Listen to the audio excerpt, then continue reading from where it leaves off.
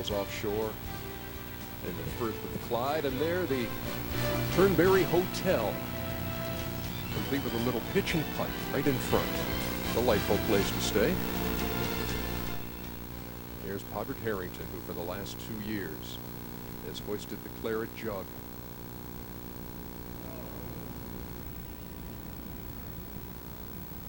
And now, as we came on the air, told you about really this being a day in stark contrast. It is weather-wise, and again, when you look at the scoreboard, you will see that scoring is totally different. We had 50 rounds in the 60s, broke par yesterday, set a record here at Turnberry. But boy, it's not going to be that way today. 4 players under par so far today. I mean, we've seen Ben Curtis 10 over.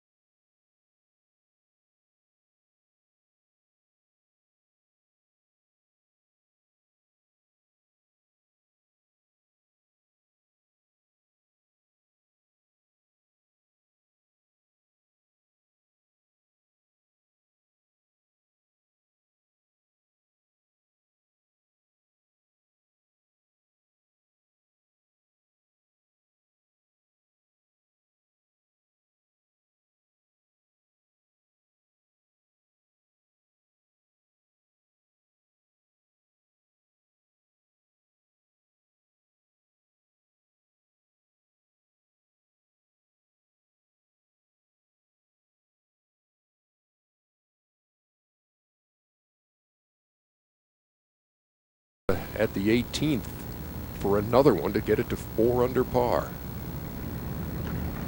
If you play well today, there are low scores out there, as we've witnessed already, a couple of 68s. But you must drive it in the fairway. If you don't drive it in the fairway, you're going to make bogeys and doubles. We have seen a lot more players already today in a lot more trouble than we saw them in yesterday. Yes, definitely. And that wind, it doesn't take much. 10 degrees cooler in our terms, Fahrenheit terms, 15 degrees Celsius, about 50 degrees Fahrenheit. 69, 68, good shooting here at Turnberry over the first 2 rounds for Ross Fisher. Now at the 5th, and this is Kaboya for par.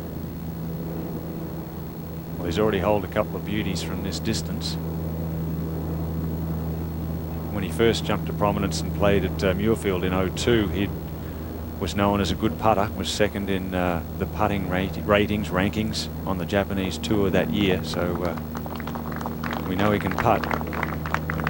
The good putters love these greens too. They're in excellent condition and they're just the right speed to be able to be aggressive. A rare bogey on the card there for Kaboya, who still leads, but here's the guy who was making headlines on Thursday. Tom Watson with a 65, bogey-free, in absolutely ideal playing conditions on Thursday, and the question remains, how will he handle the element? We are with you for 7+ hours of coverage here on TNT. Thanks for joining us back in the States early in the morning, 7 o'clock or so in the East. And at the 14th, Retief Goosen for birdie.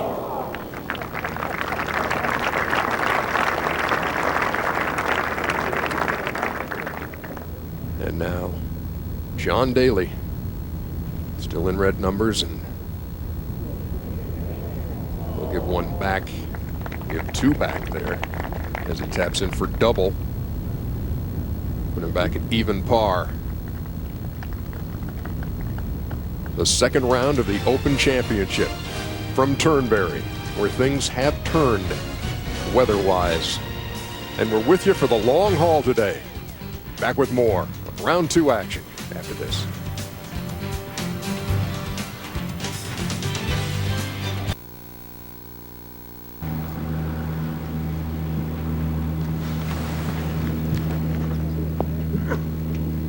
Oh, that would have been beautiful yesterday. Isn't that amazing yet? That's right where the hole was yesterday and you couldn't get it close. Good spot.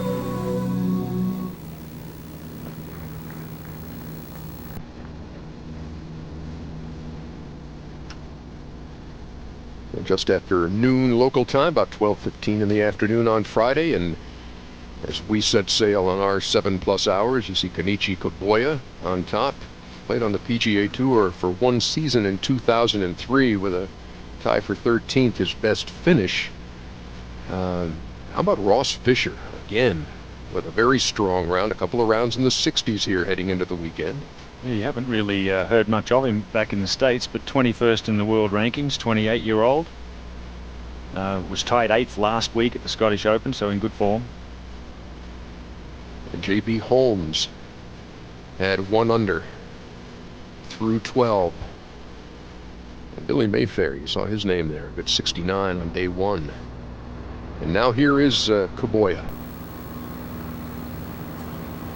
On the difficult 6th, back into the wind. See there, 17 mile an hour. That's a pretty stiff breeze at sea level.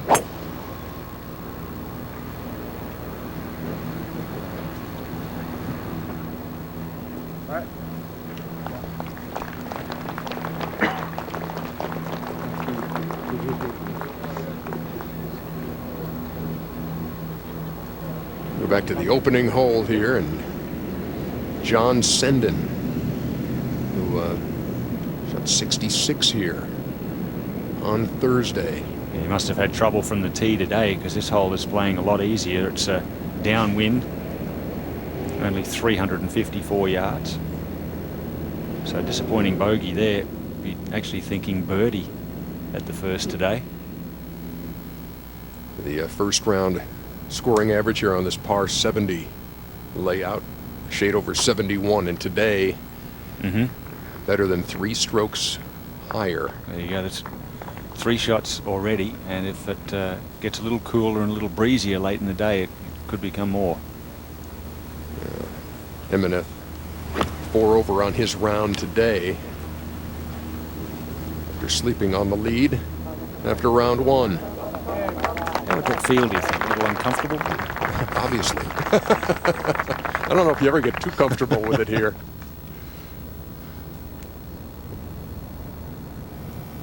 Now the lowest opening round scores in Open Championship history, and Miguel Angel joining that list with his 64 yesterday. Yes, but he wouldn't want to join the bottom in the yellow there. Exactly. None of the previous went on to win. He'd rather break that trend. Yeah, Mark Calcavecchia playing in his 23rd straight Open Championship. His second at the 3rd a moment ago.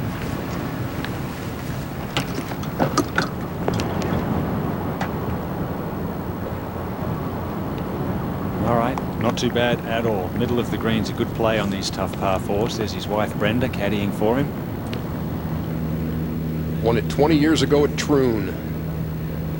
Just to get to 3 under. Yes, a memorable one that was as well. It was a playoff with Greg Norman and Wayne Grady.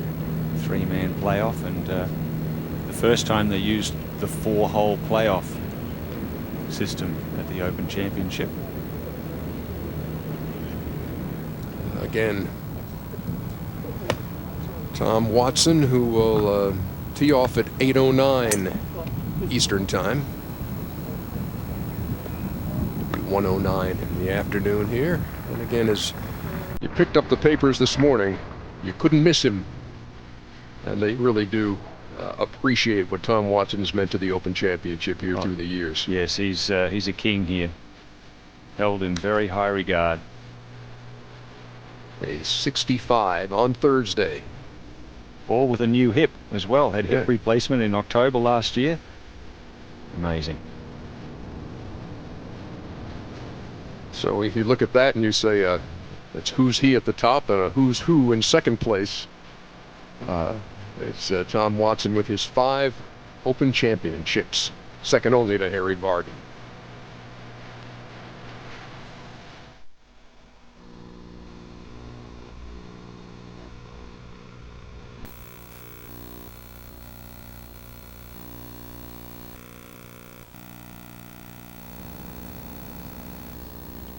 TBS Saturday, what does your family do on a Saturday night? Get them together for the new season premiere of the Bill Engvall Show, Saturday at 9 Eastern, 8 Central, only on TBS. Retief Goosen, Bill Kratzert is there. Well, this putt going back into the breeze a little bit back up the hill. And actually looking for that ball to maybe move a little bit right, but it did not. And the breeze does make a difference, doesn't it, Billy, with the putts? Oh, absolutely, and that's one of the major things they're going to have to fight today. Especially those elevated greens, a couple of plateau greens. Moments ago, this was Rory McIlroy. McIlroy at 4 over.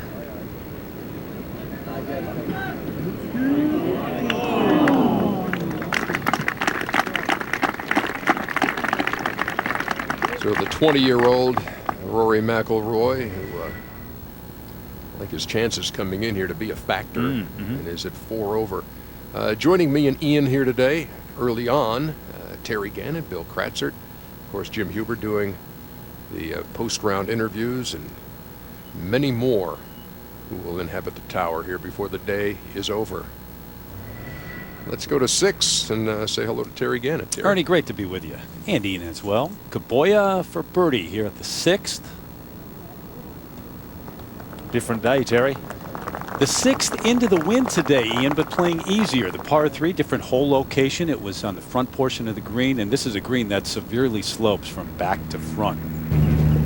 Yeah, that back right's a lot easier, for sure. Fjord second at 12.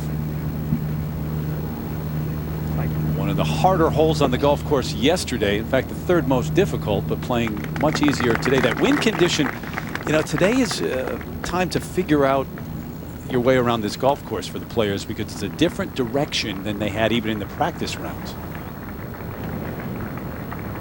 Jimenez at the 13th. Trying to get it to 3 under, the overnight leader. This is one of those greens I mentioned, elevated, perched above the fairway a good 6 or 8 feet, so the wind will really swirl around there, that little corner of the course.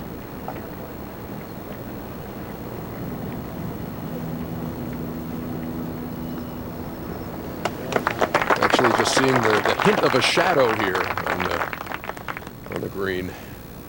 Sun trying to peek out a little bit, but did have some periods of rain earlier this morning and throughout the play, and then supposed to get a little more this afternoon. Wind's supposed to pick up, and so some drama to be played out. And one of the central characters obviously will be Tom Watson, who will in less than an hour now, at 8:09 Eastern Time, and Tiger at 9:20 Eastern Time.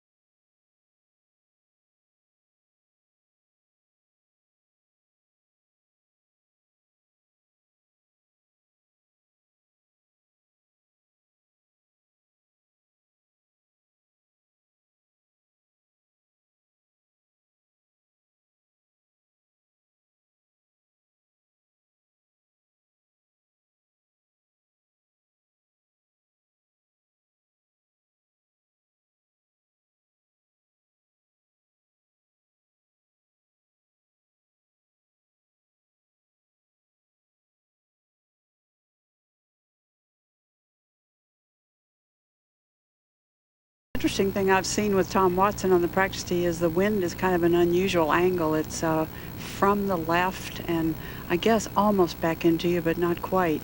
You would think you'd want to get on the far right and hit balls back to the left corner, but he's actually hitting balls to make that wind exaggerate the shots to the right and trying to make sure that he holds that ball into the wind, doesn't let it get carried off to the right. It's kind of it's a more difficult way to practice. It may pay off on the golf course. Judy, how do you think he'll fare with the hip? Do you think this cooler weather will be a little bit more difficult for him? You know, I'm a little wimpy, and I'm very sensitive to when it's cold, and it is a very comfortable temperature. It has to get much worse than this for the temperature to be a problem. Okay, yeah, I was just up here on the tower earlier. It really felt quite, the wind was brisk and heavy and almost wet, and you know, he certainly looks to be swinging well again, Judy. Oh, he is, Ian. He's hit a lot of good shots. As I said, this is a strange angle for the wind, and I've only seen him hit one poor shot with one of his little hybrids. You see there yesterday, 12 of 14 fairways hit, 15 of 18 greens. That is really good playing. Here at the second, John Senden, who had a good first day. He was 4 under, but this, his third. Self-deprecating Judy Rankin. She's anything but wimpy. Far from wimpy. Oh my gosh. Now that second hole playing into the wind, and then you turn around at 3 and play with the wind and then head out to the seashore.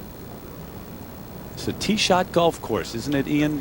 Yes. And that's what the difficulty will be today. It makes such a difference, that 15-mile-an-hour wind on these intimidating holes.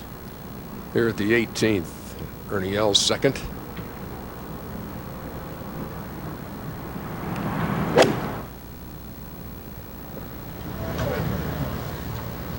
Ernie's been working very hard on his game. Back down in Florida, bought a new home down at the Bears Club, the home of Jack Nicklaus, and has been practicing hard this year. Almost relearning the game in a lot of ways with his swing. It's good to see him working hard. Now here at 12 from the edge of that bunker, Padraig Harrington. Said after his round yesterday, 1 under 69, that he felt comfortable enough to start going after flag sticks. You know, coming in, he had no idea where his game was. He's missed so many cuts in a row coming in, 6 straight, and then won the Irish PGA, which he's done the last 3 years, and followed that up the last 2 with Open Championships. I love that slow-mo. Look at that. That ball just slides straight up the face, pops up in the air. That was beautifully played. Just brushed the grass. Good look, too. All right, Goosen staring down this flagstick here at 16.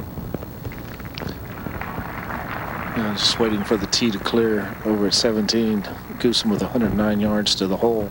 Billy, one of the things I've noticed, 3 holes that I've seen downwind, hole locations on the front, that makes it hard to get the ball close. Even though the hole's going to play easier, it's hard to get it really close for birdie when it's downwind like that. Exactly, and what you have here at 16, you have a little bit of a backstop on the left-hand side, so I would anticipate Goosen maybe playing this just slightly left of the hole location, because it'll kind of go up against that backstop and then filter on down to the right. But Billy, you think the big number maybe not as in play today with that burn, which winds around the right side of the green. Hole location yesterday was very tempting on the right side of the green, and that's where guys got in trouble. Yeah, I would certainly agree. This hole location, especially with this trailing breeze, a lot of shots are going to be beyond the flagstick. Yeah, round 1 yesterday, Terry, there was 22 double bogeys on 16 because of that burn, you said. Good look at birdie here for Retief, who is 2 under overall. Played very well at the Scottish Open last week until that final day when the putter just deserted him.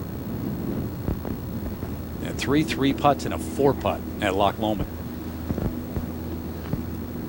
Yeah, good look down at that fairway, which has been moved, as we talked about yesterday, to the left. All those mounds on the right, as you look out there from the tee, created. Yeah, that was Anthony Kim from the right-hand rough. Had a very good look at it and a very clean line, was able to spin it. Yeah, doesn't quite come back as far as he wanted. Anthony Kim, a 73 on day 1, which included that 9 at the second hole. Fought back pretty well, though. McIlroy set. 87 yards. Both McIlroy and Kim went with driver off the tee. Goosen went with the 3 metal. McIlroy and Kim on the downwind holes. To watch them take driver today is going to be something.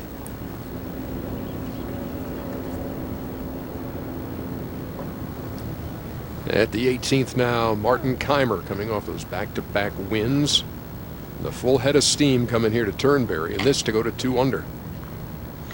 Yeah, young man from Germany, just 24 years of age, real athlete, good player. 4 wins already on the European Tour. He'll be enjoying playing alongside Ernie Els. That's for sure. Sweet swinger. 3-time major winner. An even par 70 following his opening round of 1 under as he heads into the weekend at 1 under for the championship. And at the 11th, par 3, John Daly's second.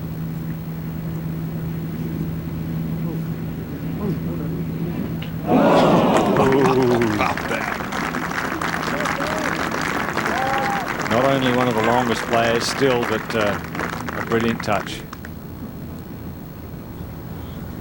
Now Ernie. This for par at 18.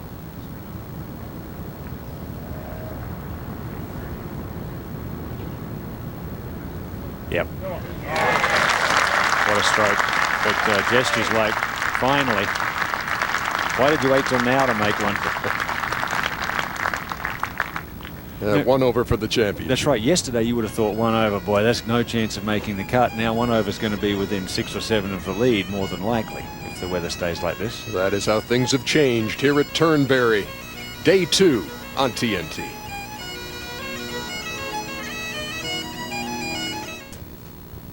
Rory McIlroy a moment ago trying to get one back, right now at 4 over.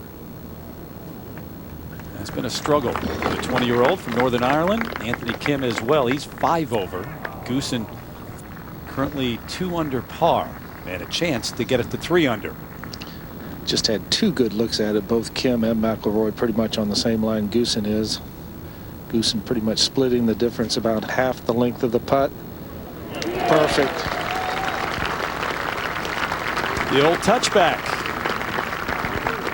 Left him for a while and does occasionally, but Goosen now to 3 under, 3 off the lead of Kaboya, the 37-year-old from Japan.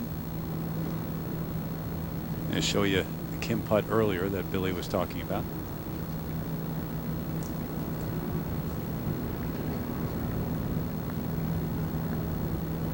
And the wine. That gave Retief a good little look at it. Anthony hates leaving it short. He's normally very aggressive. Here's the leader, Kaboya, at the 7th. He walked after it. He liked it. Yeah, good shot. 538-yard par 5, 1 of 2 on the course here at Turnberry. Back into the breeze today, though. Much more difficult. At the 13th, there's Jim Furyk.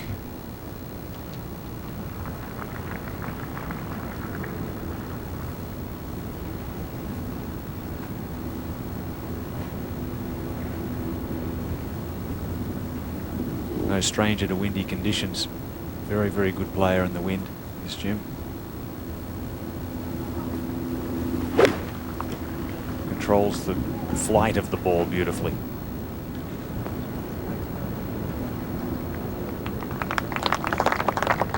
Five straight pars for Jim Furyk, and a birdie look there at the 13th once it comes to rest.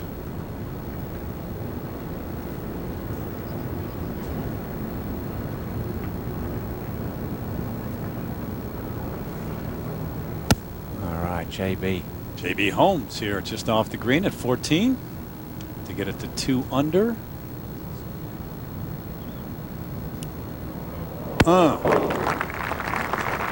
But a good look at, you were talking about it, Ian, how firm you can be on these greens and how aggressive you can be. because you can't get these greens quick, right on the sea. No, because if the wind gets to 25 or 30 like last year at Birkdale, yeah, they become unputtable. That's Goose on 17T now. Let's take a look at the Travelers golf tracks at number 17, and Ian is our tour guide. Yes, this is really a lovely par 5 now. They lengthened it 60 yards. You can see the 2 new tees there, back there, well short of 16 green. Sort of a blind tee shot in a way. You can really only see the left half of the fairway. Today, with the wind 12 to 15 mile an hour behind them, they reach this 325-yard bunker, and with the slope from left to right there, it gathers into that bunker quite easily. Unless you hit it in the rough, they're not even in play up here. Everyone will be just firing in with rescues and mid-irons. Very, very steep little slope over there on the right side of that green. And to the point Terry had made, as Goosen is away at the 17th. Practice rounds the other day, we had guys struggling sometimes to make the fairway at 17 because it's a long carry, and today the wind at their backs.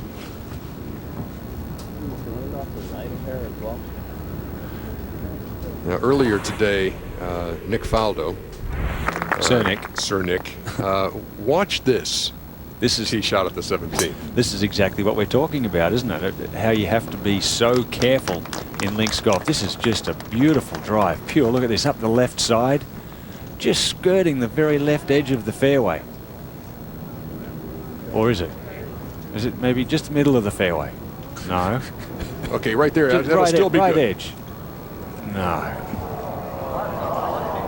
And that's how bunkers should be. I'm really disappointed with the way the trend has become in Australia and the States now, where most fairway bunkers are in the rough.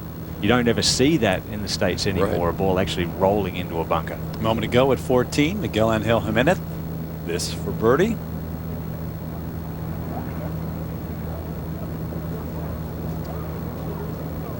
It's a maddening game, and especially on a links golf course. Got to be. I mean, that'll drive you crazy.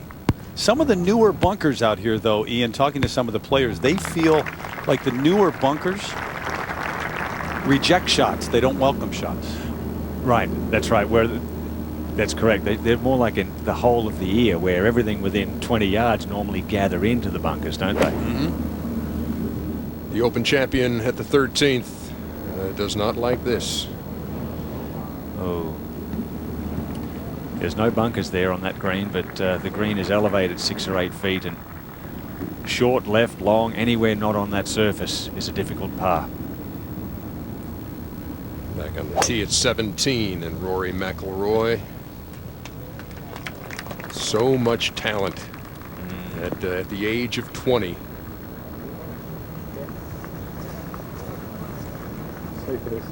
Yeah. Good position. Now we should just to put that Faldo story to bed. He was able to par the 17th from that fairway bunker, but he was looking at 209 to the pin with his second. And had to splash it out. Yeah. Made it. It's like Steve Marino's putt earlier. Justin Rose rolls it home. Justin Rose playing alongside Hunter Mahan and Anders Romero. It's a popular group. John Daly is second from the fairway at the 12th. He didn't like it right away.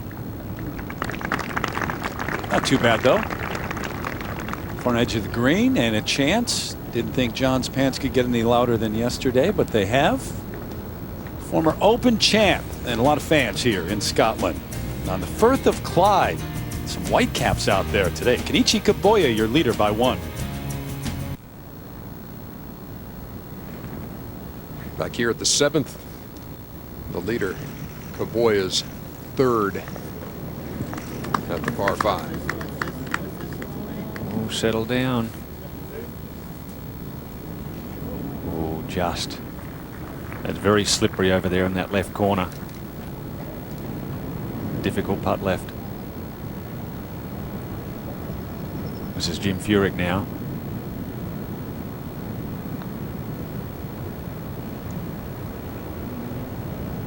Settle down. See, that's what happens now with the wind behind. You see these putts really run out a little more than they were yesterday, where everything was just so easy to lay it up close. Just 1 or 2 shots harder just on the greens alone in 15-mile-an-hour winds. There you go. That's more what we're used to seeing. Yeah, that is a sight we did not see at all yesterday.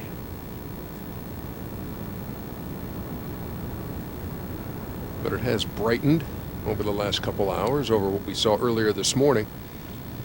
As we can look at Kaboya, who the son of a driving range owner, taught him the game. Have you ever been to Japan? I have, as a matter of fact. How about all of the driving ranges there, the big green nets in the middle of the houses? Exactly. Everywhere. Some players actually get quite proficient at the game without ever having a chance to go step on a golf course. Just go to the range and hit balls. Go to LA. Same. Same thing. He studies a par putt coming back. Yeah, that's not good. You've really got to take advantage of the par 5s, even this one that's back into the breeze, into the northerly. Not many birdie opportunities.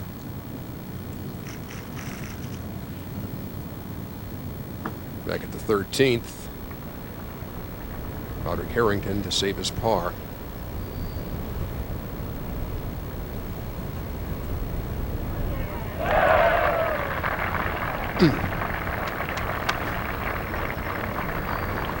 So the champ mystified. Yeah, a little frustration showing there too on his face. Must have been happening regularly today by the look of that. You don't often see that with him, do you? Oh, walking away muttering. And now Kaboya for his par. To stay at -6 and to stay on top of the leaderboard at the Open Championship. To 12. And John Daly now, who started the day at 2 under, that double bogey at the 9th.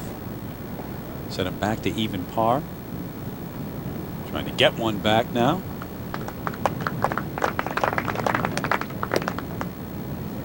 And a little work left for par. To 17. And the second for Anthony Kim. Just a slight downhill line, 253 yards. Good as you look, baby. Pretty good looking line. It all depends on the bounce. He said, be as good as you look. And he's just over the back. Just carried all the way through.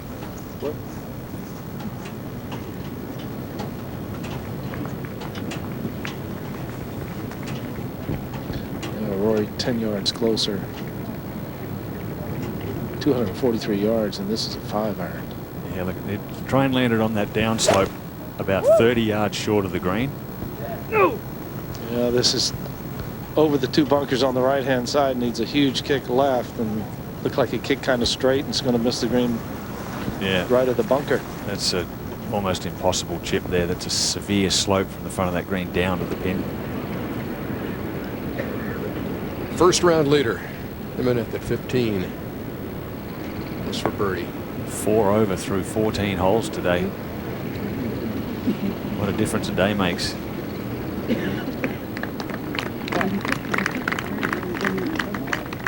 It's the unpredictable nature of this championship, which is really part of the allure of it at the same time. I agree. Guys back here at 12, playing with John Daly. Paul McGinley, this for birdie.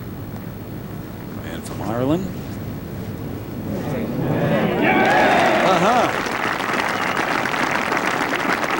So McGinley to +3. Ian, where do you think the cut might end up? What area by the end of the day? Definitely over par, whereas yesterday we would have thought well under par. At the very least, 1 over. Yeah, I'm thinking 2-3. Yep. Yep. Well, that was the third for Retief Goosen, and the shot that you described for Faldo, the exact same thing happened to Retief Goosen. The ball hit just inside the rough line, just kind of rolled all the way into that bunker. And how surprised was he when, when he arrived at that scene? Oh, man. So we saw it happen to Goose, happened to Sir Nick, Yeah, all in a day's work here at the Open Championship. We're at Turnberry on TNT.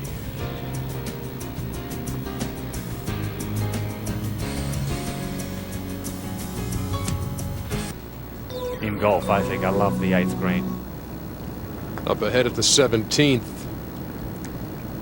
And Retief Goosen is 4th. That's good.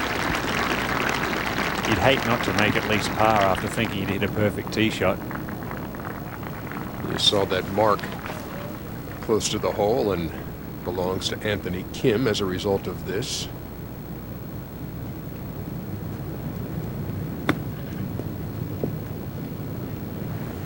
Look at that bank. That's a very, very steep bank there on the right-hand side of the green as you play the hole. Step back a couple of holes to the 15th, and J.B. Holmes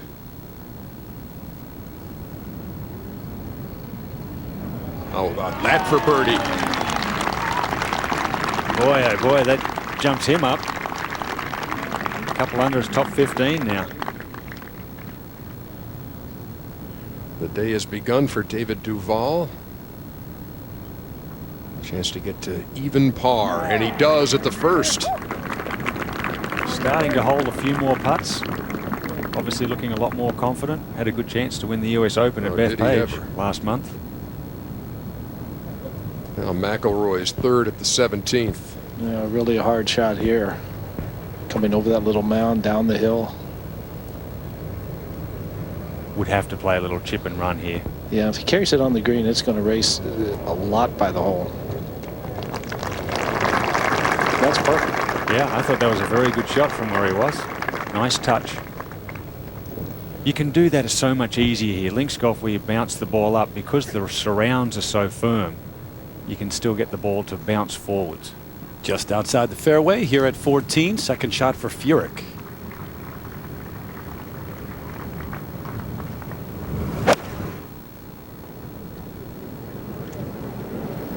Trying to bring it in right to left.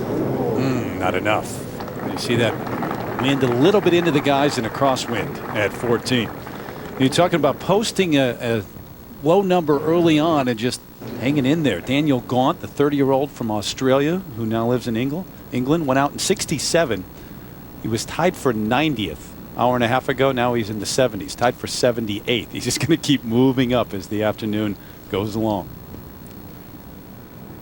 As you watch us here on TNT in round 2, say konnichiwa to the new leader, Kenichi Koboya, and wait for the second round of Tom Watson, who goes off at 1:09 local time, 8:09 if you're watching there back in the States, as his pre-round routine continues. Boys, that's really working hard on the putting green. That's how you have to get focused early. He made a lot of those yesterday. What will round 2 hold for the legendary Tom Watson, who has won this Open Championship 5 times? And what will it hold for Tiger Woods, looking for his 4th claret jug and trying to bounce back from an opening round 71? You'll see them both all day here on TNT. Tom Watson makes his way to the first tee on the heels of a 65 on Thursday.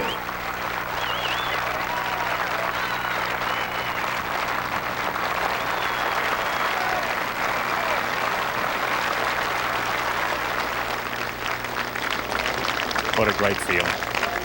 A warm reception on a cooler day. And Judy Rankin will be walking with that group today. Terry Gannon, of course, you've heard in the course of our first hour of coverage. Bill and Judy on the course, and Jim Huber handling interviews and essays. To 8. And your leader, Koboya, second shot here at the par 4.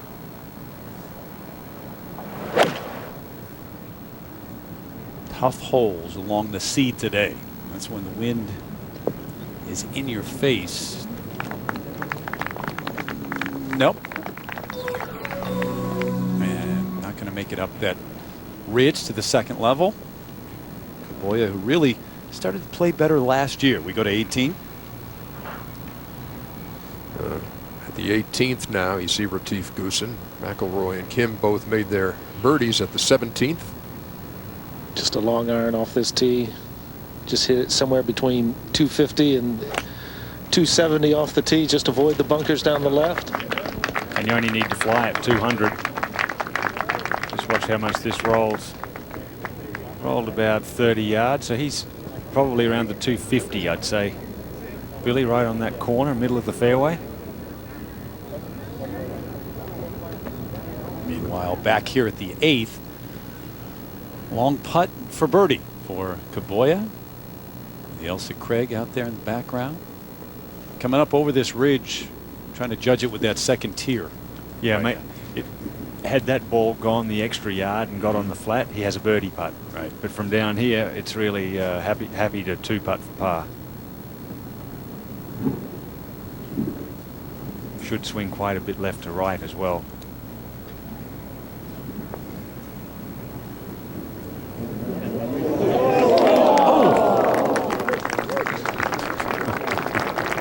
Halfway in. Just put that hole back. Now coming back for par from above the hole. A little bit slower.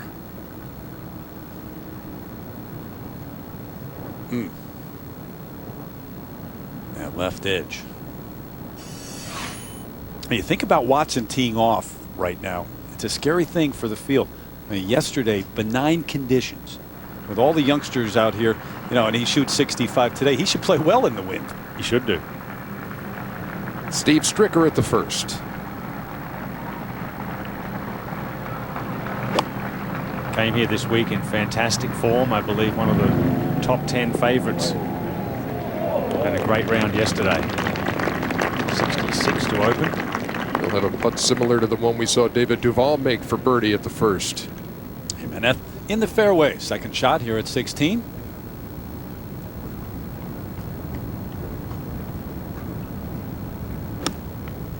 They asked him after his round yesterday, does he always smoke cigars during tournaments? He said, I never do. Oh, good shot here. But I smoke them up until the moment I tee off, and then the minute I get off the course. Well, he had that thing lit up as he talked to Jim Huber in know. the interview area yesterday. Well, it was a Cuban. I mean, Furyk from the bunker here at 14. A few moments ago.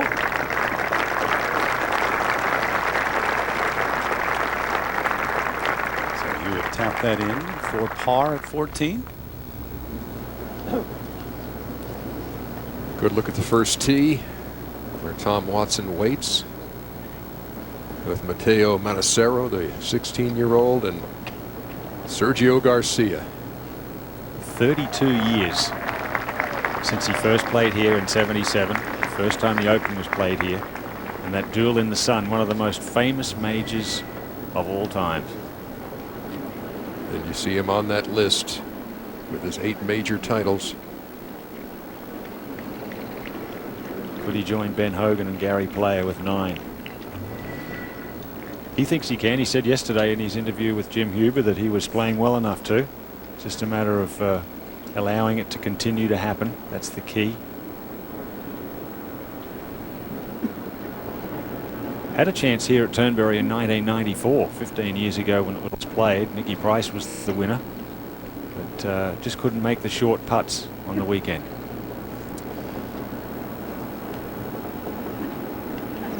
See Manassero, the teenager, with a 71 on day one.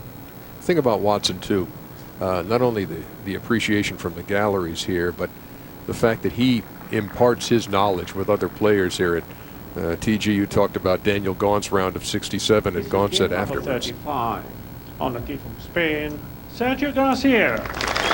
Gaunt said afterwards, Tom Watson gave him advice earlier this week about keeping the ball low and playing the Open. And here's Sergio.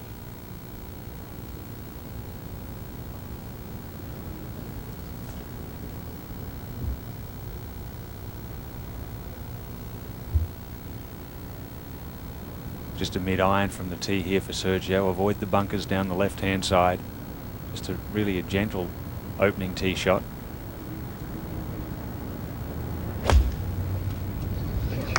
That first bunker on the left, 224 yards off the tee, and it is playing straight downwind.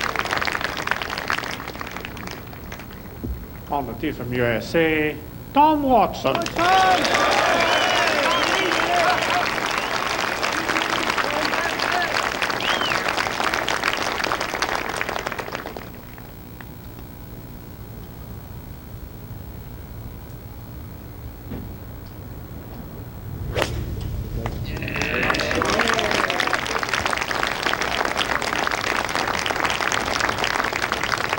It's a classic. Beauty. On the tee from Italy, Matteo Manacero. 43 years younger than Tom Watson.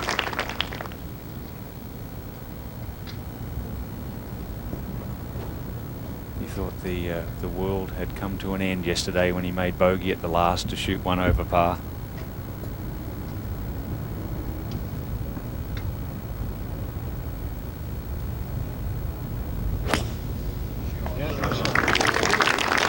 Beautiful pre-shot routine there.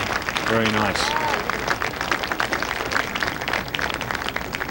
No wasted time.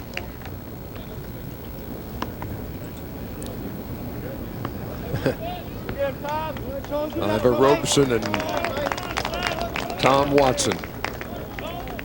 Open fixtures. This is Steve Stricker's putt for birdie at the first, up ahead.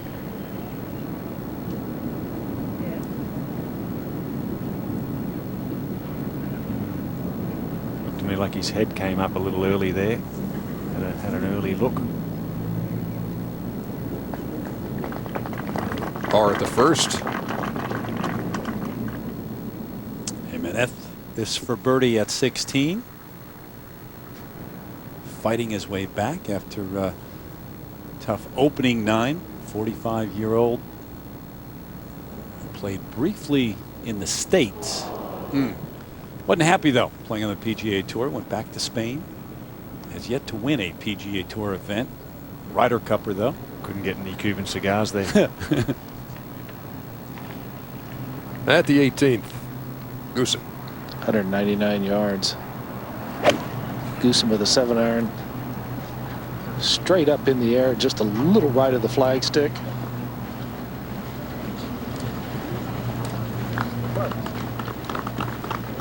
All right. Better there than short.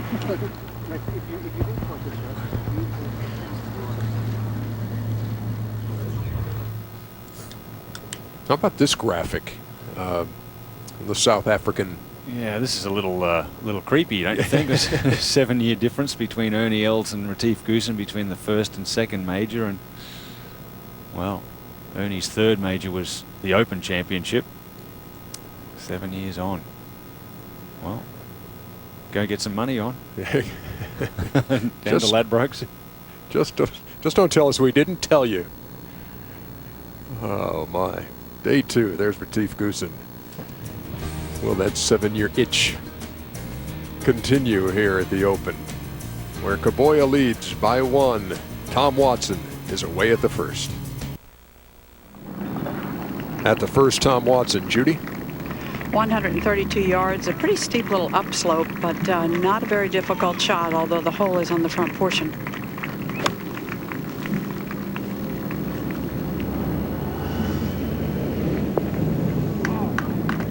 Well played, good safe shot.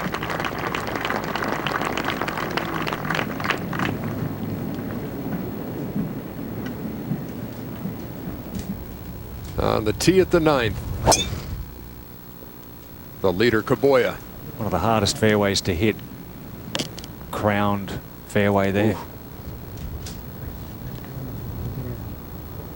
Ooh. Left to right wind there today. Now Sergio at the first. Much closer, just 96 yards. It should stop, full lob wedge. Yep, little spin back. Good shot as well. You like a first hole like that, relatively, it's the shortest par Yes. 4. Settle the nerves a little bit. Yeah. Easy fairway to hit. I do, and I think in golf design, I like an easy opening hole. Get out and play. You know, start off with a nice relaxed feeling, get the field off. Third for Retief at the 18th.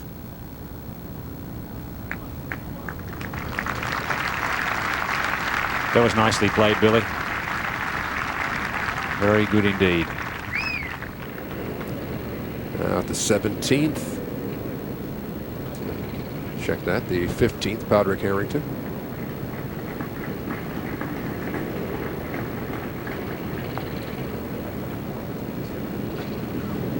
Oh, and I thought he had poured that in from long distance, and so did he.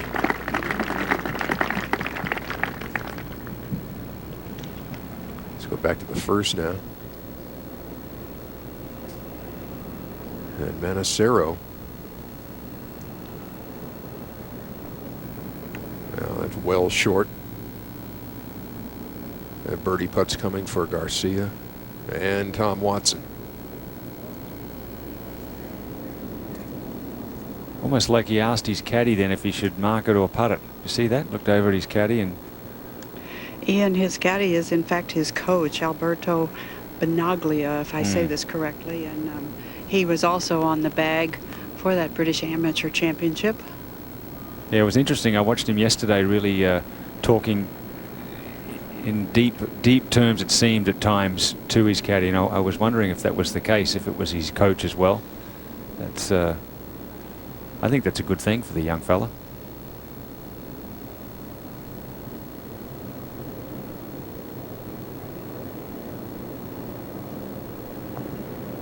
Watson for birdie.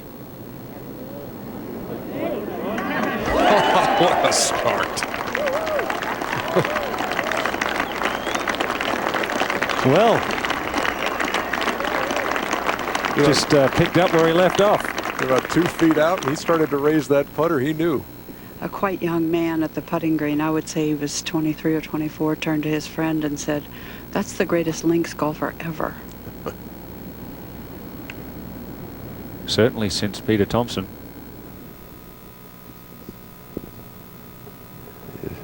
Yeah, that round of 65 yesterday. Had a pair of them in 77 in the year of the duel in the sun with Jack. So 8 rounds of 65 and 4 of those on this very track at Turnberry. Another look at the birdie at the first. Just watch how he hit through the putt there. He gave it a really good hit. Just watch that as the day goes on or the week goes on. That's what he has to do. Sometimes he just decelerates at the ball, and that's when the problems start. Has to keep that putter head swinging, keep the shoulders moving. Just what he wanted. Second for Kaboya at the 9th. Just hacking out. You see there how that's the center of the fairway. It falls off equally to both sides there at 9. Really right across the top of the ridge. 37-year-old who's, as we said, learned the game from his father, who owned a driving range. It was 4 wins on the Japanese tour. Playing in his second Open Championship, and played 1 year on the PGA Tour in 2003. Tied for 13th of the 84 Lumber for his best finish for the second. And just a moment ago, the second from the fairway for Stricker.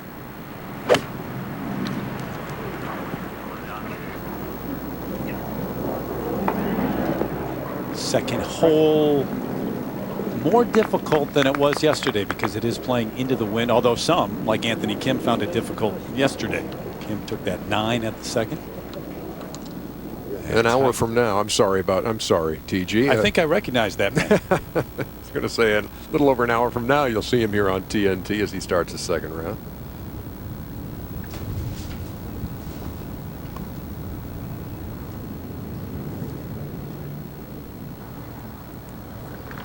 Tap in for par for Retief Goosen.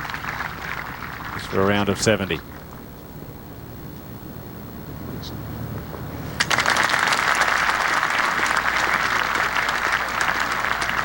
Very good start. 67-70, 3 under par.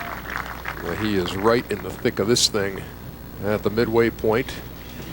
Heads into the weekend at 3 under par. The famed lighthouse in the distance. Tom Watson, the birdie at the first to again grab a share of the lead. TNT back at the 9th and the 3rd on the par 4 now for Kaboya.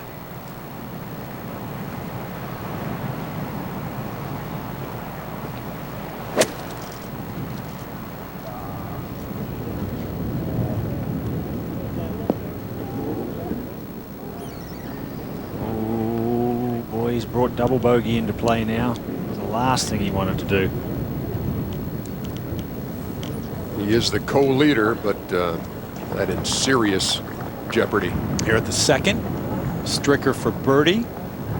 Played very well the last couple of years at the Open Championship. Tied for 7th last year, tied for 8th at Carnoustie, and he actually was in that final group with Sergio Garcia after a 64 in the 3rd round that year at Carnoustie. He's a wonderful putter, Terry. Coming off that win at the John Deere. At the 17th eagle try for J.B. Holmes.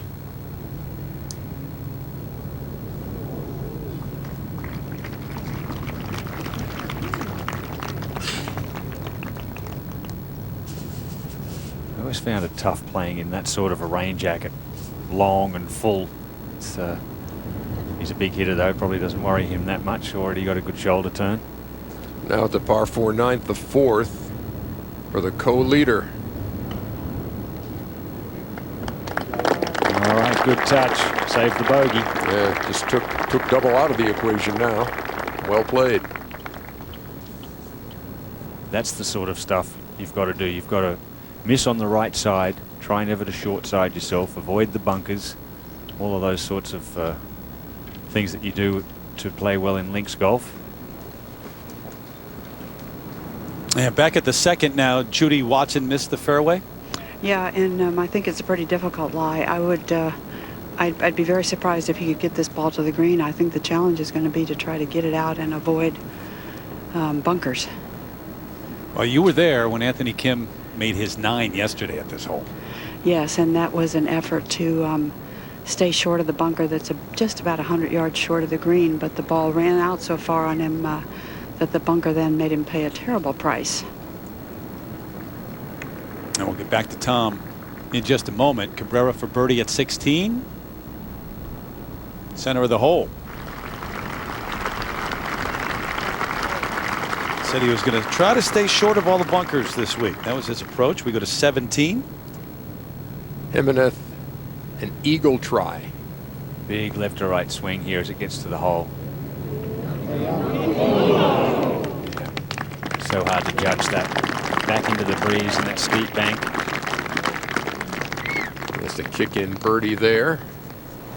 Manacero here at the 2nd. Well, from 173, he did not have a very good lie either, and just played short and played a shot that sat down pretty gently on the ground.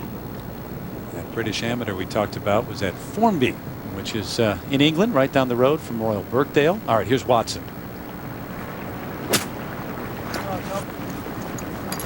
Just playing to the right of that bunker and short of the next one. Yeah, Wise very decision. smart and not a very long shot. That was only about 60 yards. Neil Oxman is caddy, who is one of the top political consultants in the U.S. If Tom wins on Sunday afternoon, Neil does not need the 10% caddy fee. Oh, really? These national candidates, senatorial candidates, mayoral, very successful. All right, here's Sergio coming off the birdie. Birdie at 1, and now his 2nd here at 2. Boy, and I mean, he has placed it in the absolute center of the fairway. 147 to the hole.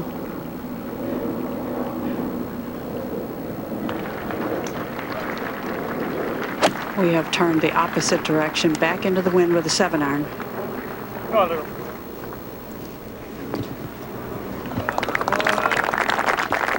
Good shot.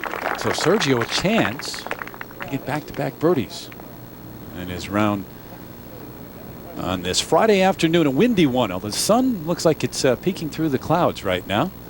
Oh, what a gorgeous shot. And Tom Watson 6 under. Kaboya 6 under for the moment as we send it to Jim Huber. With Retief Goosen, Retief, I would imagine if you, when you woke up this morning and saw the conditions, you would have taken even par and not even gone out and played, right? Definitely, yeah. Those first 10 holes were pretty brutal today, 11 holes. So, you know, once you turn for 12 downwind, you sort of feel a lot better. Take a deep breath and move on, right? I would imagine that a guy with your countenance, with your calm demeanor, can handle these kind of conditions better than most. Well, I'm sure there's a lot of guys who can handle it, but yeah, I got off to a nice birdie start on the first hole, and then from there on, you know, the next 10 holes, you know, if you can somehow get through them, Let's take even par, right. It's going to be a good score. Let's take a look at some of your highlights from today's round. Starting at number 10. Yeah, I think this was a big break here. I made, you know, drove it just in a rough, had to lay up short, and then didn't hit a very good third and hold a very good putt here for par, and that sort of really settled my round a little bit. I bogeyed 11, which was disappointing, but Now on to 13. yeah, 13. I hit a 2-iron off the tee and then a wedge for my second.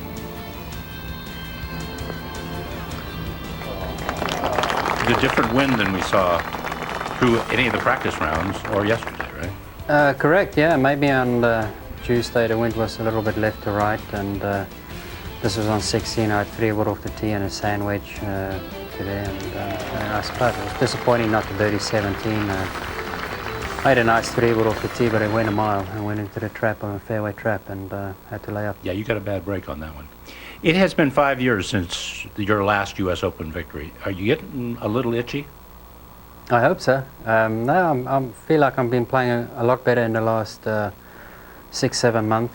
I've been playing a lot better. So, you know, once you can get a putter going, you know, especially in major championships, you need to putt well. And if I can keep the putter going this weekend, who knows? Good play. Even par today, 3 under for the championship.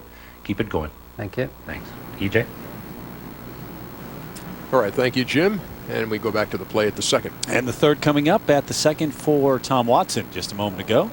This was from 110 yards, and he played it with something less than a wedge. One of those lessons to be learned into the wind here. Yeah, coming down off that bank. So that to save par for Watson after the birdie at the first. And Tiger Woods still getting ready on the practice tee. 71 yesterday, and not at all pleased with that. With the conditions that we had out here, he would have expected much better than that. He didn't play very well, did he, Terry? And hit a couple of good shots here and there, but missed it to the right off the tee 3 or 4 times that we saw. You know, by not teeing off yet, he's moved up 20 spots. So keep hitting balls. You'll be in the top 20 pretty soon. He went out to work on losing the ball to the right yesterday. That was obviously up with his driver, and you talked a lot about that. Went out to the practice tee to work on that yesterday, but now a completely different wind, different conditions today.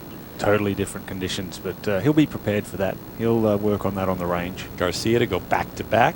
Birdie opportunity here in the second. This putt not only downhill, but also downwind, and the green is perched fairly high. So, quick putt.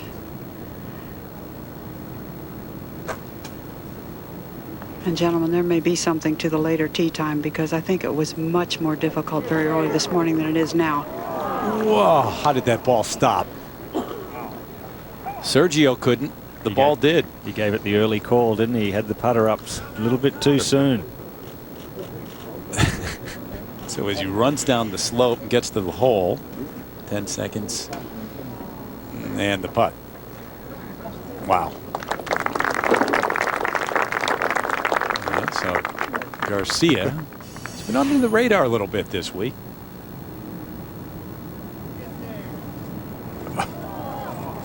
Sorry. Worked for Tom at the first.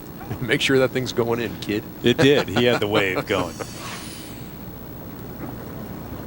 He won't be under the radar if he's in contention come the weekend. 3 runners up at the majors. All right, Watson to save par. Just to clarify, the third shot that Tom played, if you did not understand me, I was trying to say that he played it with less loft than a pitching wedge. I think he had an 8 or 9 iron to kind of play a little 3/4 shot into that wind. Yeah, that's right, Judy. It's all about the trajectory, isn't it? It's not the right club. 110-yard wedge into the wind. It'll spin back even if you do land it at the hole.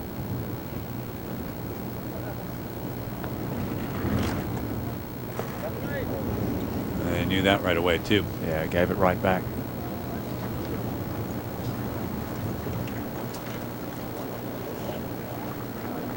All right, so the 5-time Open champ starts birdie bogey, and Tom back where he started at 5 under.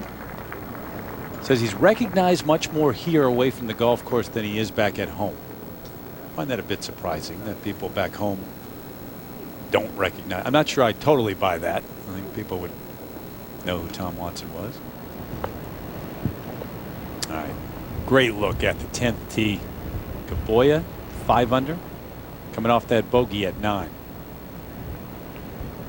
Lighthouse camera looking down on what is a new tee here at 10. Yeah, it'd be a little bit cooler and more blustery up there on that lighthouse today, Terry. Coming this way, I think. And the wind right in your face at 10 today. Now, players choosing to take driver and maybe carry it over those bunkers. 300 yards first couple of days, practice rounds, and yesterday, not today. No chance. Yeah, there's the lighthouse. Take a closer look at that a little bit later. Tom Watson sharing the lead now at 5 under par. Peter Allis comes in after this break as we step aside for the moment. Stricker is there. Sink as well at 4 under. Yet to tee off.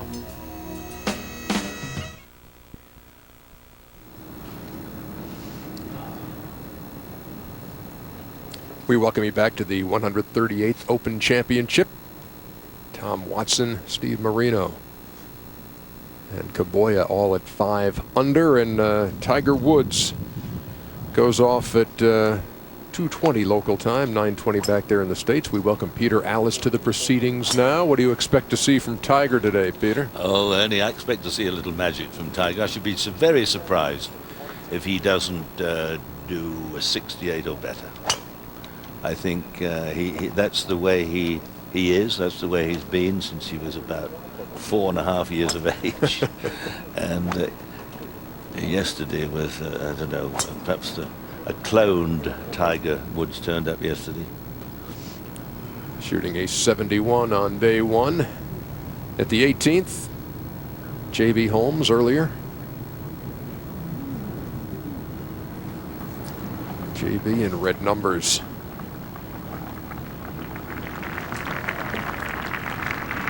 Good play. Nicely done. He's 2 under total. The overnight leader, Miguel Angel Jimenez. Now with 3, he steadied the ship somewhat now after a rocky start. Front playing pretty tough. Yes, this morning. Yeah. Those first 10 or 11 holes today will be a real test of character and ability. A chance for a birdie finish there for the mechanic. Yes, he held one much longer than that yesterday at the 64. Just from the front of the green yesterday as he shot 64. If you're just joining us, Ernie Johnson, Ian Baker Finch. You heard from Terry Gannon, Peter Allis now with us, and Bill Kratzer, Judy Rankin on the course, and Jim Huber with interviews.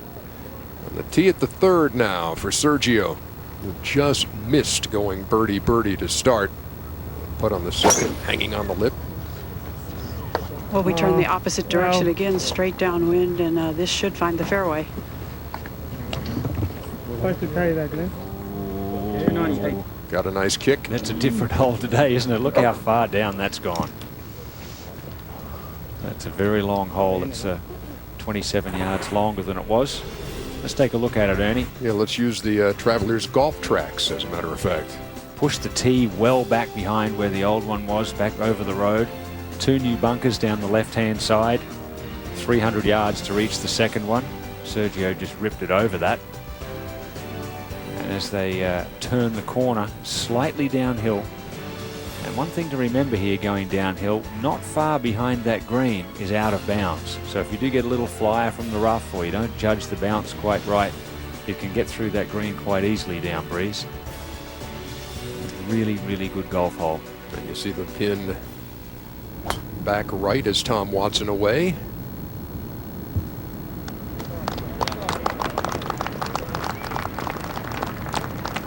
He still gives it a good hit. That's well over 300 yards. That's the longest par 4 on the course at 489. Well done by the 5-time champion. There's a sight we did not see yesterday. The flags starched a bit here on Friday. Thanks. We're back here at the Open Championship at Turnberry as Tiger continues to warm up for his round. Going off in, I'd say, about 35 to 40 minutes. He's already hit some drivers. He's now hitting specific shots into different wind conditions. His caddy Steve Williams will be telling him various numbers that he think he'll be having on certain holes and different wind directions. Only used the driver 3 times on Thursday. Did not hit a fairway with it. He said he was losing it to the right on the practice fairway and continued to do it out on the course. Boy, a second shot at the 10th. And nicely. How about his finish yesterday, Peter? Yeah, it was amazing, wasn't it? At 9:15 last night, going 2-3-3-3. At the 3rd, Tom Watson 2nd. 167, but much, much shorter than that. The hole 23 paces deep in the green.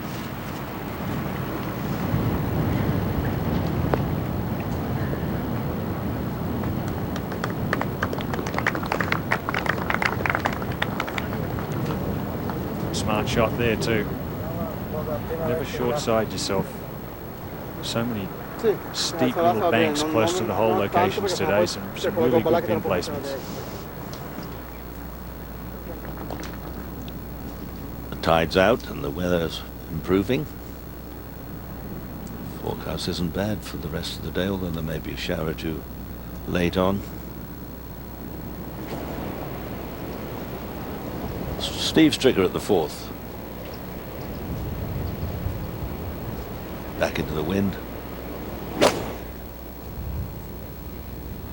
Good short hole today. Yes, it's a beauty anytime, Peter, isn't it? Yeah. It's a good test today. That's a magnificent shot from Stricker.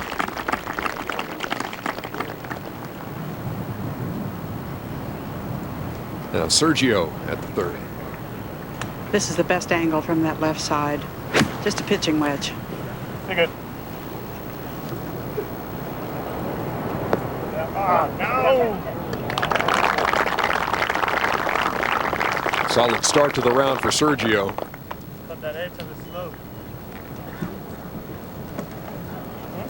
Birdied the 1st, left a birdie putt on the lip at 2, and another birdie try coming up at the 3rd. Now, earlier this was J.B. Holmes for his birdie at the home hole.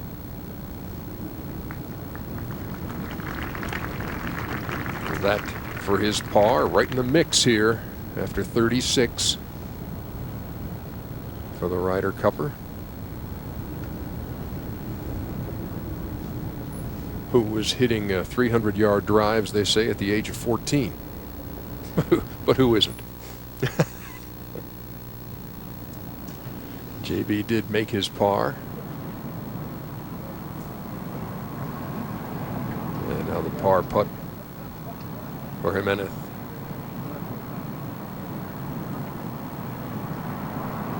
So a 64 on Thursday. 73 today. Well fought back. Really could have let it slide a little bit there on those last few holes, but fought back nicely. Out of the 3rd, Tom Watson. Well, the right side of this green is the highest portion of the green, so the end of this putt is moving back uphill.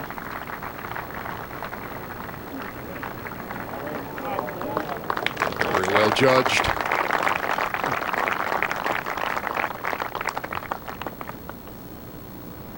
A birdie, bogey, par start for the 5-time champion.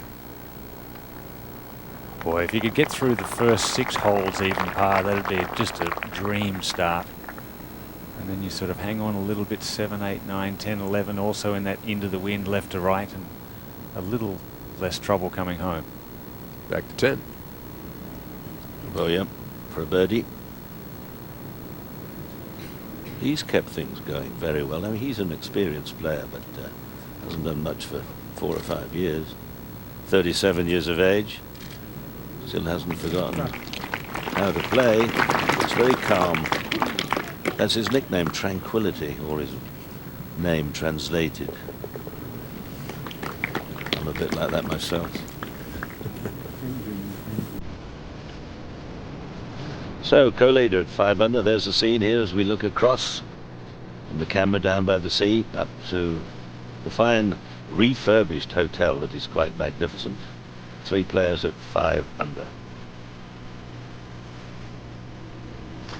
We'll be back in a moment or two where Ernie will have Peter Dawson, the Chief Executive of the R&A, who's joining us.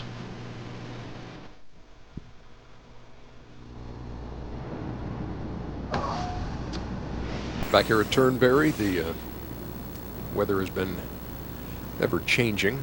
Absolutely ideal with hardly a breath of wind on Thursday. That has picked up a bit. We do have some sunshine, clouds in the distance as we go back to the 3rd. Another birdie putt for Sergio moments ago.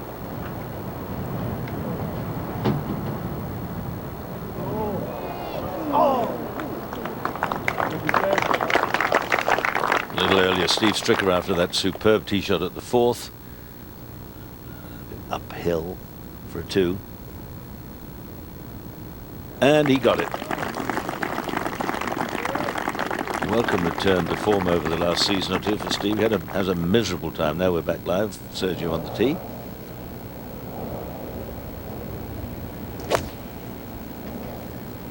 Well, this was a not very well hit 6-iron up into the wind. This is well to the right. That could be awful, or he might be lucky, but whatever, he's faced with almost an impossible shot to get it anywhere near. Peter, it's awkward, but I'm a long ways away and I can see the golf ball. Ah. At the 17th, Jim Furyk's 3rd, the par 5. Jim must have driven it in the deep rough or that fairway bunker to be here in 2. It's amazing how just one little fairway bunker about 8 yards wide, and it'll catch about 40 drives today. Amazing. Birdie opportunity for the former U.S. Open champion. Tom Watson at the 4th.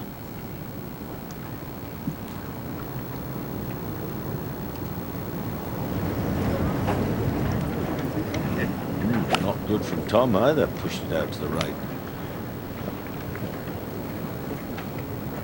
That's not what the doctor ordered.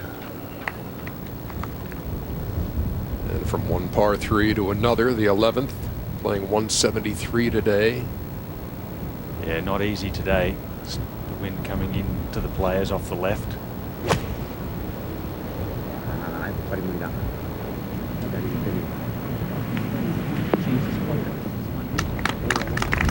All right, not too bad at all. There'll be a lot of players wish they hit it there. A good look at Kenichi Kaboya at 5 under, sharing the lead with Tom Watson and Steve Stricker and Steve Marino, who has put a 68 on the Friday card to stand at 5 under as we welcome you back to the proceedings here at the Open Championship. And Peter Dawson of the R&A, the chief executive, who will be announcing the champion golfer on Sunday afternoon, and it's anybody's guess at this point who that might be. Welcome. Good to see you again. Great to be here. Thank you very much. And your thoughts on this championship returning to Turnberry, which has gotten such great reviews from the players in this week? Well, Turnberry is such a scenic venue. It's a great favourite among the players. They love the golf course. They love the hotel being right next door, so everything's easy here for them. And it's just a stunning location. The looking out there over the Firth of Clyde at Ailsa Craig and beyond is just just the most beautiful place in golf, and we're delighted to be back. It's been too long. And we've talked about the unpredictable nature, Ian and I have, this day of this championship from a weather perspective and from a leaderboard perspective. Your thoughts yesterday as you watched a guy 2 months shy of his 60th birthday go around here without a bogey, Tom Watson? Well, Tom, of course, is an adopted Brit virtually. He's won 5 of our championships, and the British golfing public just love Tom Watson. He's one of our great favourites, and to see him back at the top of the leaderboard at Turnberry, where he perhaps won his most famous Open Championship, is just, well, it's a blast from the past, really. It was great to see, and I really hope he keeps it together today. He actually said yesterday after his round that he felt he was playing well enough to win his 6th Open title. It'd be fun to do that. Tell me about the preparation for this golf course. It's a fantastic golf course. You're in charge of the preparation for it and for all of the ongoing venues. Well, the course has really been played as a resort course since the last Open Championship in 1994. So we had quite a few things to do to get it back into championship standard, if you like. And we have lengthened it by just over 200 yards, not a huge amount. The bunkers have been tightened in, and we've reformed the 16th hole, which allowed the 17th tee to be brought back. And I think yesterday we saw how many teeth that 16th hole really had, with the number of players going in the water there. So that has worked very well. There was no wind yesterday. The course had little defence, but I think it stood up very well as a ball striker's golf course. There are not many pin positions here, to be quite frank, that are very demanding. Right. The way the greens are, if you hit your ball into the centre of the greens, you are going to have a relatively easy putt. The greens are not too slopey. That's right, and the entire field have been so complimentary of the golf course and its setup. Well, thank you. That's very good to hear, and I agree. They have really enjoyed the course, and when the players like the golf course, you're going to have a good Open time. Yes. How about that touch of creativity from Sergio Garcia at the 4th, and you saw a Tom Watson shot from the bunker at the 4th. Let me ask you about your efforts. I know you've been in the forefront too of trying to get this sport of golf into the Olympics. How do things stand? Well, there are 7 sports bidding for 2 spots in the Olympic Games for 2016, and we don't know the venue of those games yet. That will be decided in October this year. And at the same time, the 2 sports that make it will also be decided. That's in October. We've presented golf as best we can. All of the tours around the world are in support. The governing bodies are in support, and the top player support in both the men's and women's game is overwhelming. So we've been able to speak with one voice to the International Olympic Committee. I think they've listened to us, and I'm very hopeful that golf will succeed. But there are no guarantees, because I know all the other sports have done a professional job as well. And along those lines of no guarantees, we know how it works in the television business, and I know that this is the end of a 7-year association we've had with the RNA and with you, Peter. Thank you on behalf of all of us at TNT. It's been just a sheer joy to be part of this for the last 7 years, and this our final. Well, of course, we're sorry this is coming to an end too. You've been a wonderful partner. Never say never again. I very much hope that things come around. We will never say that, believe me. And we really appreciate everything you've done to present the championship to your audience back home in the way you have. Thank you. It's our pleasure to be here. People really enjoy it back home around the world. Next year we go to St Andrews. Really looking forward to that. Indeed. Will we have a past champions competition again like we did in 2000? Well, it's the 150th anniversary of the Open Championship, first played in 1860. The 100-year Open in 1960 was played at St Andrews. Kel Nagle won it, if you remember. Yes. I went to see Kel out in Sydney last year. He's in great shape. Yeah. Approaching 90 years old. Wonderful to see him. Still big and strong. Big and strong. Yep. You could tell as soon as he opened the door, I said, that's Kel Nagle. We knew him straight away. No change. And 50 years on, we've got the 150th anniversary, so we've got some celebrations planned. And one of the things we're looking at is another past champions event, as you say. Very good. Tom Watson for his par at the 4th, and he will write a 4 on the card at the par 3. Peter Dawson, we thank you very much again, Chief Executive of the Royal and Ancient Golf Club of St Andrews, and we wait to see the drama play out here over the next 2.5 rounds of the Open Championship. Thanks a lot. Thank you. Thanks, Peter. So let's look at Tom's scorecard so far. Birdie bogey, par bogey, and now at 4 under par as Steve Stricker and Steve Marino and Kaboya all at 5 under. There is Kenichi Kaboya at the 11th.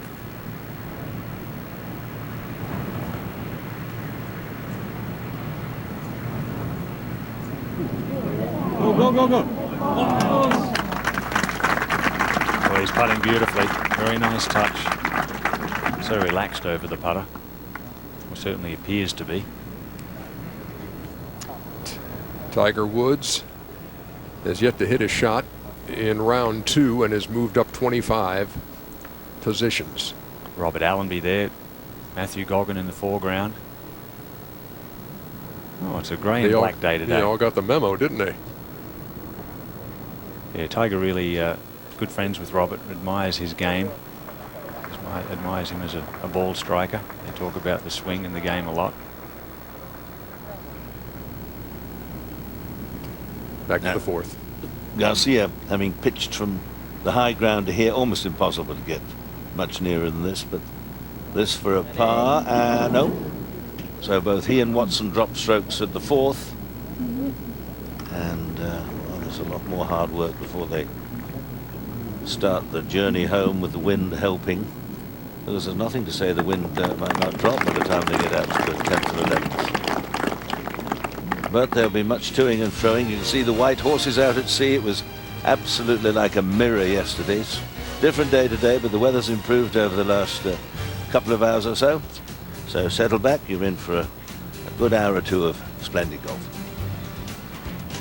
2 hours deep into our 7+ hours of coverage here on TNT. Peter, what do you recommend, the dry cured bacon or the butcher's sausage there? Oh, both of the old butcher's sausage. You can't beat that on a nice warm day with a bit of mustard, but they're all delightful. And the great thing is here they're non-fattening. Oh, absolutely non-fattening. I had no idea. That. Yeah. Butcher's sausage. That's right. It's like asking for a triple tequila with Diet Coke. You know, there's no calories in it. Ernie Johnson, Peter Alice, Ian Baker Finch, Bill Kratzer, Judy Rank, and Jim Huber. Part of a cast of thousands. You'll be hearing from Curtis Strange, Paul Lazinger, Mike Tirico, Tom Weiskopf before the day is over. We go to the 12th. And Kaboya playing very nicely indeed. He's been around quite some time, but he hasn't been all that successful over the last 4 or 5 years, but he's keeping things going pretty well here, and that's a nice little nudge back onto the fairway.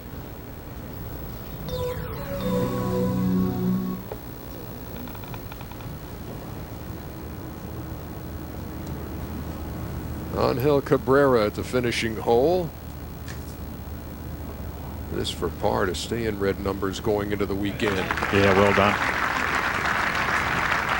Masters champion stands at 139.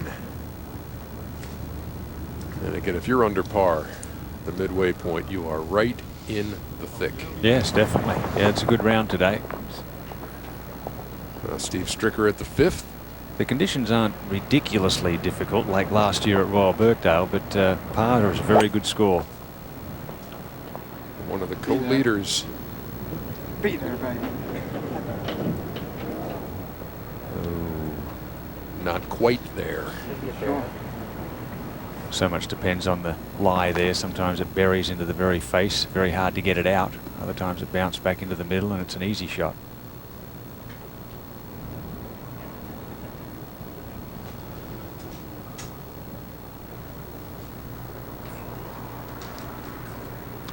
Tiger about 15 minutes now away from his tee time here in the 2nd, and Bill Kratzer will be walking with that group. Kratz?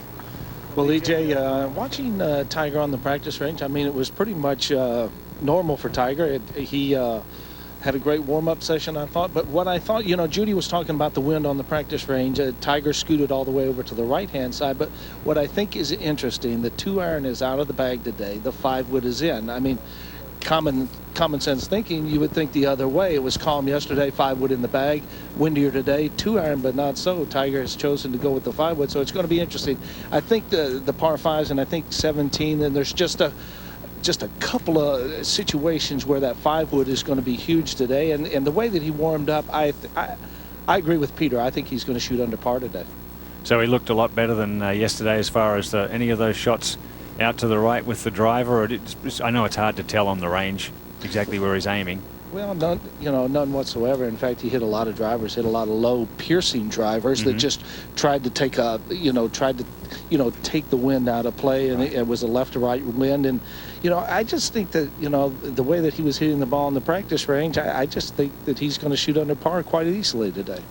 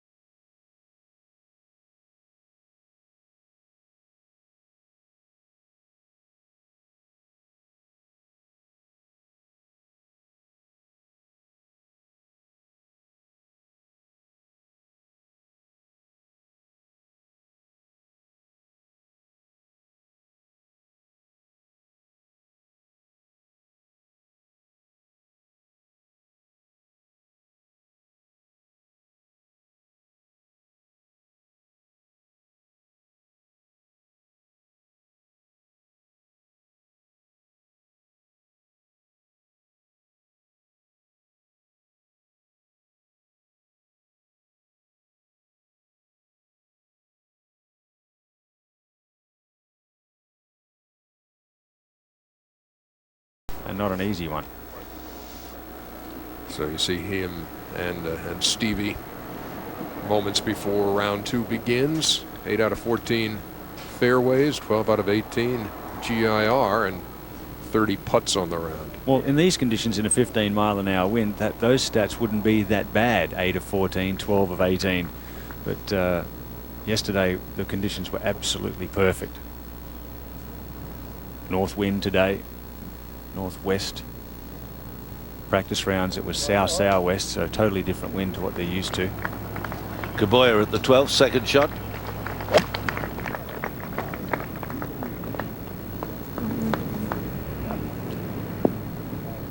So easy to get right to the flag, and that's just fallen in the bunker, I fancy.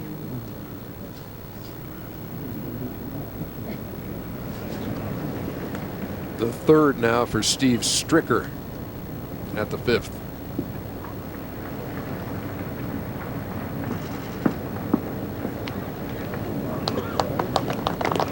All right, well, he had to make sure he got it up over the lip. It must have been lying reasonably well, checked up. And now live to save par at the 5th.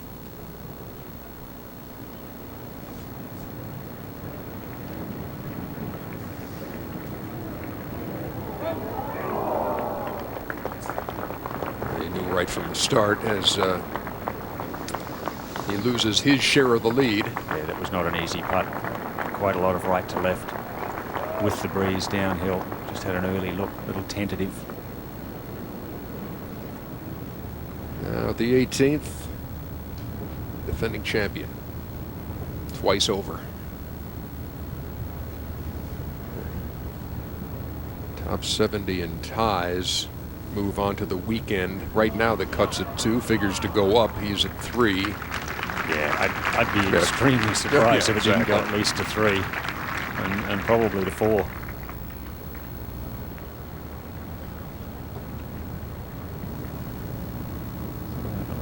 Last minute stretch. You can do that, Ernie, can't you? I can do that right there. No problem.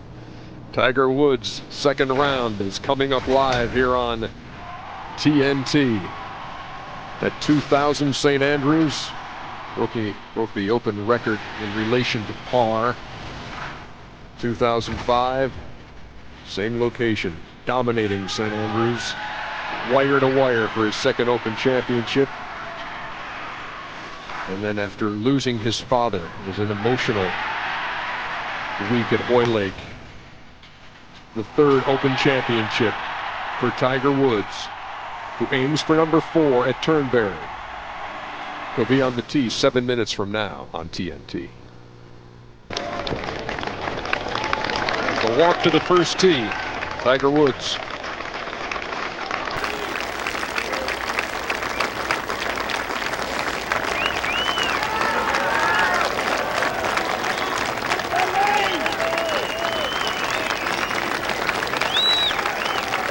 Could be all business today. Got a number in his head? Red figures.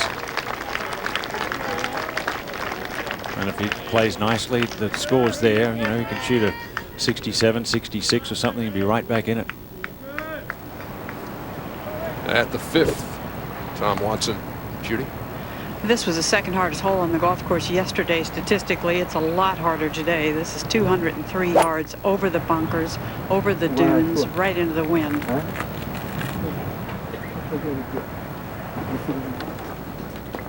Yes, it's the hardest hole on the course today, Judy. It's 4.75, so 3/4 of a shot over par average at the 5th. Only 2 birdies.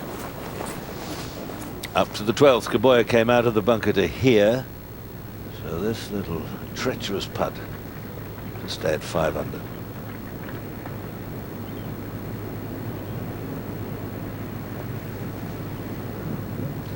He looks very good to me.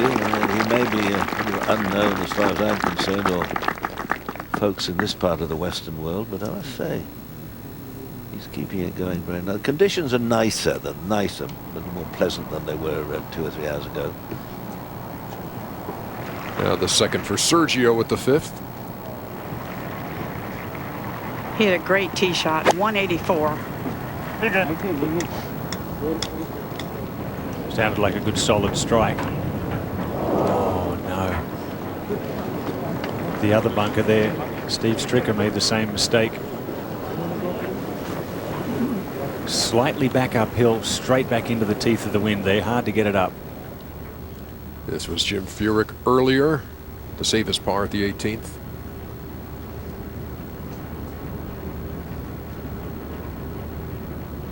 All right. Goes into the weekend at 1 under.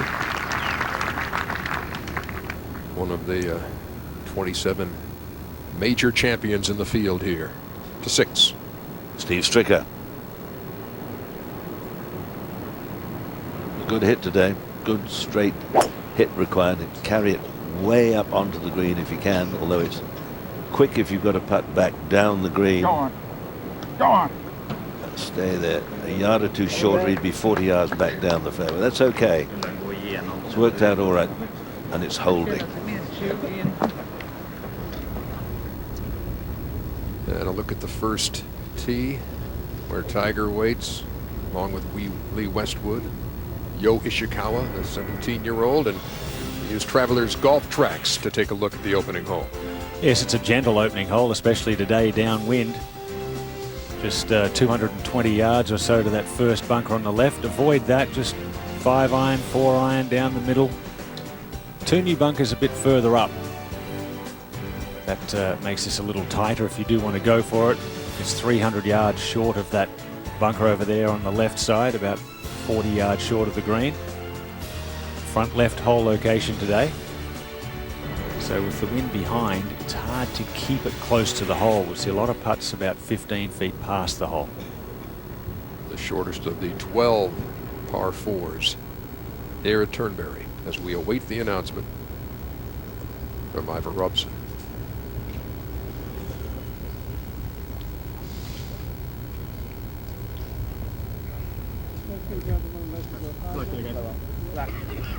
This is game number 41 on the tee from USA. Tiger Woods. Tiger going with the mid-iron here for safety. One of the big hitters in the field, Alvaro Quiros, earlier today drove it over the green, but he is a super long hitter, but decided to go for it. This is the wise play.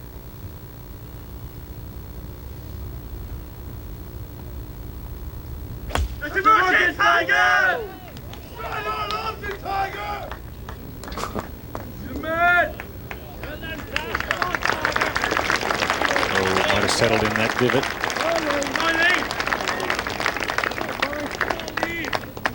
On the tee from England, Lee Westwood.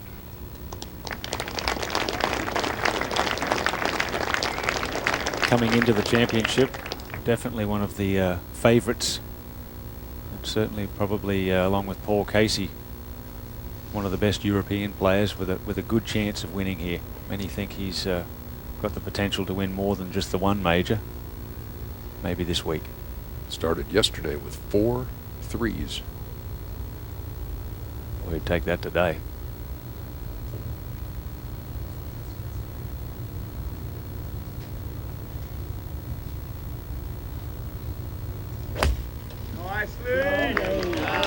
Remember last year at the US Open, he was just a shot out of the playoff with Rocco Mediate and Tiger Woods. Played with Tiger shot for shot, matched him all the way in the last round. On the tee from Japan, Ryo Ishikawa.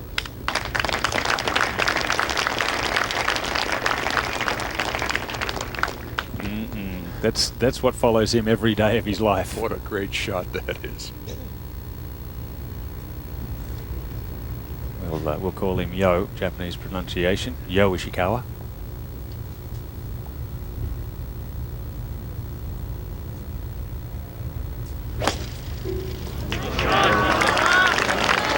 Good looking swing there. And very aggressive. Was aggressive all day yesterday. Drove it nicely. He's down there under 80 yards for his second. Get a little lob wedge in there with some spin. Maybe make birdie at the first. Good round yesterday for both Westwood and Ishikawa. 68s and a disappointing 71 for Tiger.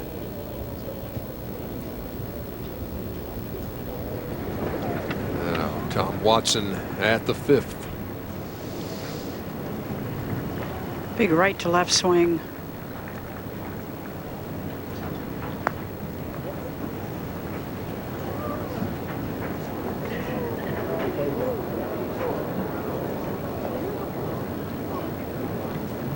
At the right line, just a little more speed to get it through that big bank on the right side there. But always better on that whole location to be long than short. Now we've seen this a few times. Although we saw Goosen yesterday on a different hole, at least able to put his left leg up and brace himself more. That's right, at 17.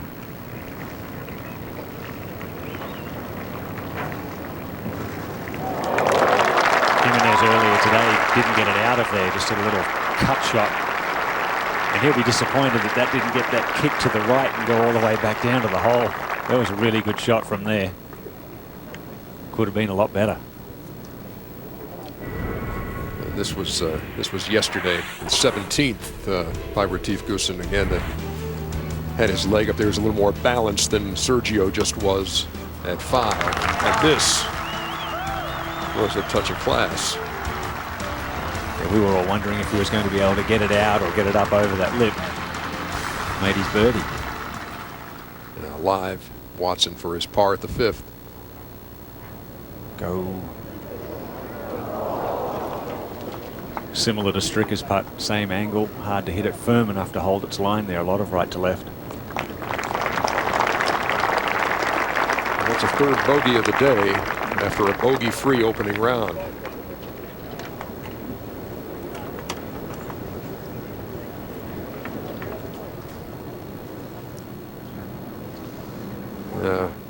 Tiger, you surmised the ball in a divot at the first. Is that the case, Kratz? Well, Ian, you were exactly right. Right in the divot. In fact, when he walked up to it, he just kind of tossed his head back and says, "Oh, this is not the start I wanted." But 131 yards. You could always just go a little back foot 7 or 8 iron here and scoot it up into the front of the green, you know, 10 or 15 feet right of the hole. That's not out of the equation. You don't have to spin it all the way. Well, address the player out there, the weekend player out there. You find yourself in a divot. How do you play it? Well, you just have to make sure you hit the ball first. I always move the ball back a little bit more, which creates a steeper angle of attack, and catch the ball first. Swing easy. Whenever you're in trouble, I always take an extra club and swing easy. I can't control it though. Yeah. I can't get the ball in the air.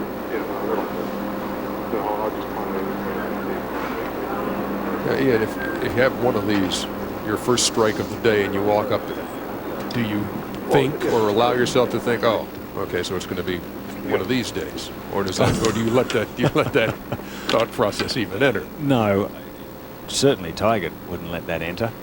You'd try not to if it did happen to enter your mind. Let it pass through and think of something positive. I think he made a good point when he was talking to Stevie Williams. He can't control it if he tosses the ball up in the air. So he's going downstairs with this. Yeah, see, abbreviated follow through ball back in the stance. Land it just short, bounce it up. Oh, got a big forwards kick, didn't it?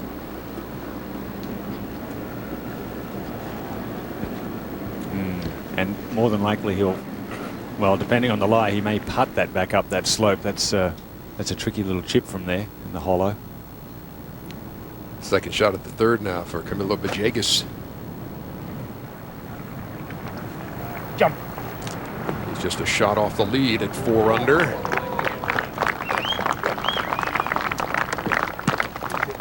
Different hole today, isn't it? Driver sandwich there for Camilo.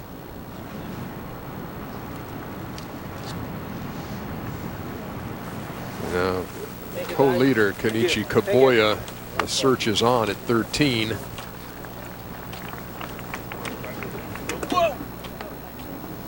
And apparently now has called off the search for that ball.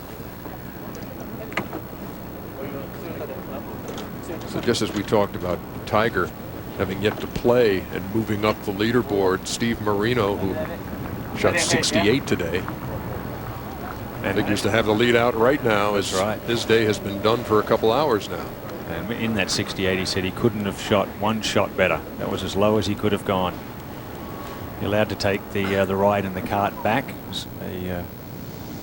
That's not a penalty, obviously. Sergio at the 5th.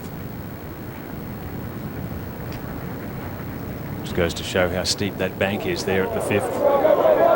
Had his bunker shot gone just to the right of it, it would have fed down all the way to the hole. But a brilliant up and down from Sergio Garcia. That's one of those pars on the card that feels like much more, much better than that. Man, it's a great par save. Was it ever? Long putt for Stricker at the 6th hole. This is recorded. Slow putt up the hill. Looks good, very good.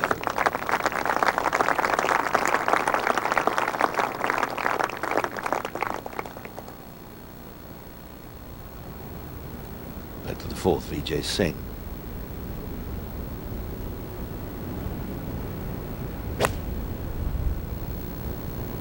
Three under. A lot of players have gone right on this hole today, but not Vijay.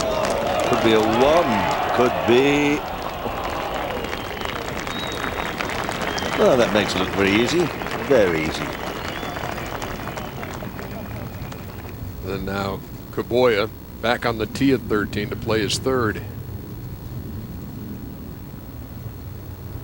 Yeah, stroke and distance is the penalty here for lost ball.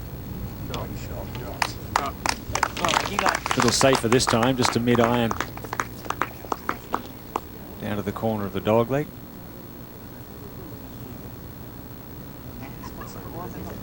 Good safe shot short of the bunker. Has to try and find some way now of knocking that on the green, give himself a putt. Rules official stayed there, give him a ride back, save a bit of time. Shortish par 4 at 410 there, and you figure after you've played those first 11 in the toughest part of the golf course, and And here it jumps up and gets him at 13. Yeah, that's right. There must have been a terrible first tee shot there. Back to the first and the third for Tiger. Has to contend with that mound on the left-hand side of the green. A lot of fringe to go through early, and it will go to the left. How about this? Oh, that would have been a brilliant start, wouldn't it? That's what you'll see a lot here. If you do hit it in the wrong place, you have to take the putter or a bump and run because the slopes are so severe. And, boy, that could quite easily been an inch further left and gone in the centre. It was perfect speed.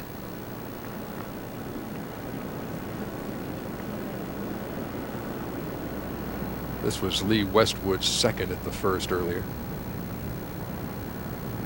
It's a good angle from this side to that left hole location.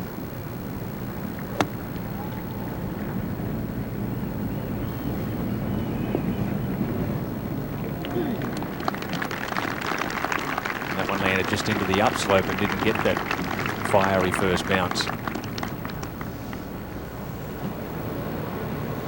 This is a little earlier. Garcia on the 6th, the long par 3. Didn't take enough club at the last. He hit a great 5-iron, but this is a 3-wood, and it looks wonderful in the air. Well, that is good. Unlucky to get too much stop on it, then. Could so easily have run right up to the hole. Now Tom Watson needs to settle down. Just a couple of good straight hits. Hang on.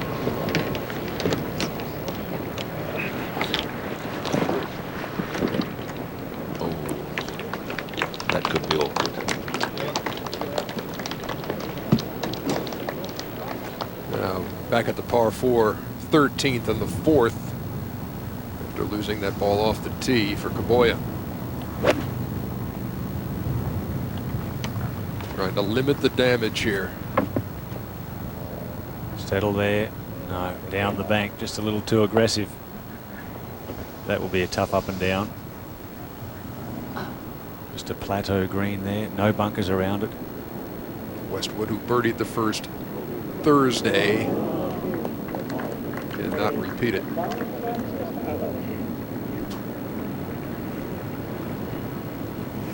Certainly one of the featured groups today. Woods and Ishikawa and Westwood. Our coverage continues here on TNT after this.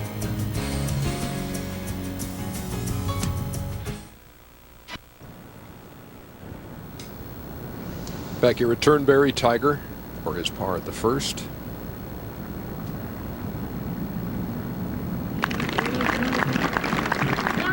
Nice and calmly done there. They're never easy, even 3-footers like that when the wind's blowing.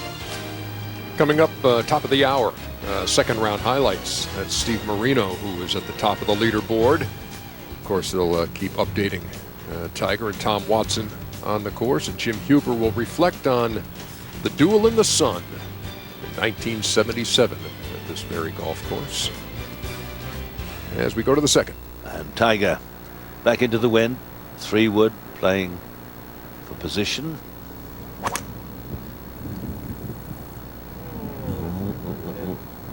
Missed the fairway, looks like it. Oh, no, barely missed the fairway. It's okay. Seemed to balloon it up a little bit. This was Tom Watson. Oh, yes, he found a nasty place here at the 6th. Not getting away to a very good start, but that might be if it gets up, gets up.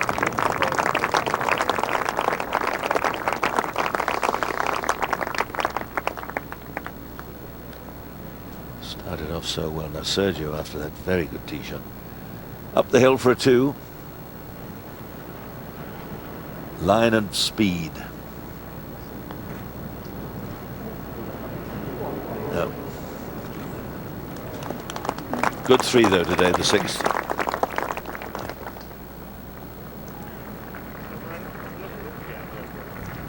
And now Kaboya, this for a double at the 13th. Actually hit a pretty good little pitch to get it to that close from where he was over the back.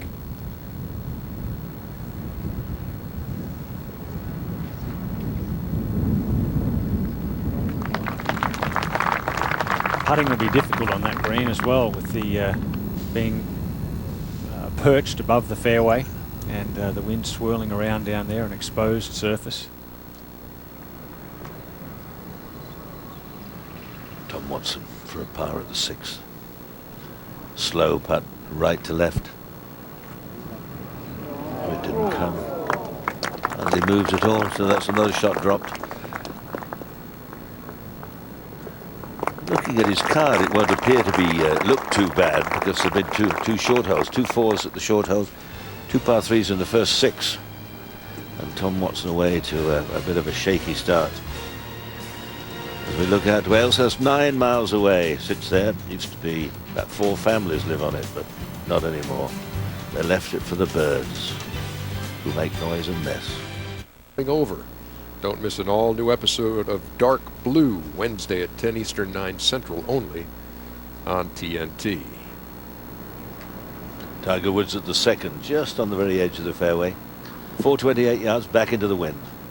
191 yards to the hole, and just a slight uphill lie. Tiger going with 4 iron.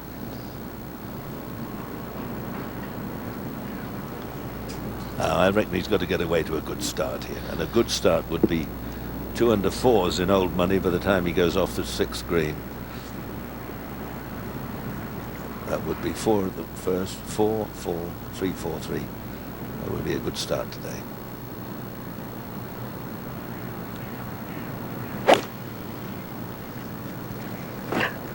Well, this going just right at the left-hand side of the green. Nice kick, though. He will be thinking, as the ball was in the air, that'll catch one of those little humps and squirt into the crowd. He probably doesn't know the lucky break he had there. At the 5th, Vijay Singh for his par to remain at 4 under. He's just 1 back. At the 7th, this is Steve Stricker. His 3rd at the par 5. This earlier.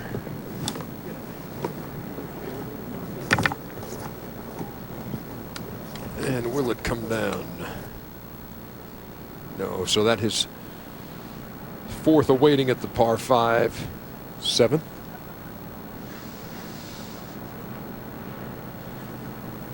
Steve Stricker among those at 4 under. The lead held by Steve Marino at 5 under. At a 68 today.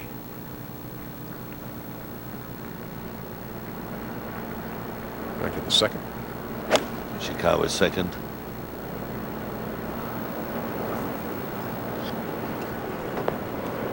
Yeah, nicely played.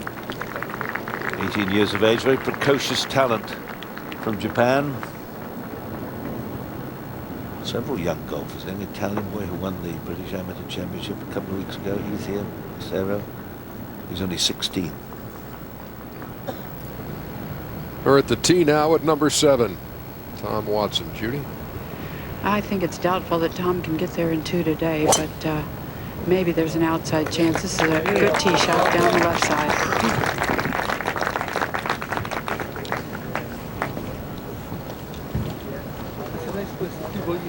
Up ahead on that same hole, we showed you Steve Stricker's 3rd. There's his 4th now at the par 5.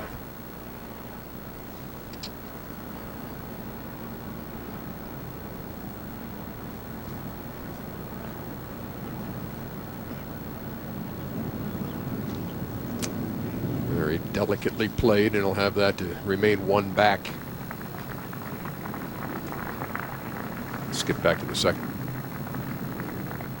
Lee Westwood 2nd shot just moments ago. Very good drive. Very deliberate.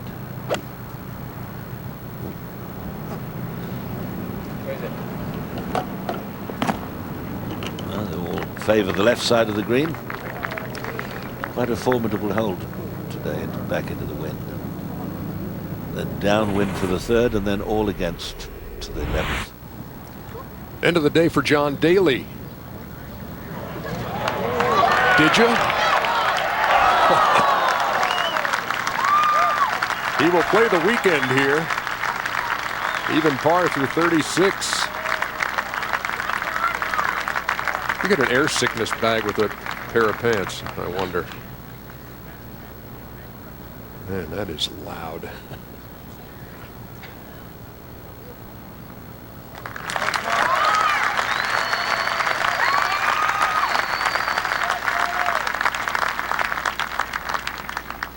Even par heading into Saturday's play at Turnberry.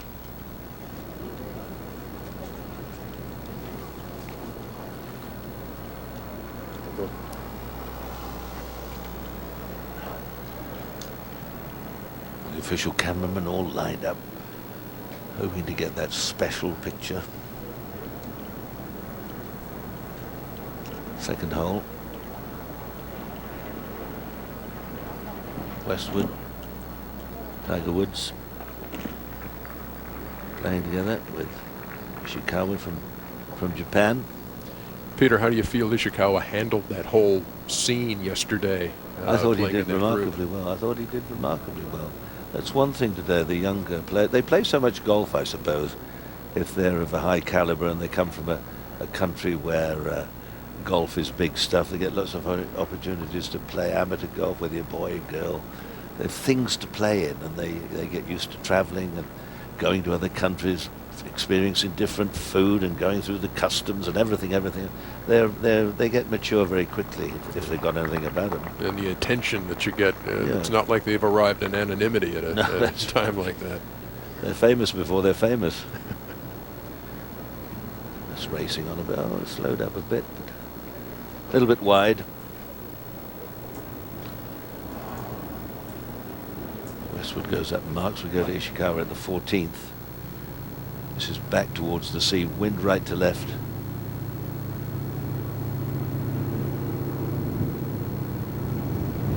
Dropped a couple of shots at the last hole. Very wild tee shot.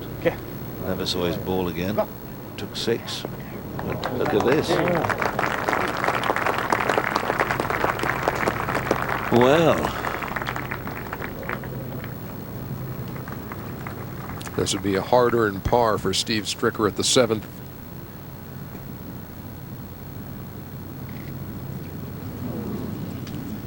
And he gives one back and falls 2 behind Steve Marino.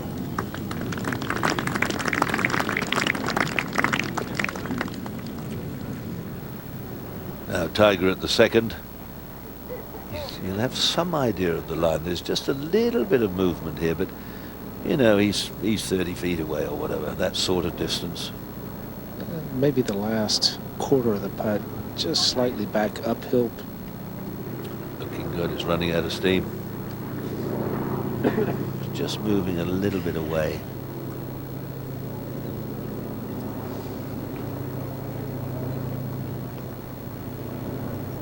The second match off today, which was 6:41. And called Daniel Gaunt from Australia came in. 76 the first day, 67 today. Very interesting story behind the Daniel Gaunt, which you may get to hear later on. It's worth hearing. There's the monument. We're at Turnberry. At the 7th, Tom Watson from an interesting lie. Yeah, way above his feet. Just had to hack at this one.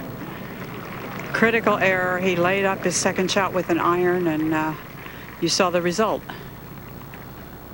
So on the par 5 7th, Tom is there in 3. Wonder who they're rooting for. Those dedicated fans there, and father as well. Now this third tee is just below our tower. We're at the 18th. The third tee is right there, and you can just see the sea of people who've made their way from the second green as we looked out the window here. Going with 3 metal. Update the conditions out there for these players, Billy. I'm sorry, Ernie? Update the conditions for them. Well, I think the conditions, once they got past maybe an hour and a half of play this morning, I think they've remained pretty constant throughout the day. I don't think the wind has really picked up all that much, and the temperature has gotten quite nice.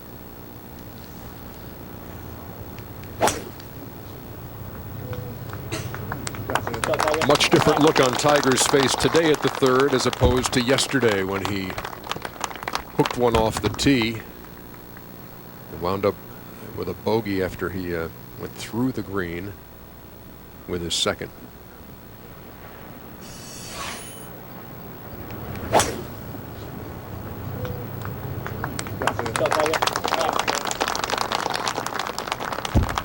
The international symbol for that's a pretty good drive. Just bend down and pick up the tee. Now here's Westwood off a par at the second. Still swinging with the same confidence. Even in a much heavier wind today, rhythm seems to be fine, seems to be intact, and even with the double at 16 yesterday and the 6 on 7, such a good round of golf. He has to be quite proud of himself and looking for big things next 3 rounds.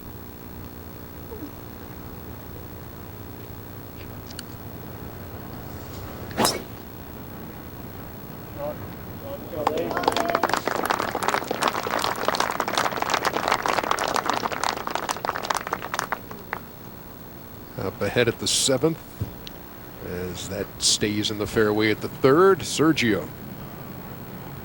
This is very dangerous if you get beyond the hole.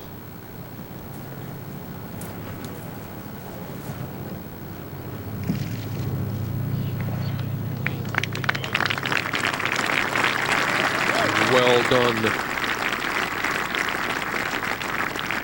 And for birdie. And now Yo Ishikawa. This has got to be his favorite club. Does he get into that or what, Billy? Well, if there's any chance at all you can hit driver, he's going to pull the driver out of the bag. When they drop the ropes, they're going to say, you folks walk across, but watch out for that ball. Get into the walkway down there.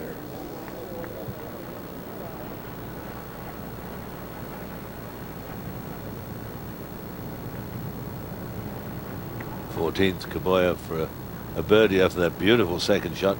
Dropped a couple of shots at the last and he didn't get that. And oi oi.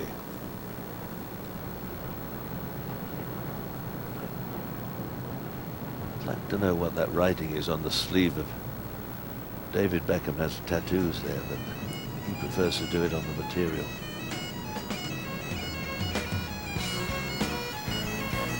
Still pretty good crowds here, although we're in a slightly remote area of Scotland. They come from far and wide to watch the greats. Tom Watson for his par at the 7th.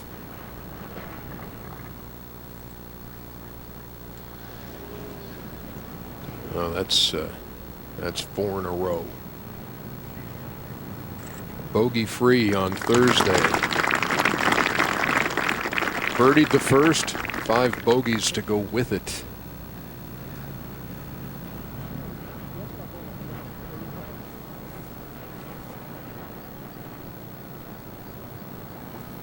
I see the scoring comparison front to back in round 2, and that front side is mighty tough.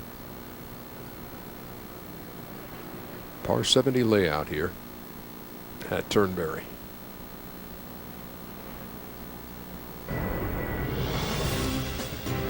The Travelers golf tracks tracking the tee shots here at the 3rd. And you saw Ishikawa take it deep. Tiger first to play. How about it, Bill? 160 yards through the hole from this right side of the fairway. Can only see the top half of the flagstick. Straight down breeze. Tiger going with a pitching wedge. Oh, Tiger.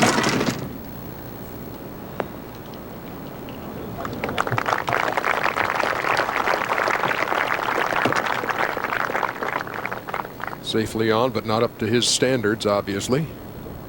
Scolded himself.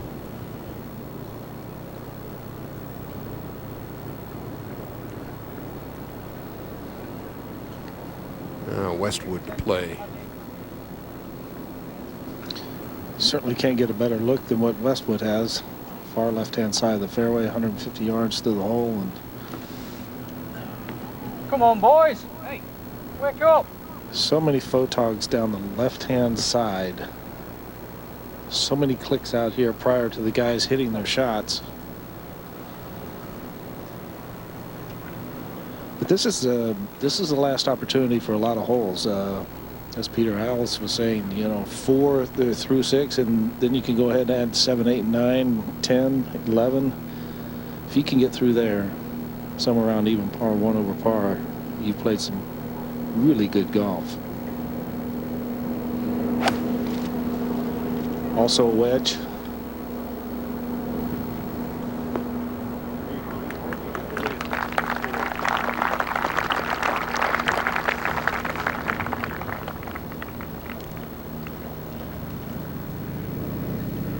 Kaboya at the 15th.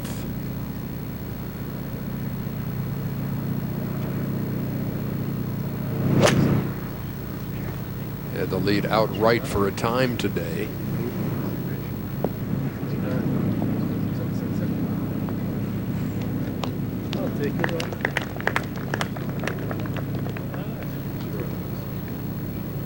To 12. Kakaveka at the 12th. Played into there, tapped in for a birdie, going along very well. He was in the first group off yesterday morning at 6:30, and a couple of drop shots early on, but a birdie there at the 7th, averaging 36, and starts home 3-3-3. Mark on the move. Just take your stance, make sure that it's in play. Yeah. Yeah. Thank you. Okay. Saw Yo's drive into the crosswalk there, takes his drop.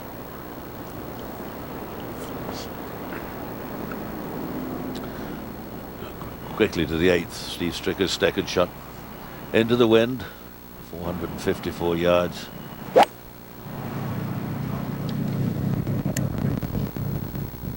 Green tuck just up under. Oh no, that's not good.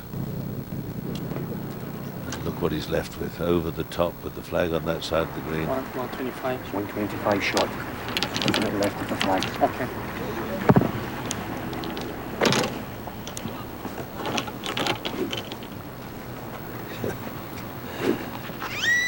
How about that? It'll take you 5 minutes to put the head cover back on every time. 143 yards to the hole, but the conversation between player and caddy, they're going to play it for like 125 yards.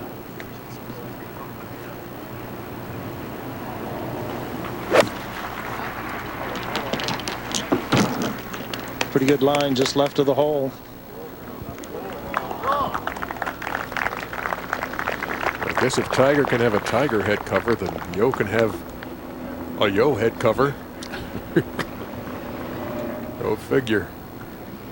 An entertaining group to watch, no doubt. They're in round 2 of the Open Championship. Peter, thanks for stopping by. Your thoughts as we watch the rest of this day? Oh, I think it'll be interesting. I want to see how Tiger sort of progresses, whether Tom Watts can pull it back to... I think if Tom finishes in 74 or better than 74, he will have had quite a good round, considering his start. Again, enjoyed the time we have spent with you as we get set for ING at the turn. Terry Gannon and Ian Baker Finch at your service. Lee Westwood now. This for birdie, Ian, at the 3rd. Yeah, big right to left swing here. Comes down across the slope about now. Oh, very nicely done indeed. Different hole today, the 3rd. Yesterday, the 2 woods for some of the players. And today, straight down breeze tee shot. Just a sand wedge or a wedge. Mentioned Kelk playing very well. This at 13, his 2nd at the par 4. Former Open champ. Yeah, a couple of bad windy days that year too, back at Troon in '89. Of course, was a lot drier and firmer though, wasn't as green and lush as it is here. Yeah. Troon, just about 35 minutes from here. Up the coast, south portion of the Ayrshire coast here in Scotland. Stuart Sink at 4 under, his second shot at the second. Tough hole today, the second, going back into the breeze. Tricky drive.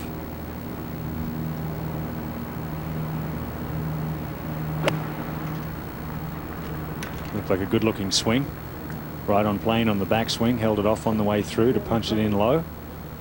Now you saw our tower back in the distance, right behind the second green and behind the third tee. The 18th fairway is just maybe 10 yards to the left of the third tee. Very close together, those 3 holes. At the third, Woods for birdie. Made bogey here yesterday. Poor drive. All right, good speed. Yeah, steady start. Got a tough break at the first when he hit his tee shot into a divot. Yeah, that wasn't good because it took away the option of trying to get close with that second shot. And when you're in the divot, you're sort of playing defensive from there. So Tiger's Day is underway, and we welcome you once again here to Turnberry. Ian, you come to the golf course today, earlier today when we arrived, and a couple hours after the first guys went out there with their opening tee shots. It was raining, it was dark, it was windy. The wind had changed directions, a different direction that they had played all week long in the practice rounds, and you thought, oh man, this is going to be a horrendous day. It is tough, but it's not like it's impossible. Yeah, no, it hasn't got any worse. It was just cool. It was at sea level. The wind plays a lot more of a factor because it's a heavy wind. Tom Weiskopf, I thought, made a good point there yesterday that just you always feel like it's an extra club. And it was only 50 degrees when we came out here early this morning. That the skies were dull. It has brightened up quite a bit, and I still think 70 to 72 is a pretty good score. If you did shoot under par, if you shot in the red figures, that's a really good score. It doesn't necessarily mean, though, like at Birkdale last year, that you're going to see a lot of 78s and 80s. You'll see the occasional one, but they're probably guys that were missing the cut anyway. Well, it was raining sideways last year at Birkdale. It's not doing that so far yet. Those black clouds that were just behind us might come our way. 15 mile an hour to 30 mile an hour is a big difference. Big difference. Ben Curtis yesterday, a 65. He was 1 off the lead, and 80 today. So he goes from 5 under to 5 over. Ian Poulter just had a miserable experience here so far. Yeah, the names there, I thought every one of them would do well. Lucas Glover has had such a tough time. He played the last 3 weeks after winning the US Open, so I was going to be interested to see if he could keep it up. I thought he might have been running on empty. Jeff Ogilvy surprises me. 13 over par for the first 2 days. Yeah, that is surprising for such a good player. Hunter Mahan was in great form. I thought he'd do better, especially with the opening round in such perfect conditions. All right, back to the live action, and on the 4th here, Tiger Woods on the tee. Tough hole today. Really want to turn this down if you can. Keep it as low as you can. Seen a lot of shots over in that hillock on the right side. Oh, nice bounce. Don't bounce too far. All right, well, that's what you have. You have that option there that if you do cut it just a little bit too far, it'll come back on the green. But if you go another 3 or 4 yards right of that, it can be unplayable. So Tiger playing his 4th hole of the day after the 71 yesterday. Some of the other highlights today. How about Ross Fisher? When we check out his birdie putt at 15, here's a guy whose wife Joanne was due on Tuesday. He says no matter how well he plays, no matter where he is in the championship, he's going home as soon as he gets that call. So he's 8 under par going down 16 on Sunday. Do you think he finishes? Does his wife call? That's the question. There's no way she'd call. Ross Fisher, of course, was in that consolation match at the Accenture Match Play this year with Stuart Sink. So he's a good player, 21st in the world rankings. 3 under, shot 68 today. How about Retief Goosen? Had some problems with the putter at the Scottish Open on the final day. He's figured those out here. Yeah, he looks very calm and relaxed. Well, he always looks calm and relaxed, I know, but he is playing nicely and keeping it in play, putting nicely too. Steve Marino, who was an alternate, Shingo Katayama withdrew. He didn't even have his passport or his bags, and he wore clothes at the John Deere. He had to send his dad on a plane down to Florida to then FedEx those to him to come over here.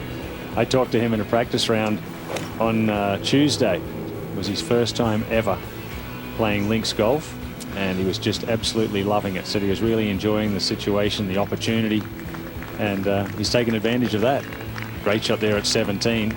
just really a long par 4 today, isn't it? Yeah. A couple of eagles we've seen already at 17. And this 4 eagle to get to 5 under. Bet he makes it. He keeps making that putt. It's amazing how consistent he is.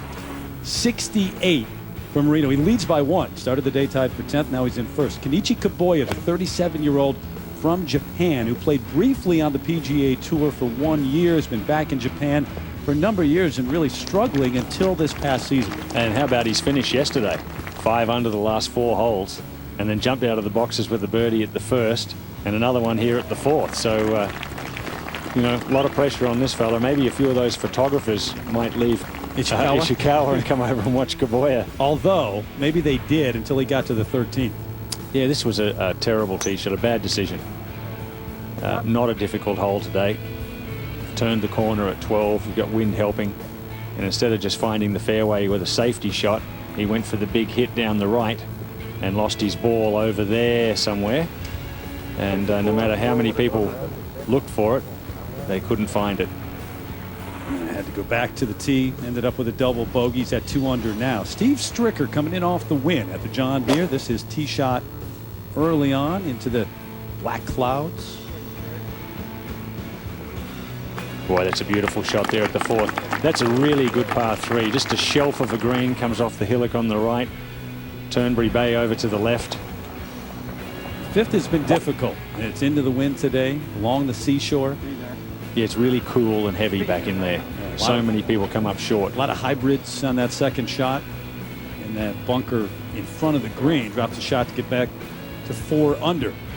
He thought he did a good shot there. Sergio Garcia, we saw the same thing from him. Great up and down from him. How about Tom Watson? 1 shot off the lead to start the day. This for birdie at the opening hole, and he knew it. What a way to start for the 59-year-old. Had hip surgery October of last year, and oh boy, led the Open for most of the day yesterday. For par at the 4th. You can't overstate how unbelievable day 1 was for him in that story at the age of 59. And 32 years on from one of the most celebrated, they call it the duel in the sun, yeah. But you know, he and Jack Nicklaus dueling it out back here at Turnberry in 77. VJ early on. This is tee shot at the 4th. Watch this. Almost. And oh, how did that not go?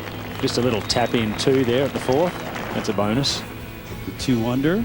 Calcavecchia to get it to 4 under at the 12th. So now Calc with another birdie, and he is at 4 under, just 1 off the lead. Talk to the media afterwards.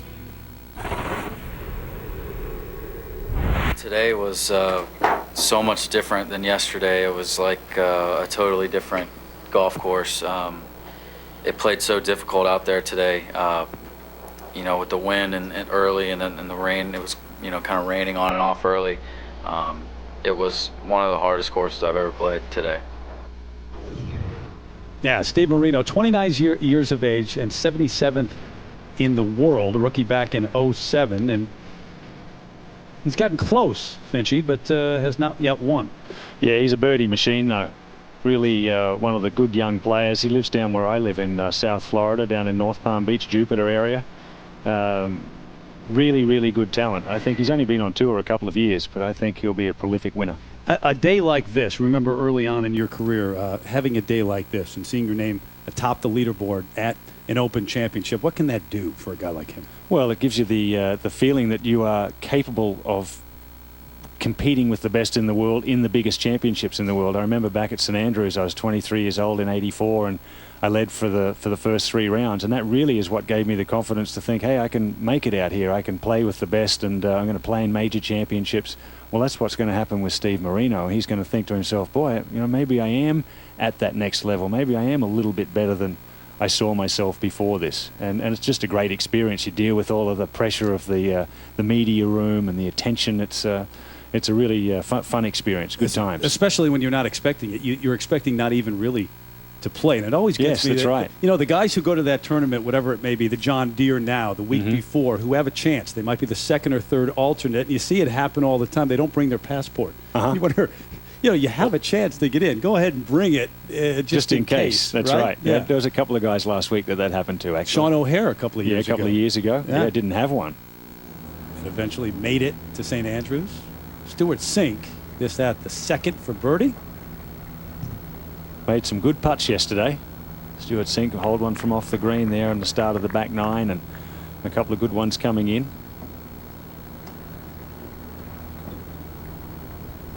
Hard to tell. And we talk about the cut line being 2 over, maybe moving to 3, and eventually you think maybe to 4. But that's all based on what the weather does and whether those storm clouds come in. Well, if the storm clouds over here to our north come in and bring some heavy rain and the wind dies down, apart from that time of the storm, it could actually make it easier late in the day if the wind dies down after the storm. Calc for yet another one. He loves to come over here, he said. And loves everything about Scotland and the Open Championship and getting into the spirit of it. All right.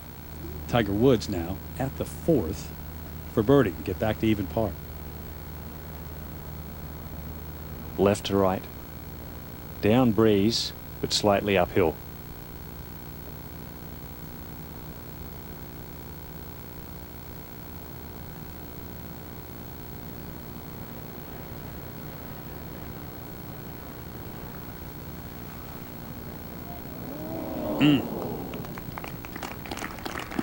So Tiger will tap that in for par. You see anything in his approach today that you know, Bill Kratzer talked about him taking the 2-iron out of the bag, putting the 5 metal in. In terms of what he's trying to get done today? Well, he's trying to shoot something in red figures and trying to stay in it, you know, and trying to find his swing a little bit, avoid those the bad tee shots yesterday.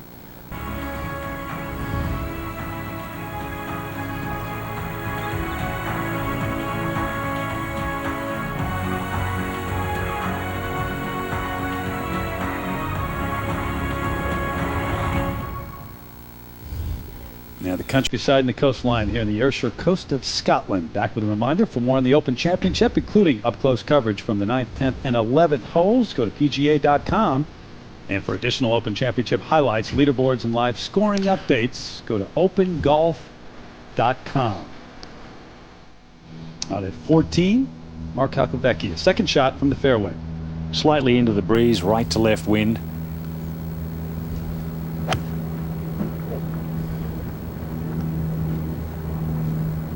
Dealing with that back chronic problem. Oh, look at this shot. Oh, how about that? Very nearly a 2. Nice little bounce there off the front bunker. We'll take that one. On the tee at the 5th, Tiger Woods.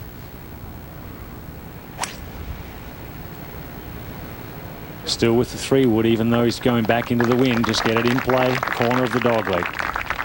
No problems. Nearly took out Billy Kratzer there, didn't he? Yeah. Good move by Billy there to get out of the way. Terry Gannon with the play so far. Stuart Sink on the 3rd. Green for birdie.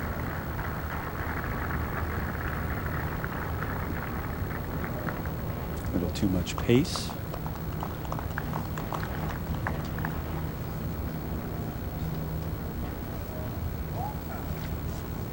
Yeah, no, not too hard from there though. Good to see him putting with the small putter. Decided to go back to that and wasn't putting that well with the long putter.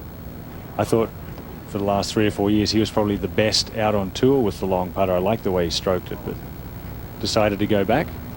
Second shot coming up for Tiger. Here at the 5th. Key here is to be long. Even if you have to take, you know, an extra club and a half, make sure you get it past that flag. I mean, not close would be ideal, but short is where you bring the trouble in. Now the deep bunkers just in front of the green. Mentioned a great up and down for Sergio earlier from one of those bunkers today. This is straight into the wind. He wants to hit a low draw here.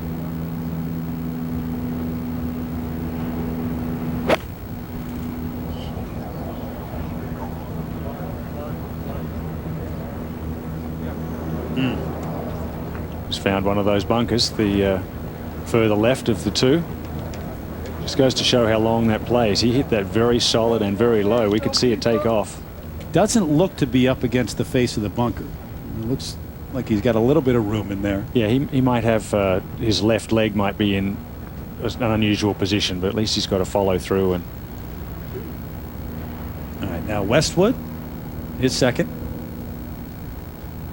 No stranger to these conditions. Englishman and been on tour 16 years. Look at that low chaser up there. Oh, didn't avoid the bunker well short. That needed to start a lot further right. So as the dark clouds roll in, guess what? Mark Calcavecchia, we saw that almost holing out a moment ago at 14, short little birdie putt, and he shares the lead. So Tom Watson turning the clock back yesterday, and Mark Calcavecchia not quite so much into the past, but 48 though. Yeah, that's pretty good. Sharing the lead at 5 under. That's it for At the Turn, presented by ING. Ernie Johnson comes your way right after this break. See you in a little bit.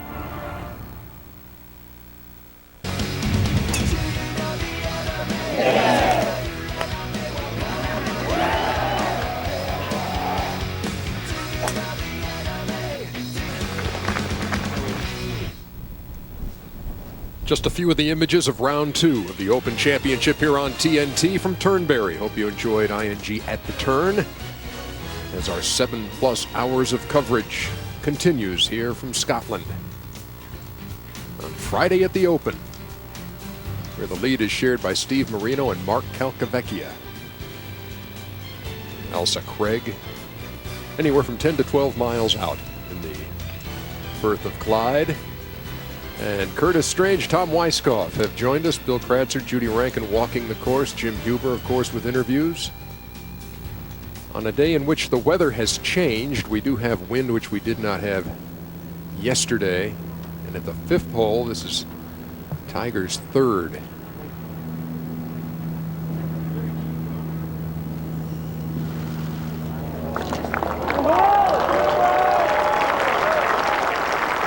That was an excellent golf shot. That's a very deep bunker.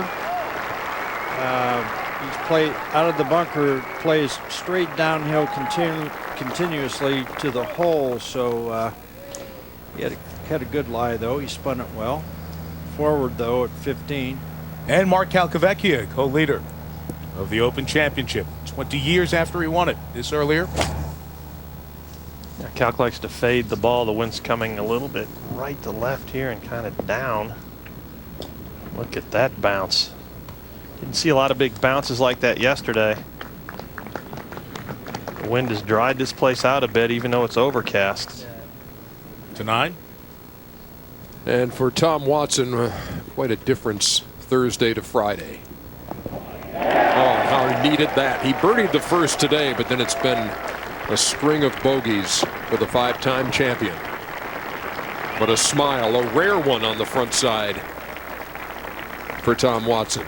That string of 4 straight bogeys, 5 out of the 9 holes on the front. Ernie Johnson back here with Mike Tirico and Paul Azinger. And at the top of the leaderboard now, you have one guy who's been to the Open Championship 23 straight years, one who's never been here, and in fact, Steve Marino, this was not even on his radar last week when he was playing the John Deere, Mike. Yeah, not at all. I was up by 18 and watched him finish and watched him go from Jim Huber through the BBC, through the entire 45-minute ringer of the press, and he's only played 4 rounds of links golf, Tuesday, Wednesday, Thursday, and today, and he said he made everything, got everything out of it, and he had a sense that it was such a good round, he may be near the leaderboard, so he was just walking across to his cottage, said he'd watch some of the golf on TV, and just try to relax. It's pretty heady stuff that he'll be heading for the weekend. Well, he made a comment that he thought that this was the hardest golf course he's ever played in his life, too. So, Mark Calcavecchia, meantime, 20 years ago at Troon, won the Claret Jug, and he's still getting it done now at 49. That was really 20 years ago?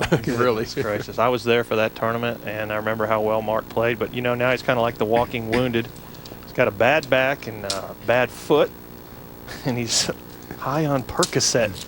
He said he'd had it cleared with the tour that he could actually take that drug because of the drug policy that's been instituted. But he's got his wife on the bag.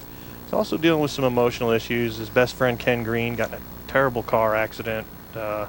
Ken has played the tour for a long, long time, and his brother died in the accident. His brother's wife died in the accident. And so he's got a lot going on. He's got a heavy heart, and just amazing. You know, two weeks ago he played for the first time in some time. So for him to be doing this is quite amazing. And that for birdie for Calc at 15, so he'll leave himself coming back up the hill for par.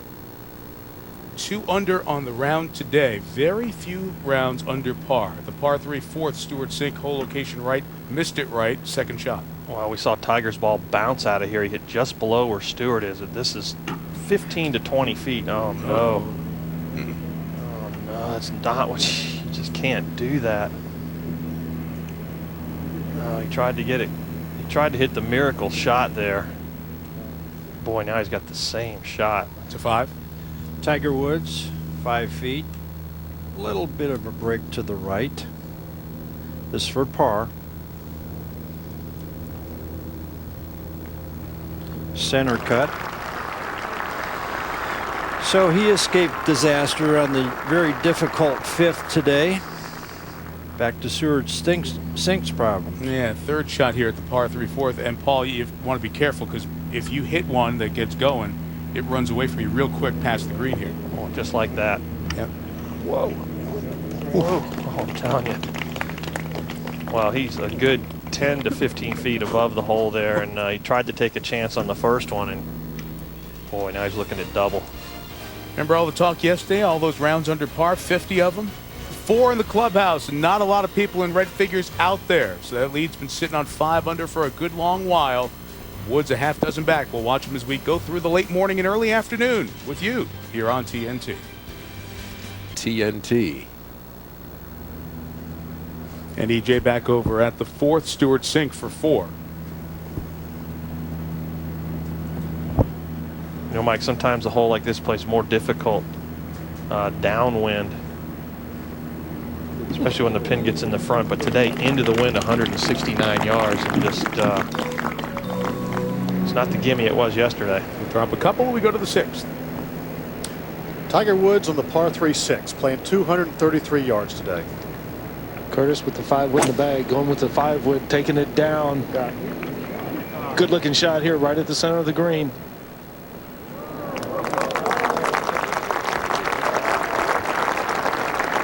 Wonderful shot. Hole playing much harder today. Wind in their face, coming off the ocean. At the par 3 15th, Calcavecchia to stay on the lead. He was off the edge, but essentially 3 with the putter. Calc will drop a shot. And Steve Marino back alone atop the leaderboard. Send you over to 6. Yo Ishikawa, second to hit. Coming off a bogey at number 5. 232 right back into the breeze. This heading towards the left side of the green. Well, as all of you have heard many times, 17 years old. I had a chance to play with him last year in Japan in a practice round, and very, very talented, but very, very young. And you would think so, only 17, Mike, but my gosh, has a lot of good years ahead of him. 17. Kaboya for eagle. Right the ship just a little bit. You know, you think you're the only one out there making bogeys, but you have to realize it's a tougher day today that everybody's going to make bogeys. You have to stay patient. You will hear us say that time and time again.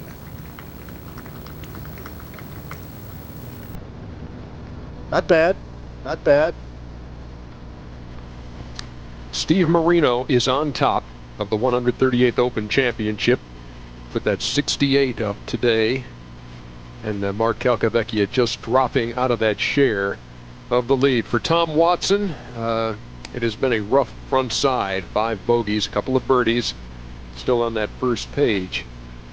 Vijay Singh nearly aced the 4th hole. He is at 2 under through 8. Steve Stricker's still there at Stewart Sink off of that bogey at the 4th, and still many in contention. And you know, Jim Furyk's heading into the weekend at 1 under. Masters champion Angel Cabrera doing the same. Martin Keimer coming off back-to-back wins on a roll into the Open Championship, all going to be factors. And you'll be seeing much of Sergio as the rest of the day goes on. He's at even par. Tiger, it's been all pars so far. You know, he started the day in a tie for 68th, up now in last time I checked was around 41, but he's made up a lot of ground just before he even teed off as the players in the field came back to him, and the rain, which has been threatening for some time now, is obviously beginning to fall and rendering almost useless the blimp shot. It's and these folks are just absolutely thrilled that the rain has finally arrived.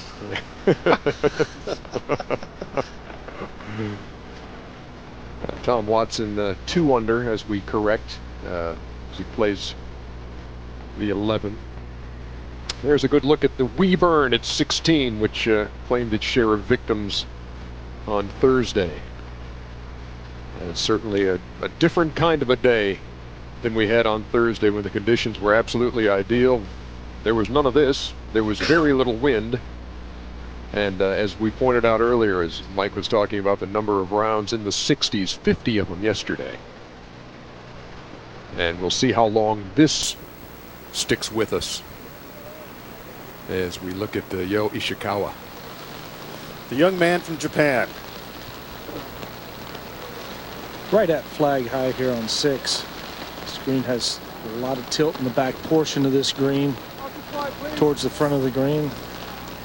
And I would think this putt's going to break a good 2.5 feet from this position, maybe more than that. Yeah, this is the most severe green on the golf course from back to front. You know, the greens are, by link standards, about average speed, probably about 10 on the stemp, which means by our standards on the tour, pretty slow. So these putts of this distance are really not a big worry. But there you see the green slower, and go get even slower with the rain coming down. This is not fun out here right now. Curtis, did you adjust how much break you played when the greens got wet like this, or did you just whatever you saw? I mean, the slower the greens, the straighter the hole, the straighter the putt.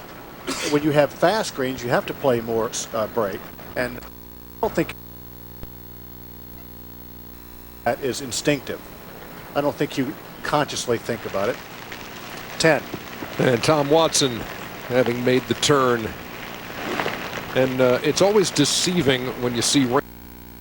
Really, you got to find somebody else. I'm not going out there. But she's stuck in it now.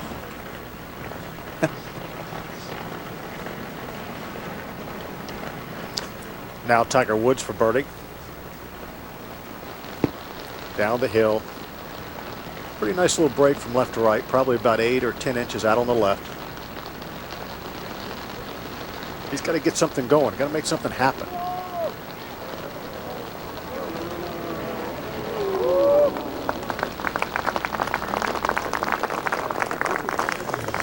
Well, it's not a lot of fun. I'm glad I'm up here in the booth, but I don't care how much fun you're having.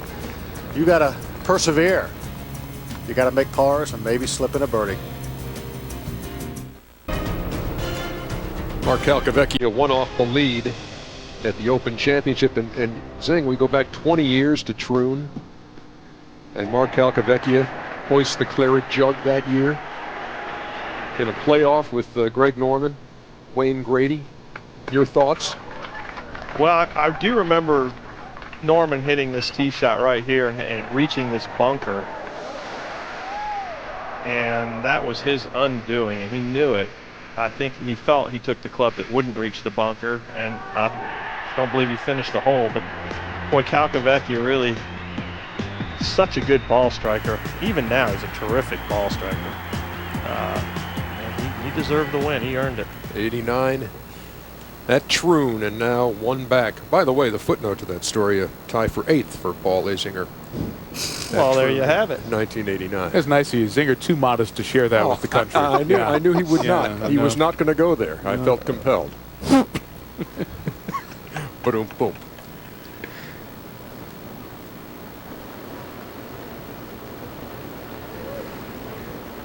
calc from about 15 feet. The claw grip. Breaks to the left.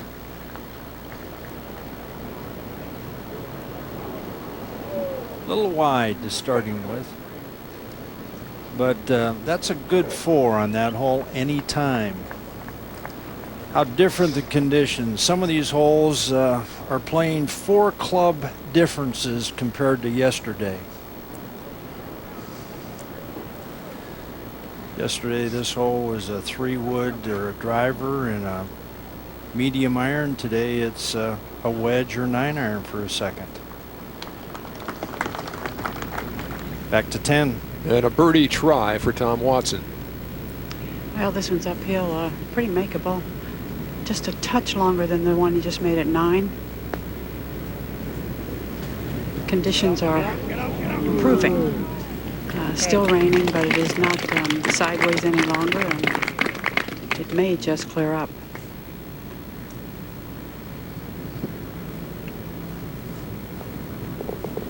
Par 4 for Tom at the 10th. As they move to the 173-yard par 3 11th to 7. First and only one of 2 par 5s, the 7th. Woods on the tee. The first time he's pulled the driver out of the bag today. He's going up the right-hand side.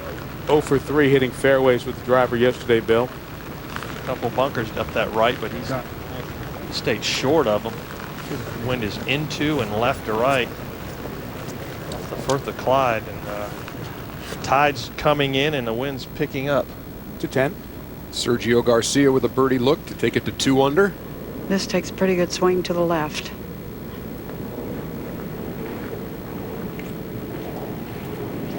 Did he? Oh. Good effort there. Oh, wait.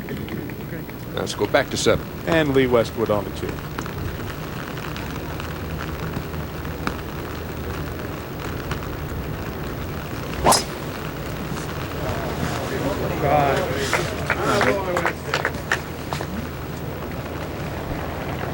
Okay, only 3 back, and guys, the cut's starting to look 3 or 4 over here. I'm telling you, we could have a really tightly packed group of players heading into the weekend. We could have a whole bunch of players within 8 shots. Zinger, take us through 7. I will, Mike. This hole today playing 538 yards, and you get a grand view from this elevated tee, and it's just so picturesque out to the left. There's a big slope from left to right, and the players today are going to try to avoid these 2 bunkers on the right. Yesterday this hole played downwind. Some players carried this bunker on the left and hit medium to long irons into the green. Won't be happening today. You got to avoid that red area right there, and there's another area behind that on the left that's avoidable. These bunkers on the right protect the green beautifully, but as you can see, you can run the ball up here, and the whole location today is fairly accessible. These are powerful players. That wide stance, Mishikawa. Really be curious to see if they can reach today. That is what happens a lot in a left to right wind. Guys overcompensate, try to hold it, hit a draw, and end up tugging it into that junk. To 17. Calcavecchia on the par 5 tee. Wind, different direction as we've said from yesterday. This down a little bit out of the right. Should be reachable, and obviously the hole is playing a little easier today. Only a 4.2. Oh, there you have it. Clearing up, rain clearing up. Welcome to the Open Championship at Turnberry.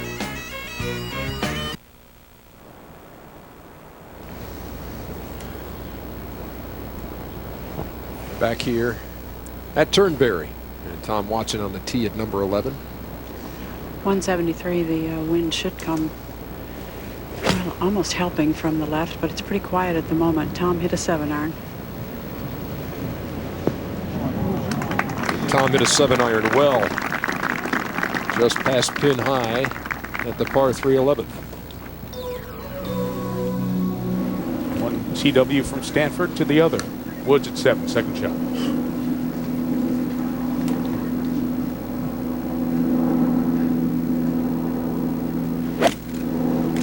263 yards. Didn't even attempt to go up this par 5 and 2 up the hill into the wind.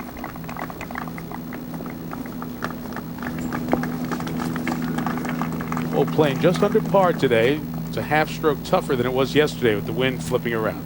To 18. Kaboya finishing his round. Boy, what a finish he had yesterday. 2-3-3-3 after being at even par through 14.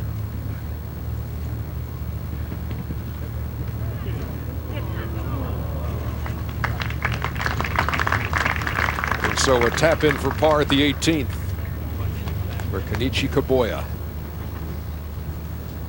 who had the lead outright for a time today. But the one-time PGA Tour player back in 2003 heads into the weekend at 3 under par.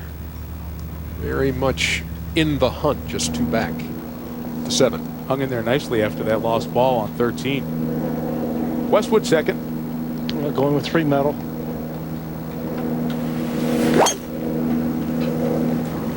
Hey there. This is right on it. Right on the left corner. Oh, careful. Yeah, now it's really good. No, it's not. Oh, just over that hill would have been good. It just ekes down there. Oh, it was so close to being a terrific shot. To 11. And Sergio on the tee. This is an 8-iron for Sergio. He is at least a club longer with short irons than Tom Watson. Get up a little. Get up.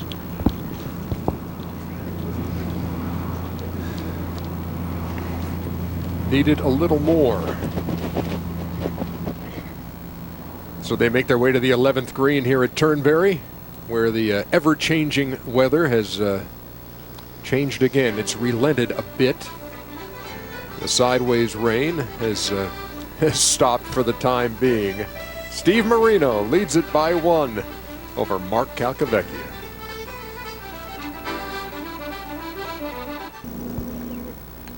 It's so many amazing wedge shots at Congressional a couple weeks ago. It's really become his strength.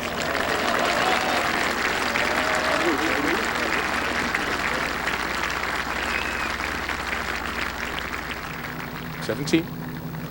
49-year-old Mark Calcavecchia. Blind, second shot, par 5. We'll be able to get on it too. Got a hybrid out.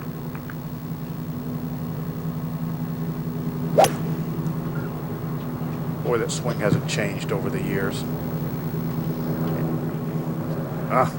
And that's where he misses, Paul. He always misses to the right. He likes to hit a big cut. Anything hooking just makes him want to walk off the course. There's Sergio at the 11th. And this for par. Actually a reasonably good bunker shot. The ball was completely plugged in the now wettish sand.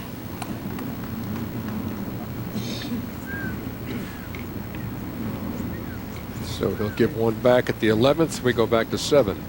And Westward surveying what he has for a 3rd shot at this par 5. Going with the putter, probably 20 feet of fairway grass to go through, and then up the hill, and then about 15 feet from there. This is a tough putt with the grass moist. A lot of times it's easy to hydroplane a little wedge or something up the hill. Go. Yeah, I don't know about that decision there. Oh boy, here it comes.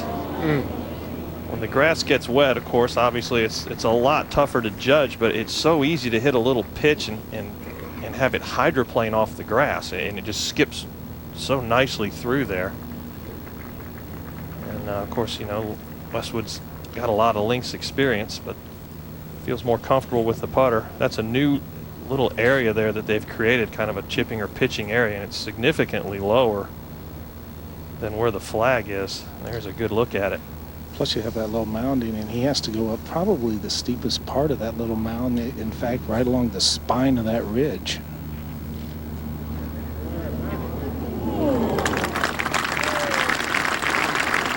So that putt will be for par. Let's go back up to the 11th. And Tom Watson for birdie. He can really go at this one. It is very sharply uphill right at the hole.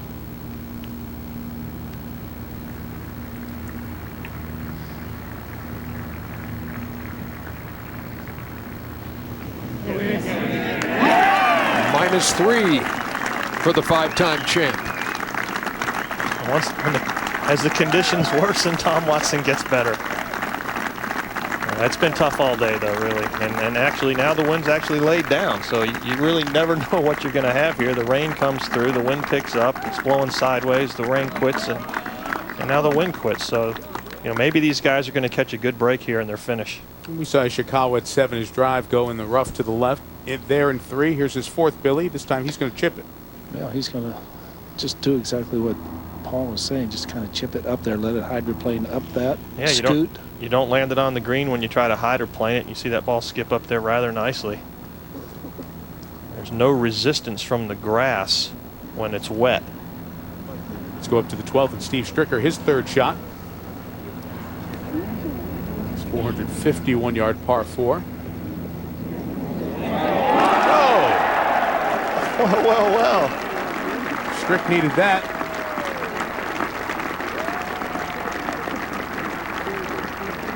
Very good birdie for Steve Stricker. That's one of those deals where the harder you practice, the luckier you get. He hits so many of those shots in warm-up and practice. 10. And VJ's 2nd. Don't look now, but he's just 3 back. And don't look now, but he's not going to like this. My. Tiger's 2nd. That from 191 yards going with a 5-iron, and that's riding the wind to the left. And that's pretty much the same location that Lee Westwood missed the screen. I can't see it here, Billy. Where'd it go? Left. Both players left. Are they past the bunker short? I could not see them down in the fairway. Okay. I think it might have gotten into that left bunker. I'm not sure. I thought I saw a ball go in there. See Watson now, 2nd at 12. 142, and that breeze is up a little bit again. It's helping here just from the right. That's a pitching wedge. There's another pin on the front of the green, slightly perched in front, so you want to really try to fly it on the green and hope it bites like that. That's a good shot for Tom Watson. That front right bunker is no place to be. Back to VJ. And this for par. After you saw his 2nd way left. So that's a great save. Great save for VJ.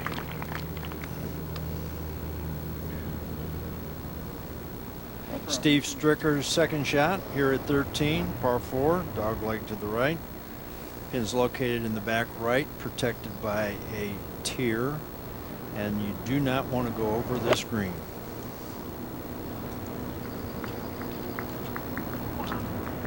Whoa, right there. Okay.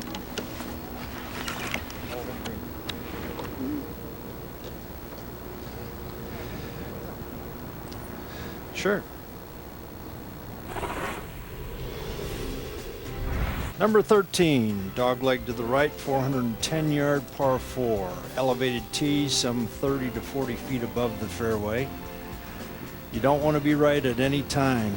Short bunker left, they don't worry about that one, the first one.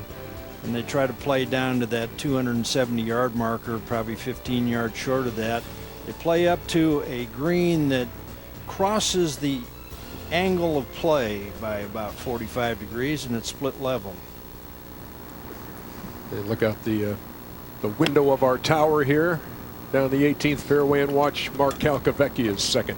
It's a really difficult pin placement for him over there on the left side. Anything on the green there, I think Calc's going to probably try to air right there, and he has.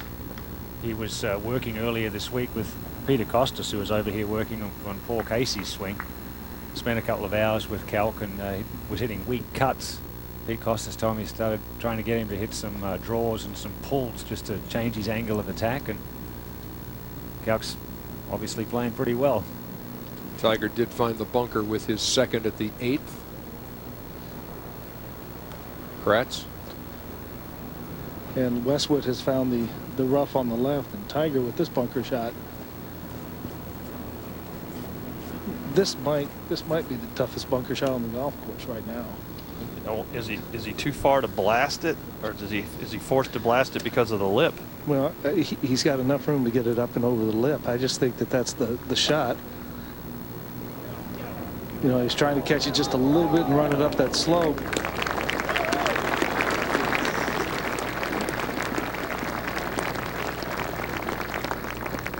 Pretty good effort there, wasn't it? Just needed a little bit more of a forward bounce, but that slope's so steep. We only have 2 amateurs in the field. Over here at the 12th, it's the British amateur champ, Tero Monsetto from Italy. Couple over par this earlier. Gets to 1 over par. Looks like he will be around for the weekend if he can steer it home. What an impressive showing he's put on. 211. And VJ on the tee at the par 3, playing 173.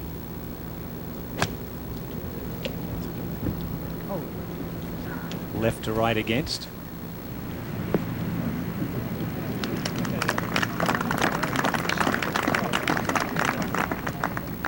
And we go back to 8, Lee Westwood. How's that lie? Ball well below his feet. Lie's not too bad. A lot of green to work with. Coming up that slope diagonally.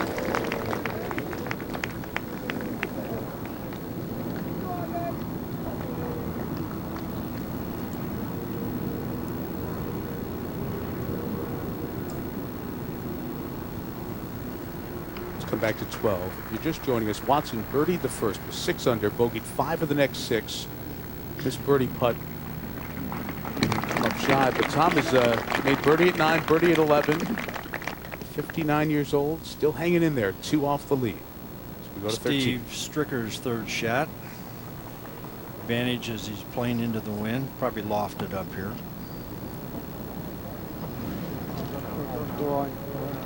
Pretty good shot. Little work left though, 4 feet.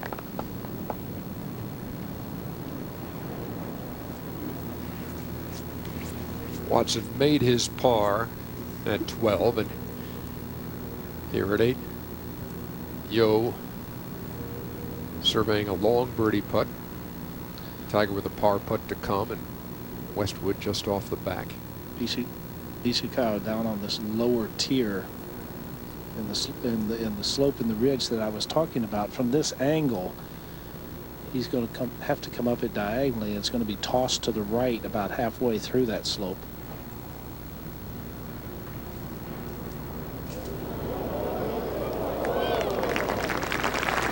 The 17-year-old has acquitted himself quite well through a day and a half here. Has he ever, especially with who he's playing with, you know, Lee Westwood, no slouch himself.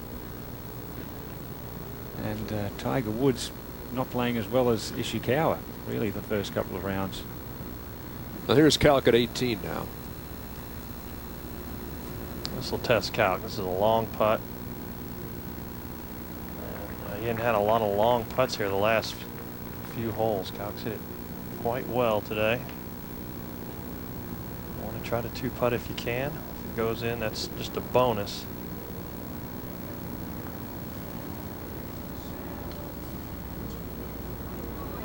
Oh, yes. He'll just tap that in and be 1 back. Oh, he's so happy because Calc's a lot like, you know, Curtis and Tom Weiskopf and myself. We carry that last hole with us for some reason overnight, or dinner doesn't taste as well. I carried it for 6 months. Are you kidding me? There is a difference. There is one real difference right now. He's playing, we're not. Yeah, that's right. Well, 2 putts makes him very happy. Couple of rounds in the 60s for Mark Calcavecchia. Now, earlier, Westwood for par at the 8th, and so he gives 1 back. And now Tiger for par. Up the hill. Slight bit of movement to his left. Yeah, I'm sure he was watching Ishikawa's putt intently as that came up over the slope.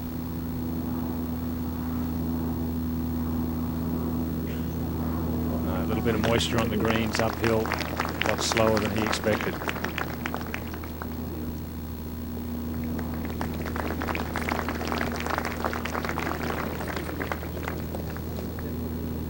Tiger again 1 over now.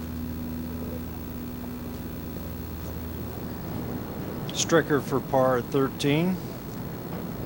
Slight break to the right.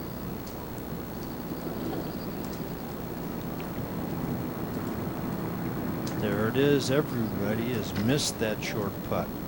They just don't see that break. Disappointing. There's Mark Calcavecchia. Just one back.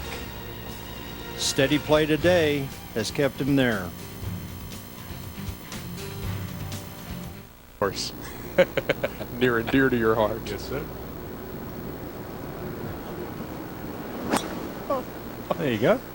He's got the head cover with his face. He's got the ball with his face on it. Yoey Chicago. Yeah, it looked like a little piece of mud on the ball yesterday, but now we know different. Well, Anthony Kim's just got AK on his belt. I mean, we thought that was bad enough. Oh, man. Can you identify that ball? Yes, it looks like me. It's a 4. Here's Boo. And the fans responding kind. Boo Weekly rolls 1 at the 4th, so he's even for the day. Gets back a bogey made for the 2nd. 3 under par, 2 off the championship lead as we go back to Tiger. And a great look at that, at the tee shot that you're faced with at number 9. Tough tee shot. Yeah, you have to keep it left of the stone. Tiger going with the 5 metal. Yeah, he took 2-iron out of his bag, Billy. As you noted earlier, he had taken his loft on his 2-iron from 20 to 18 degrees, but he can hit a draw a lot more easily, I believe, with this club. That looked heavy. Yeah, heavy and right. It was like that second shot at 17 yesterday. And that ball has caught the heavy rough and actually just barely carried the little canyon here. I mean, that was hugely hit fat. Now VJ with a birdie try at the 11th.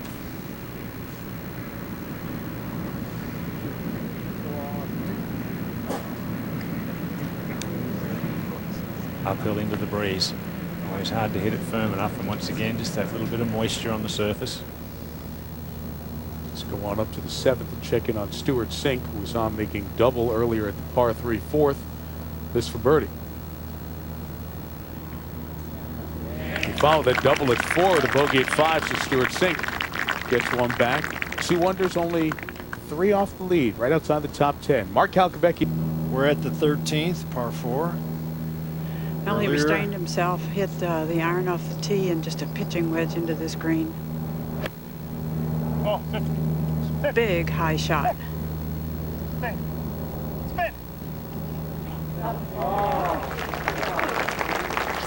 Wow, he talked to it from the second he made contact. At the 9th now. Tiger from 236 yards actually is pretty much even with the rock that sits in the middle of the fairway.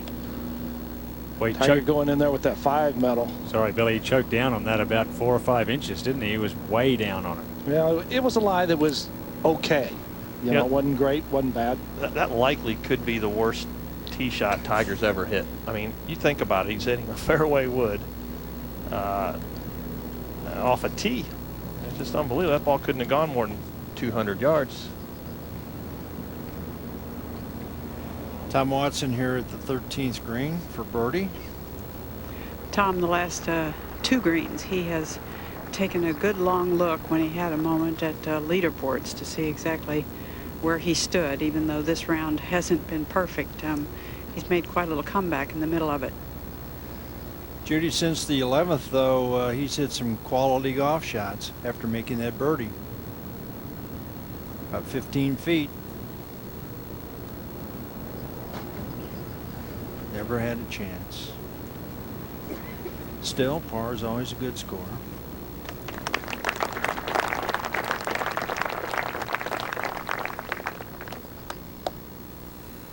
He'll remain 3 under for the championship.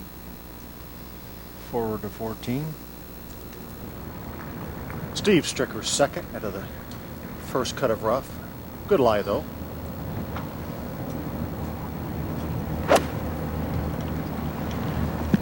big par 4.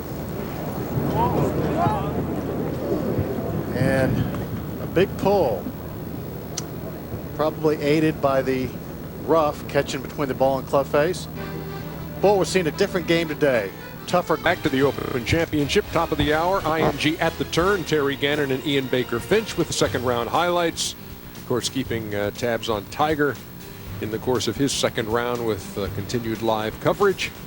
And Jim Huber with Kenny Perry on what has been a difficult time for Kenny as he And deals while with we the were illness away, of his Ernie, mother. this was Garcia's attempt for birdie. His Achilles heel, I think. This guy, if he could putt, his whole attitude would be different. Over to 14. 14 tee, Tom Watson. Boy, that's the part of his game that's improved 300% since his prime. He drives the ball so straight and long right now. It's a whole lot better than it was in his day, Tom. And now Tiger's third at the ninth. He's gaining on it. Yeah, pitching straight back into the breeze. Oh. He caught that. I mean, it just flipped right up underneath. Well, that wind's picked up again, though, Billy. Look at that flag. Yeah, the wind, for 2 holes, it was perfect. Now it's back to the same conditions the players started with. Same direction? A little bit different, maybe a little bit out of the northeast now instead of the northwest. Sergio with a fairway medal. Viva la España! Well, that one went by me, Curtis, just about high. That was really low. Well, low and left. No good. That rough left to here, Judy, is deep. And the way Sergio's been talking today, I thought maybe that was him saying that.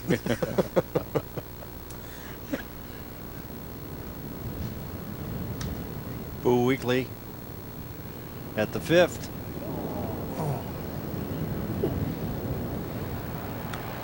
Now the third for Lee Westwood at the ninth.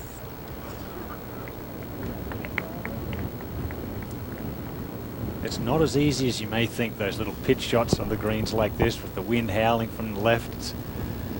If you get it up in the breeze with a bit of spin on the left to right, it'll spin way right.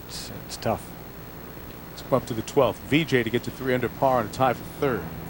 VJ has really worked hard on fixing what has been an extremely laid off club at the top of his backswing. And he is almost there. Back at 9. Still lays it off a little on the way down. Now to the 9th. The teenager, Yo Ishikawa. Playing this shot well back in his stance. Going right back into the breeze.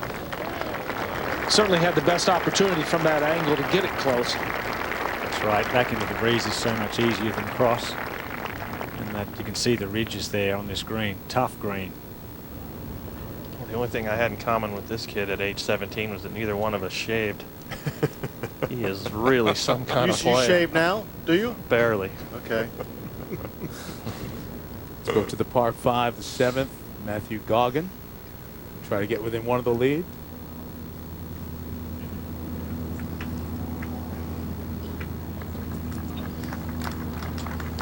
Just one drop shot for the Aussie. Were you a child prodigy, Tom Weiskopf? I didn't start playing until I was 16. Wow. Curtis, you? Did you play like that when you were 17? Recruiting you to Well, wait? I played okay, but I certainly wasn't mature enough to even come close to playing anything but junior golf. The big event for me was the state junior. Now Steve Stricker for par at the 14th. Good pitch to here from the left part of the green.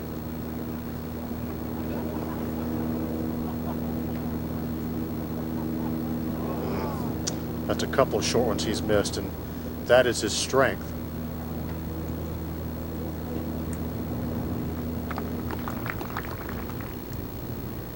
Now Tiger with work for a par at the ninth.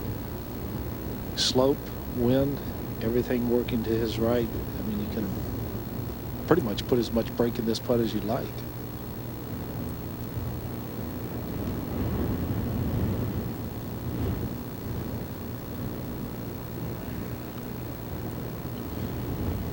EJ, we saw Tiger make birdie at 7. I was thinking of the majors. Every time we see Tiger make birdie, it doesn't seem like he builds momentum. Dave Bierman, who does a lot of our golf stats with us, unbelievable number here. 31 holes in the majors this year. Tiger has made birdie or eagle.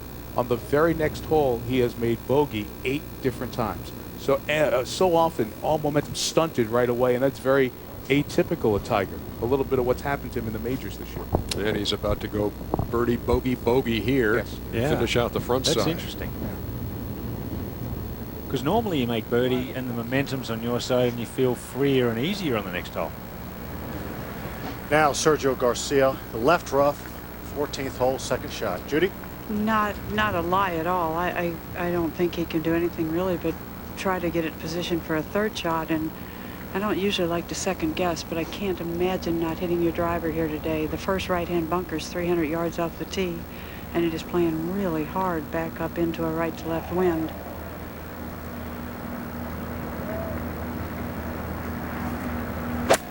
If he can pull this off better than I thought, Big bound. it's 195 yards, but that's just about what I thought, positioned.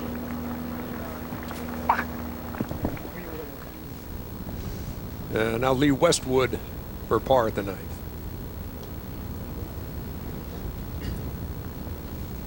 Right to left. Hang out there. Beautiful. Boy, that's a big putt there. That was not an easy putt with the wind howling across the top of that hill.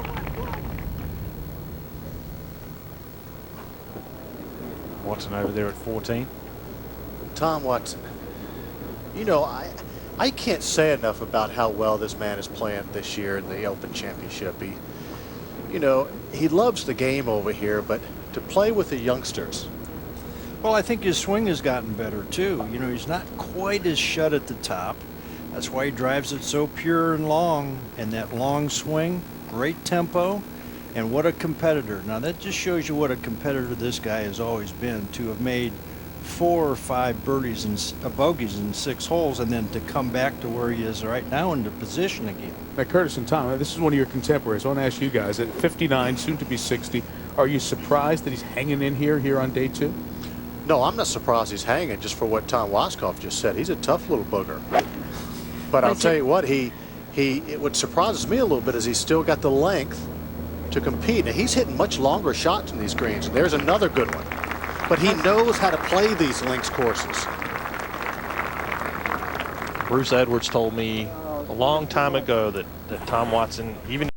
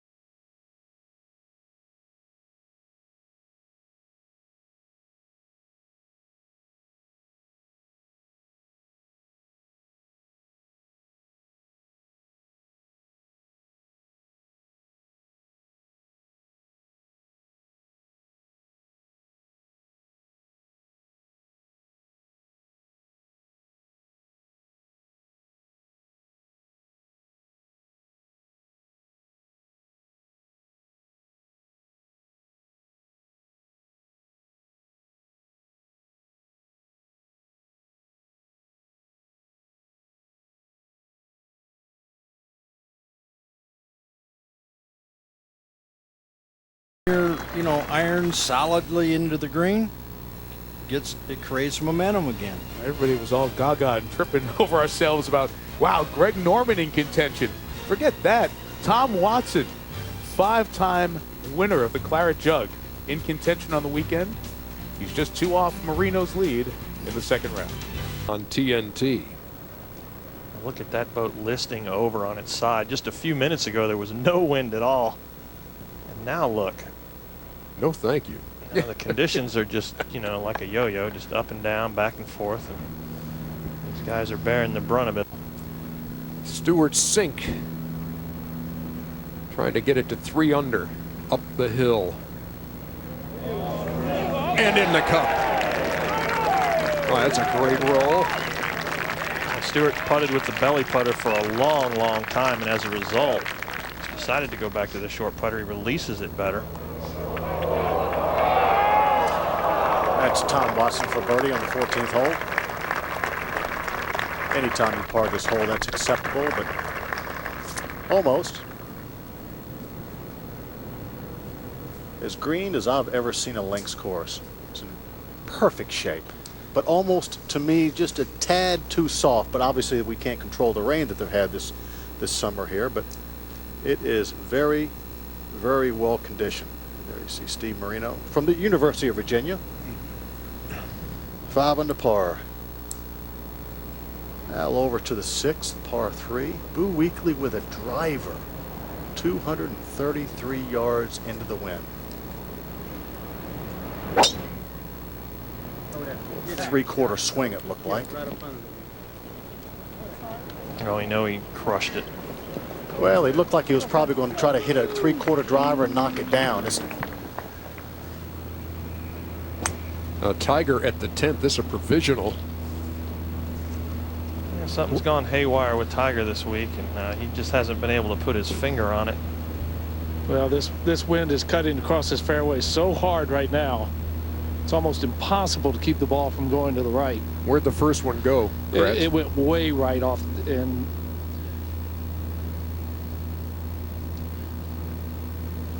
in fact, both Ishikawa and Tiger have missed this fairway right.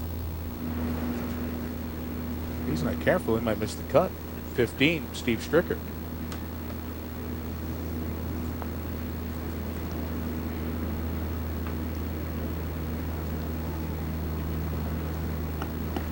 Saw Stricker with that miracle birdie from the fairway at 12, where he bogeyed 13 and 14. He's back to 1 over. So Strick is bogey making machine today. He's bogeyed 6 different holes. Number 3, Brandon Grace for birdie. Man from South Africa. Only 21 years old, playing in his first Open Championship. And what a good one it is so far. Now let's set the scene at the 10th, right? The picturesque 10th, but that's hardly the term that Tiger would use to describe it at this point. They move that tee way to the left and provides quite an interesting angle. And if you can lose a ball with 500 people around, you know you've hit it offline. There's a lot of people down there. Didn't see it. The nickname for this hole translated is "Don't mess around." Yeah. And you're seeing why not. Bill, can you enlighten us as to the situation down there?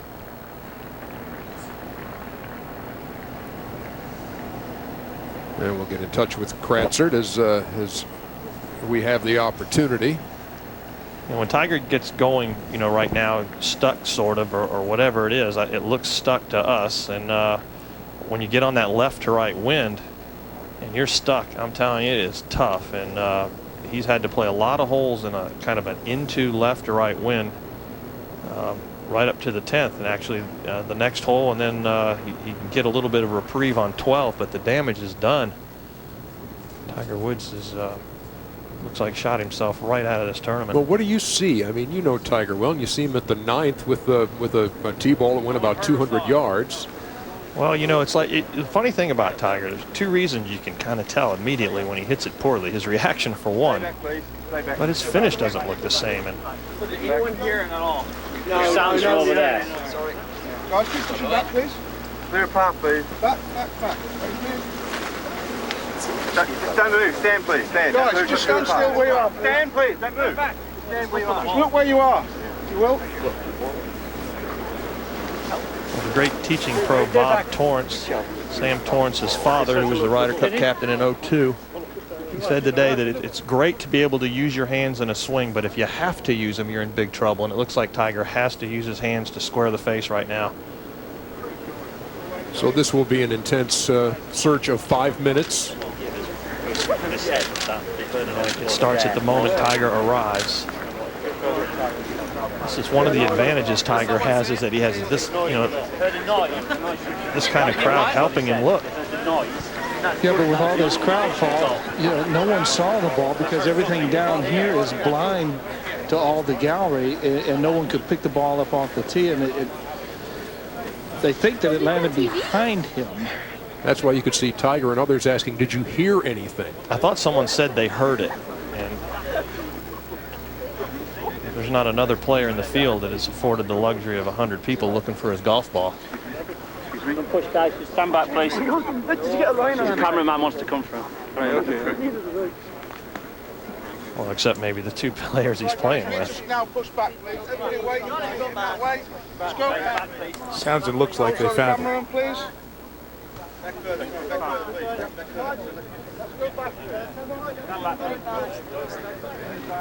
I remember 03 at Sandwich in rain sideways. You couldn't see out the booth. The first tee, very first hole, and Tiger hit a drive, and there were 100+ people looking and could not find it. Never found it.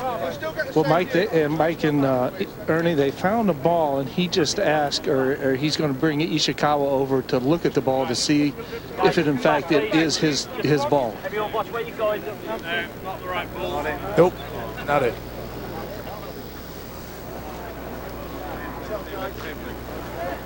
That consumes some precious time. They do play the embedded ball rule here, but Yes. they have to find the ball. As you players, you tell me, how frustrating is this situation at this point in a round? Well, there's a desperation, actually, and you feel it in your gut that you want to find this ball. There's an official with every group, and you can bet that the second Tiger got to the area, he started the stopwatch. No, he threw that one away. The clock is ticking. What is that? Well, Paul, even if he found his ball, say he makes bogey here, he goes to 3 over par, where in this golf swing, in this golf game, do you see any birdies coming in? That's what I would be thinking. Even if I found it, boy, I'm not playing well enough, I just might be down the road. There are 78 players right now at +3. Top 70 in ties make it. He is right now at +2 and in trouble here at 10. And we're talking about a guy who since 2006 has finished in the top 10 in 18 out of 19 events. So it'd be a pretty big shock. Well, guys, Tiger's abandoned the search and is walking over to the provisional.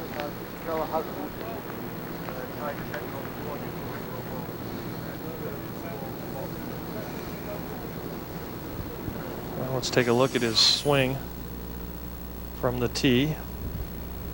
He hit a pop up to the right on 9. Oh my goodness, way, way underneath it. That ball starts right. You see the wind blowing right to left, and that ball's just, it's gone. And this is a big hill, these rocks in front of him. This gallery can't see Tiger Woods from their position. That was interesting, Zinger. You didn't see anybody move. No. You hear a ball maybe come whizzing by, and guys react. Umbrellas went, hey, nobody moved. They also don't expect him to hit a ball where they are. Oh, that's 70 yards, 60 yards from where he's aiming. I'm assuring you that. Well, I don't mean to butt in, but I think the ball has been located. In fact, there was a cheer that's gone up over there, and they found the ball that's probably his because he marks his ball with his name, Tiger. Yeah, I don't think it matters if the player abandons his ball if the 5 minutes isn't up. So, yeah, if it's within the 5 minutes, he can still come back and play it. absolutely, you can. And like I say, there's an official with every group, so it should not be an issue at all. What?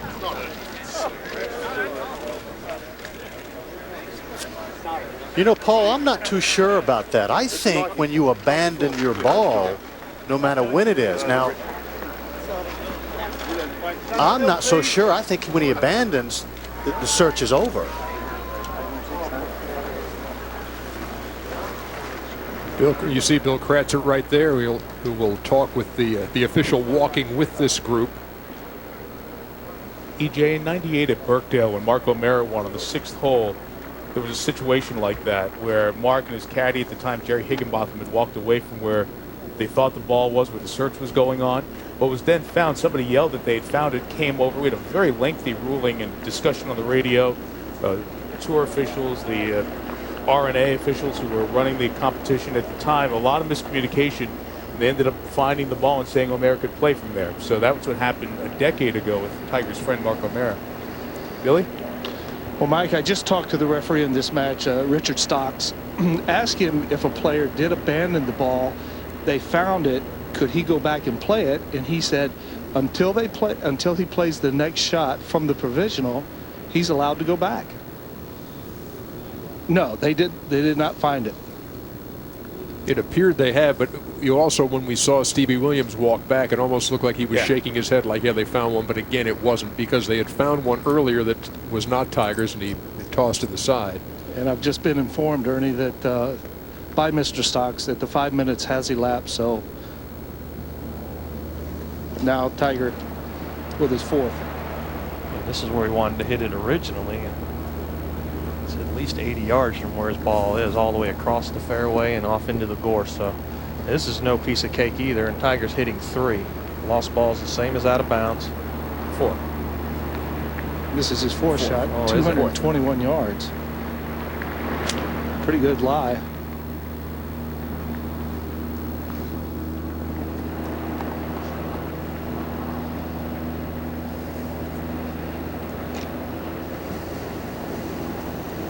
I said hitting 3. He was sitting 3, hitting 4. And he's not on the green yet. Who would have ever thought this? Okay, 15. Let's get you caught up while the ball search was going on. Watson for par to stay within 2. Right there's Tom Watson. Stays 2 off for Steve Marino's lead. And Tiger makes double there, guys. He goes to 4 over, and right now that's 80th place. And the cut is low 70 in ties, so there would be work to do on the way in. Now, before Watson played, Sergio Garcia, a very nice tee shot at this par 3, and he had an opportunity to make birdie. Little feel for the wind, Mike. 200 yards downwind and 8-iron. And Sergio cranks his irons. Just to get back to level. All right, so Garcia at even par. Evens tied for 25th. Bizarre 10 minutes or so, and the story of the next couple of hours is that guy. Will Tiger miss a cut as a pro in a major for just the 2nd time in his great career? This group has spent quite amount of time on number 10.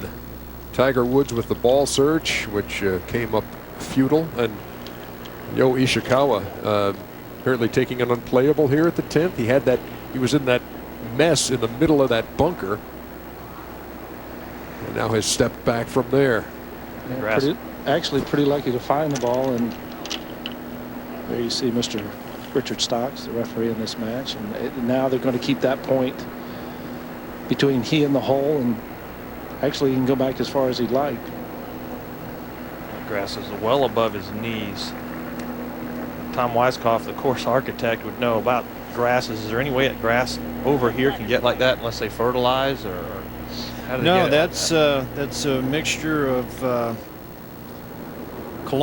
colonial bent, rye, and fescue, and it's irrigated and fertilized. There you go.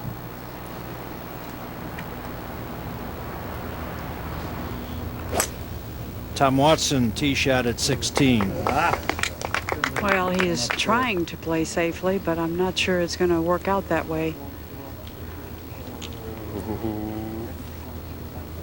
Oh, perfect. 1 foot from pretty much no chance to reach the green. That's perfect. Back to 10. And the fourth for Yo Ishikawa. You know, pretty much all about collecting yourself, trying to come up with a big shot, trying to put a number not any bigger than 5 in the equation.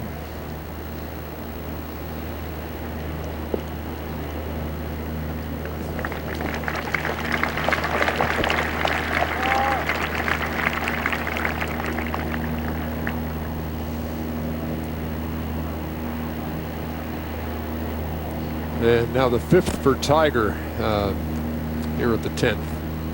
Par 4 10th. You know, this is that zone that Zinger, you were talking about, that finesse zone. Yeah, Tom Kite may have been the best in the world from that inside 100 yards. That, you know, not a full swing with your wedge zone. And but boy, Tiger Woods has really put his stamp on that shot the last few tournaments, and in victory there at Congressional, he was spectacular. So maybe he can tap that in and save double bogey. Yeah, make or miss, he'll be outside the cut line as it stands right now, heading to 11th. Let's go back to 16. This is the third shot for Steve Stricker up on the high bank to the left side of the green. Going straight downhill. This is a tough shot because there's a big finger roll that he's going to try to put this ball down, and it got on the wrong side of it. There's the result. I mean, he virtually almost had no chance. No chance. Now the third for Lee Westwood at the 10th.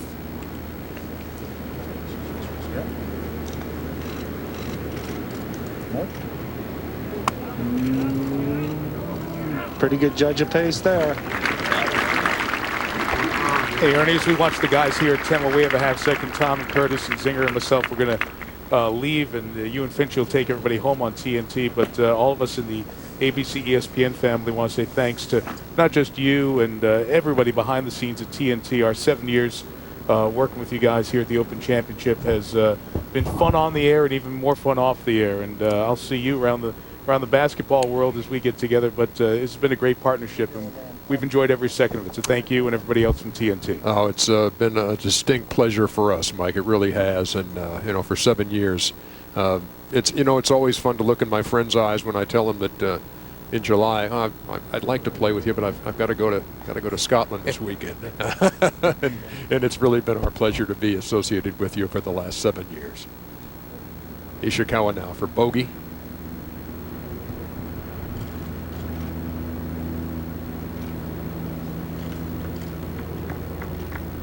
And you're right, it's been on the course here and away from the course at the hotels with you guys, and I'll never look at fish and chips the same again. Or eggs and toast in the morning, right? Exactly right. Thank you, bud. Back to the matter at hand now, and that's Tiger for his double bogey here at the 10th.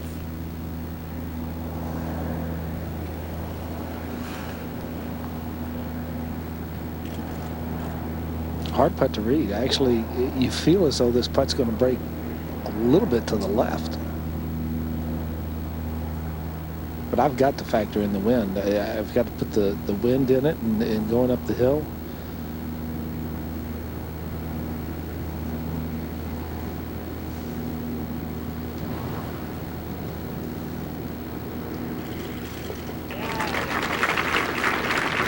A 6 on the card at number 10. And Tiger is outside the cut line. But still a long way to go for world number 1 here on day 2 at Turnberry. Time for ING at the turn. Here's Terry Gannon. Ernie, thank you. Quite an eventful last 15 or 20 minutes, especially not coming home unless the cut line moves up to play. Double at 10, par at 11. Has that for par at the 12th. As we see Sergio Garcia. Judy? Long ways, eh? Well, this tee shot was so errant that Sergio actually played a provisional in case it was lost, but it was not. I admit I have not climbed the hill. I was told that the lie is playable. Yes, it is. And it is 238 with the wind right at his back. I had to climb the hill earlier in the day. And I know, it's been a long day for you, Judy. In not very nice conditions. But I promise I'll buy you a hot toddy when we finish.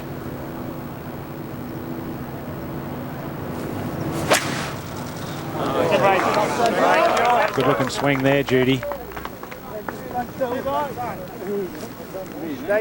Did he pick the right line? you know, I am underneath the hill and I cannot see where that ball went. Okay, it's so hard. These sand dunes, hillocks are so high, and it's difficult to get the right angles. All right, big putt here for Tiger now for par at the 12th. You know, back up the hill, back into the breeze.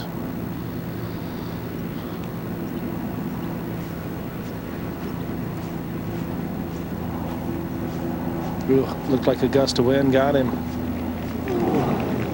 Yeah, it is gusting too, isn't it, Billy? It really is, and right now it has really picked up. We saw a little wind graphic there on his third shot. It was 21, 22 miles an hour. So earlier today it was between 12 and 15. Actually died down below 10 for a little while, and now it's well up there in the 20s. Current cut at 3 over, 71 players at 3 over or better. 70 plus ties make the cut. There's 15 players at +4, and I think what will happen is with this wind picking up, it'll go to at least +4. I doubt it gets to 5, but... and that's where Tiger stands right now. Exactly, so he has to play red figures from here on in to make the cut. The slippage really began at the 9th and then carried over into the 10th. Another bogey at the 12th. Here, Tom Watson's third at the 17th. Boy, oh boy. Lovely shot. He was unlucky on the tee, wasn't he? You really have to give him credit too, not that he's asking for it, but after the struggling start he had today, boy, he has rebounded and is right back there on the first page. Sure is. Stewart sink.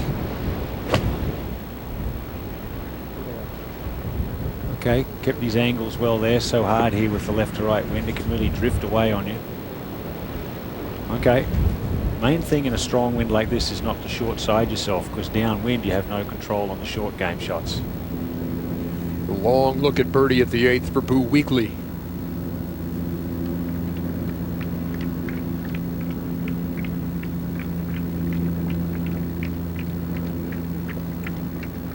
Ooh, oh so close.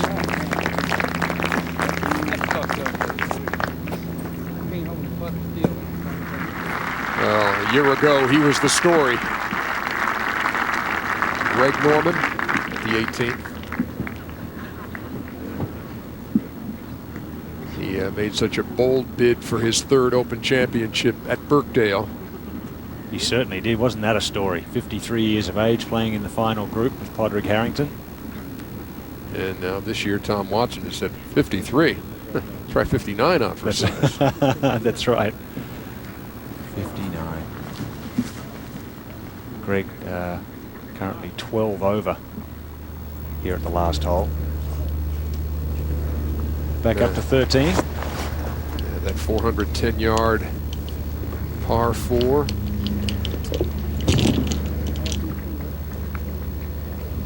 Elevated tee. Let's use the Travelers Golf Tracks. Take me through it. Okay, as I said, elevated tee, 30 foot above fairway level. Fire it down the center. Just to the right of that second bunker would be ideal. Anywhere right is dead. We've already seen the young Japanese player lose a ball over there earlier today on the right. You could lay way back short of that bunker, but typically just in there short of the 275-yard bunker is the go. Split tier green, angled at 45 degrees across the line of play. Perched green, but still a birdie hole.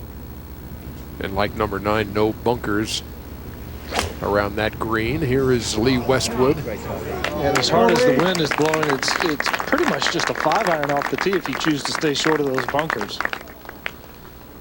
Westwood went with a 3-iron, and it appears as though it stayed short of that last bunker on the left. It did, Billy. Yes, and that's 275 to that one. That's with a 3-iron. So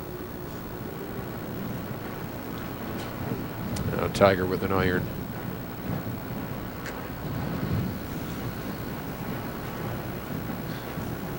Don't you just know, Ian, that there's the temptation that you need to make birdies? You're trying to not press the issue, but there's some serious wind behind him. I mean, he could almost put it down there where he can put it within 30 yards of the green. yes, but this is the wise play, isn't it? And he knows that. He doesn't really have control of his swing the last couple of days, so he's going to try and play as sensibly as possible. And even that's fine. The first cutter off is fine.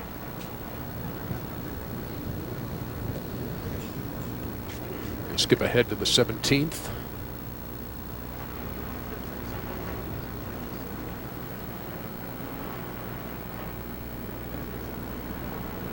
Tom Watson, you see on the small board there, it's 4 under. Yeah, they show the players on the hole and that next group coming through there on that board. He ignited the crowd at the 16th green with a very long birdie putt.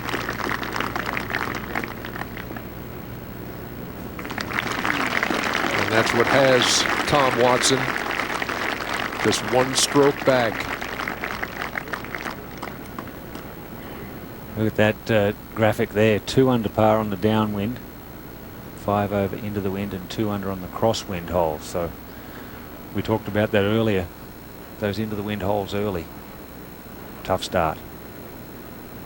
And 5 bogeys on the front. Earlier, Sergio from the bunker. This was a very nice lie in the bunker, and he has really hit some classy shots out of the sand today. And he made it from there.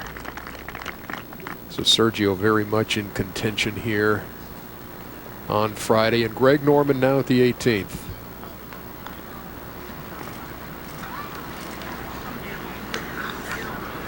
Greg Norman in 1986 in the second round. Had he 1-putted the last hole, he would have shot 61. He 3-putted for 63, which still stands tied as the best round in a major. But he had a great round that day. The champion twice of the British Open, or the Open Championship as they call it here. We'll be back with more. Just for a dinner.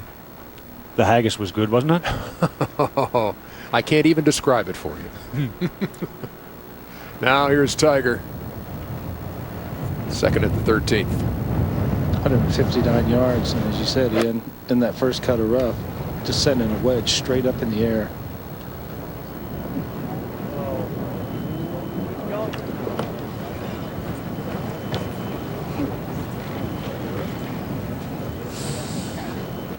If that had just stopped just short of that stuff in the short stuff, it wouldn't have been that bad, but that'll depend a lot on the lie there.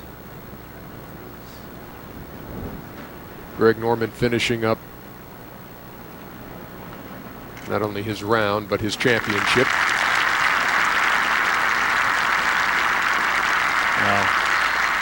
Disappointed for such a great champion, but not that bad today in those conditions, a 75.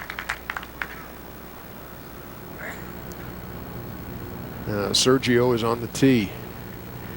I tell you one thing, his humor has been good all day. He has had a smile on his face and kind of enjoyed the day. He's picked himself up from a couple of bad things. About 275, 270 to put the ball at a good place at the corner, the right of this dog leg. And we're still running straight downwind.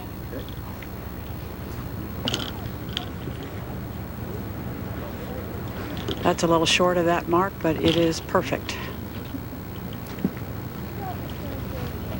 He has been talkative today. We've picked it up quite a few times. You're talking to the ball? Yeah. I don't think we've mentioned that in 2003, Tom Watson, the last time that he was in competition here, won the Senior Open Championship with 4 rounds in the 60s. Neil Oxman was on his bag then, and some of you will remember it was when his longtime friend and caddy Bruce Edwards was very ill. All right, just into the very first cut. Not bad at all there.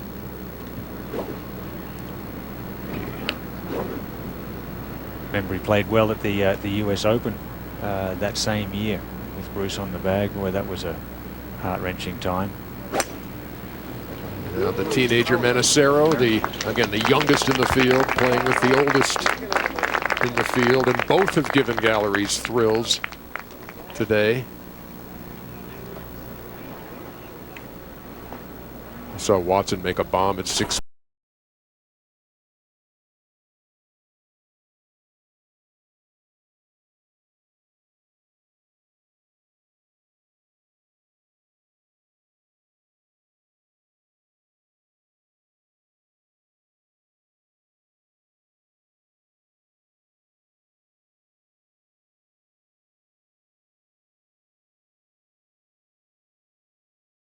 We'll get the Manicero for you in a moment. But just a fantastic experience for the young fella. 16-year-old playing alongside the 59-year-old and just watching how to do it. Now here's Tiger with his third. Stay there. Yeah, no, it's not going to stay in. This is one frustrated player right now. He was.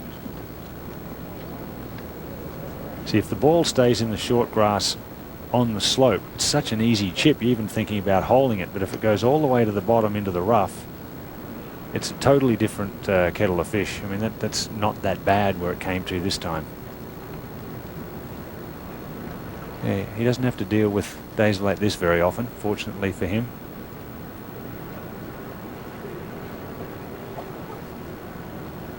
This is so unexpected. Just based on what you hear from players and others who had seen him in the practice rounds, just talking about the zone that he was in, and said, just look out. I've heard that more than once in the practice rounds from folks who had seen him play. Couldn't agree more. I was telling everybody I thought he was strong favourite this week. Thought he'd win easily, but you never know. He might chip this one in and make a couple of birdies coming in. You never know what might happen. But it's been fun watching young Yo Ishikawa. And just to show you how hard this hole's playing, because it is playing straight downwind, Ishikawa drove it within 30 yards of the front edge of the green, but there was just no way to hold the shot.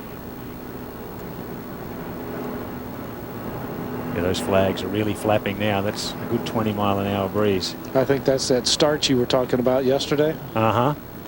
It's arrived. Just got here a little late. Just a little late. That was a good putt there. That just goes to show how hard a chip that was, having to use the putter. So that putt for bogey now. He parred the first 6 holes, birdied the 7th.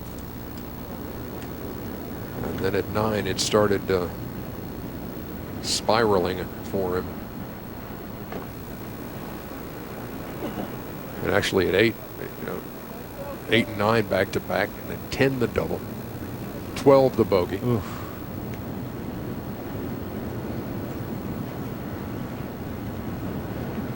You remember back at Bethpage, he had struggled there at the finish of the first round. But he'll be grinding. There's no give up in him, that's for sure.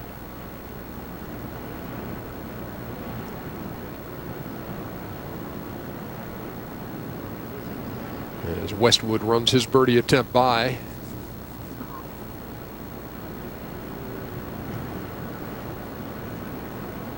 Very solid round of golf. +1 today, -1 for the championship. Really hasn't made that many mistakes.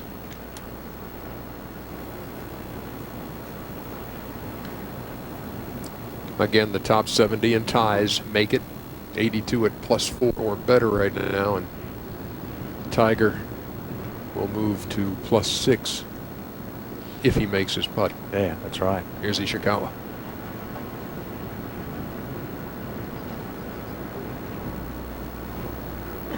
Well, see, there's a lesson in how to play in the strong wind. I mean, he hit a beautiful drive, as Billy Cratchit told us, 30 yards short of the green and makes bogey. It's just not the right play. Sometimes the downwind holes can be a meal in themselves. Ahead at the 18th, Steve Stricker. Putting the cap on his day. Not the way he wanted to. Yeah, no, he played very well at Carnoustie a couple of years ago. Shot 64 on the 3rd round. And then said he putted poorly the last day. Just couldn't make the putts when he needed to. Well, top 10 the last 2 Open Championships. And now Tiger for bogey. Certainly can't be much in this, especially with the wind directly behind him. Oh, boy. You talk about going from bad to worse. You rarely see a double bogey from Tiger Woods. We've seen 2 in 4 holes.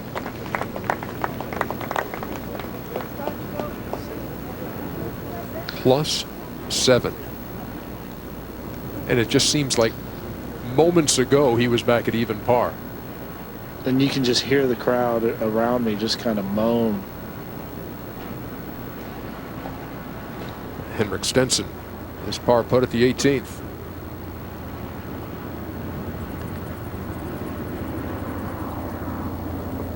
All right, that's not too bad either. +1 didn't seem too good yesterday. It was 68th, but now +1's in the top 30, 71.70. And the Players Champion. That's not a bad place to be on moving day at +1. +1 31st. Ernie Els, Justin Rose, Zach Johnson also on that number. Now Tom Watson at the 18th. 7-iron for Tom. Maybe a little bit of a flyer lie in that downwind, but it is a full 204 yards. Feeding off that bank there. Keep feeding and it'll be good. Oh, almost. Good shot though.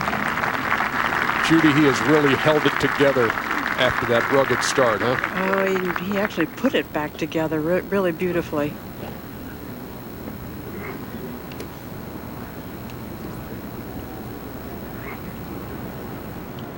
I tell you, this young man is very impressive. Remember his name, Manacero, because you're going to see him again. He did not make the match play in the British Amateur at this course last year, missed that cut, but he is now the British Amateur champion, and he is in the Masters in 2010. That's right. Winning the British Amateur gets you into both the Open Championship and the Masters. Just 16 years of age, young Italian. Now Sergio.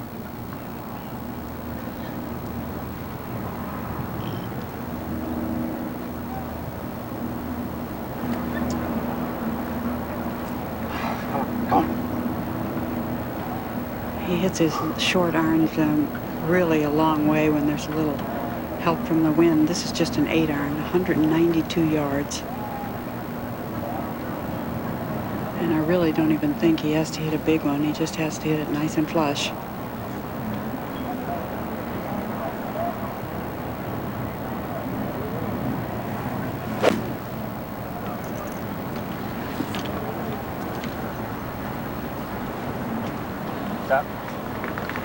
Well done. Talk about Manacero being 16 and in the Masters next year in 2010. He still won't be quite 17. Turns that on April 19th. He'll still be 16. That is amazing. He's just 16. Incredible. And now we have, as promised, this from the Italian teenager.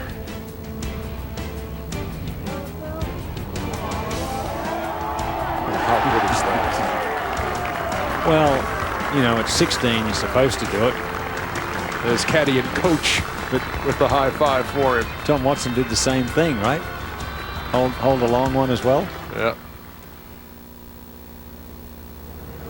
Well, at the 14th now, Tiger. Driver. Yeah. Got to make something happen now. That's unreal, Tiger. Oh my God, Tiger! Well, that was a good-looking swing, and it appears to be a good-looking result. Good, Tiger! Okay, just in the left rough.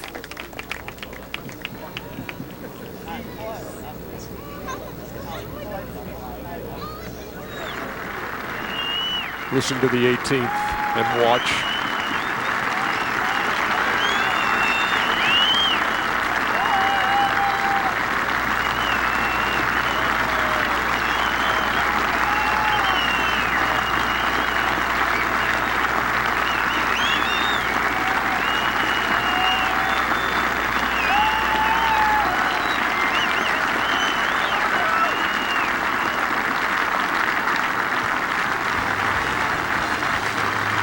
What must be going through that kid's mind as he walks the 18th with Tom Watson.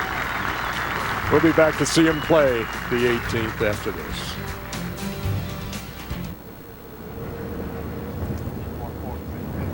Back here at the 14th, they call this hole risk and hope. And I guess you saw him on the tee with the driver. It's worth the risk if he's to have any hope. That's very well put. Down the stretch here as he battles to get back inside the cut line. Westwood to play first. 179 yards.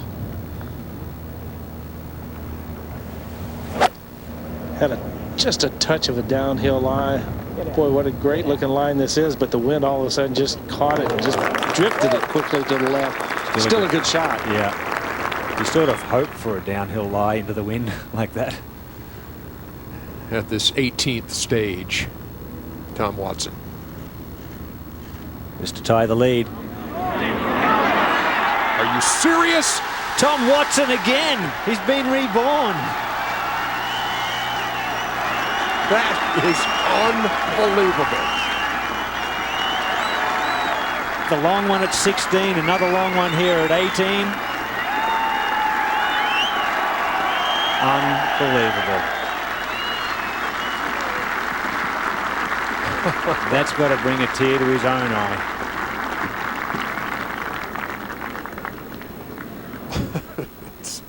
This is rich. Well, that'll be the final pairing now tomorrow. Tom Watson, Steve Marino.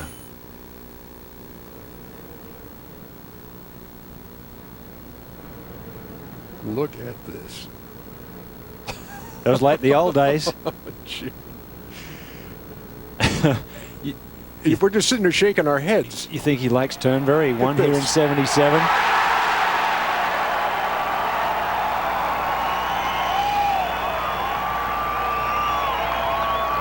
I mean, and to watch Sergio's reaction, the big smile, and this is just what this is all about. While that was happening, this was Tiger, second at the 14th.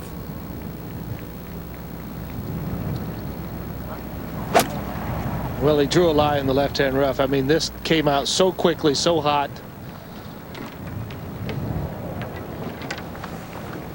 Was it going to hold the back of the green? Maybe not, but still not a bad play. Not a bad result from where he was.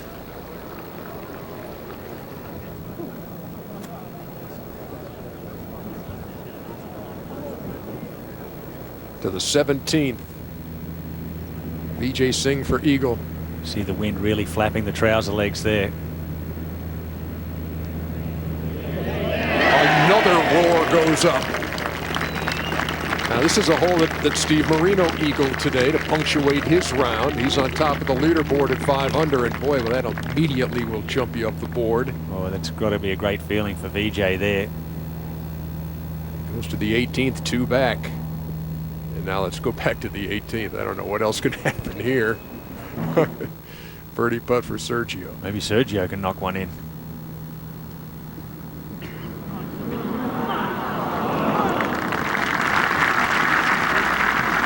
Good round of golf by Sergio Garcia today. That'll be a 69.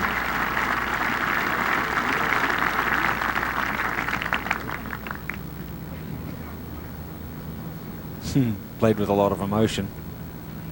Constantly talking to the ball all the way around.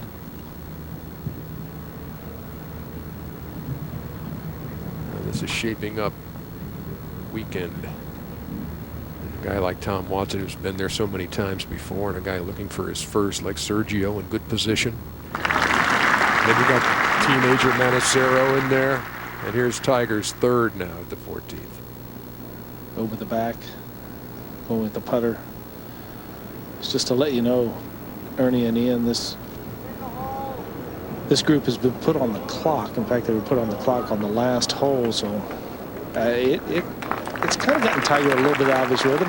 He's playing a little bit quicker than he normally does. Yeah, it's pretty hard, isn't it, in bad conditions? There have been a couple of double bogeys here and there. And had the long search on it took him forever to play the 10th. That's right. That must have been a 10-minute diversion. Yeah, actually, we had a search, you know, a couple of times. One for Tiger's ball, one for Ishikawa's ball.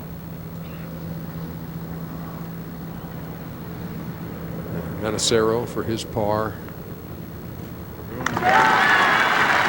Silver medal in his future. For sure. Low amateur. Look at. Oh, what a great moment.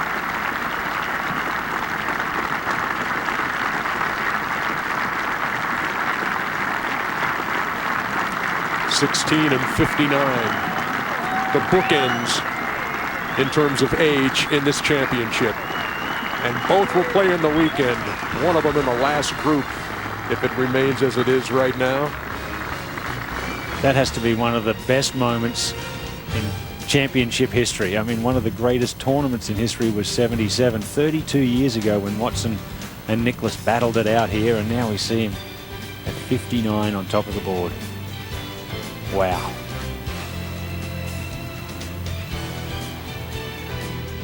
One more look as we head to break.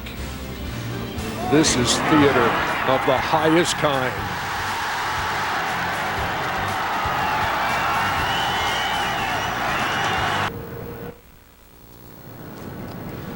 Back here at the Open Championship. And Tiger Woods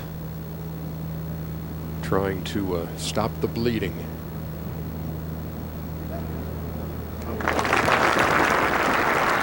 All right, he's got 4 holes to go, and he has to make them in 3 under par if he's going to be here tomorrow.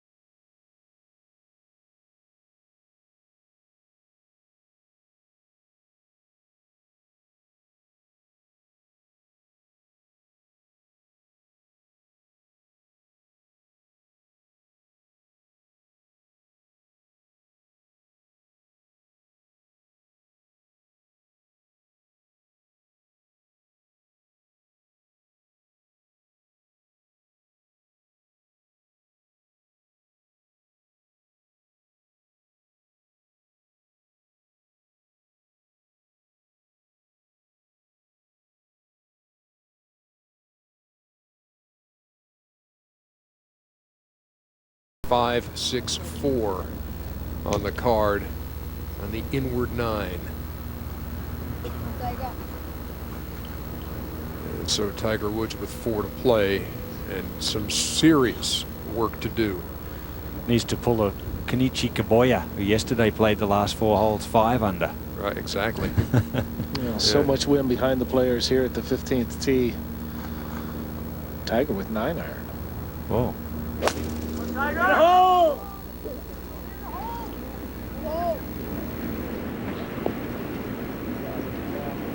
199 yards to the hole there.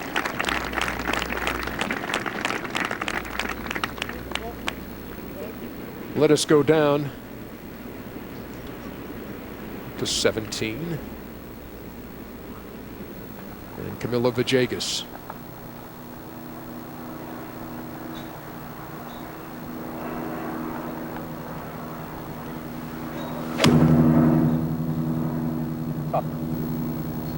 Good aggressive swing there, really slammed down on it. Should kick in from that side of the green. Well done. 17 green.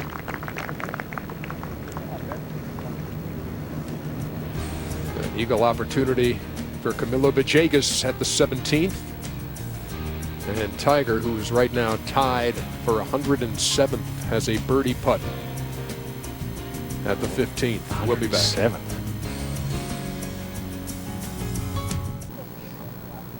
We welcome you back. 18th, Vijay Singh, fresh from that eagle at the 17th. And 2 back. Looked like a good aggressive swing there too. Just a little left to right breeze helping. Well done. It's really all you can do there. That's a tough hole location. You cannot miss it left. Masters champion, 2-time PGA champion. Mentioned his eagle at the 17th.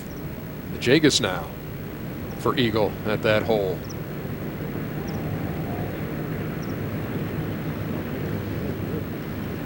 All right, aggressive try, but a tap-in birdie there that'll put him back to 2 under. 2 under's in a tie for 9th. Started the day 4 under. 2 over, not a bad score today.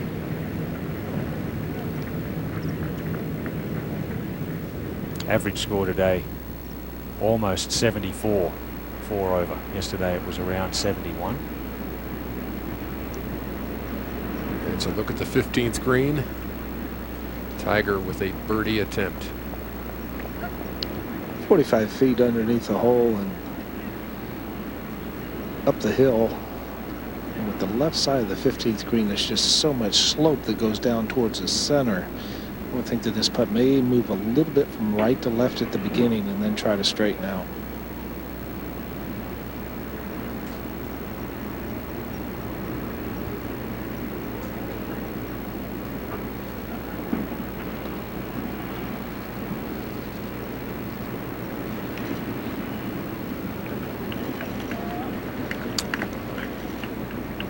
The cut right now is at 4. Tiger will tap in there to remain at 7. It's 3 birdies, 3 holes. 17 is an eagle hole, though. Exactly. We've seen them. In short, he needs a lot of good things to happen here in a short period of time. Exactly. It's certainly not what we were expecting at the start of the week. Really played beautifully at his own tournament there a couple of weeks ago, the AT&T, to win. The lead is shared by Steve Marino and Tom Watson. And Tom is with Jim Huber. Looking at that, you've seen that before, haven't you? Just a few times. Names on there 5 times. Tom, we have been treated to some remarkable moments over the years, but that was very special. Well, I made 2 no-brainers there. Field goals, as my dad called them, but I don't know. It's you know, something's on my side right now. It seems like, and things are happening my way. It didn't look good on the front 9. You bogeyed 5 of your first 7 holes, and it looked like the wheels were coming off or never got on. And then all of a sudden things turned around. Well, I knew that the front 9 was going to be the tough 9, and I played some poor shots. I made especially at 7. I was trying to lay up at 7, right in the middle of the fairway, and I hit the ball in a bad lie in the rough and make 6 there. But I figured that the golf course is going to be in my favor coming downwind on the back 9, and if I could play a couple of holes, 13 and 14 in the crosswinds, those are 2 tough holes. If I played those holes well, then I may have a chance to make some birdies coming down. Let's take a look at some of your highlights, starting with number 1.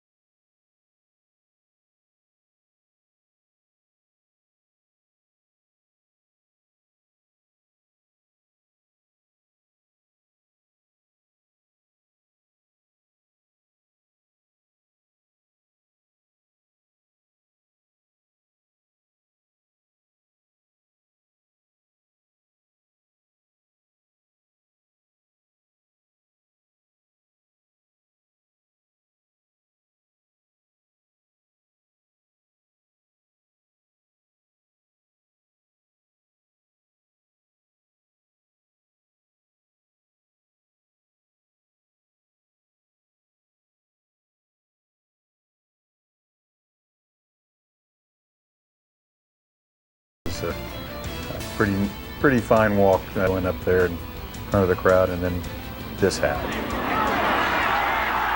You talk about the spirits being on your side. The crowd really lifted you all day long, didn't they? Well, it was a special day again. I don't have too many years left to the championship, but I've had some wonderful memories, and maybe I can make one more memory here. You had your hands on that. Do you think you can have them again on that come Sunday afternoon? Well, I wouldn't be here unless I thought I could. Okay. Congratulations, a great day, and keep it up over the weekend. Thank you. Thanks, Tom. EJ? Thank you, Jim, and it's just great to great to watch, great to listen to, and his perspective on that round, and the field goal that his dad used to call him, and spectacular, tremendous. One of my most memorable moments at the Open was playing with Tom Watson in the last group back in 1984 at St Andrews when he was going for 3 in a row. And I'll never forget that day. Unfortunately, Seve Ballesteros beat him into second place, but that was a great moment, great time for me. I'm sure Matteo and Sergio will not forget playing with him on this day. Exactly. At the Open. Birdie try now for Vijay Singh.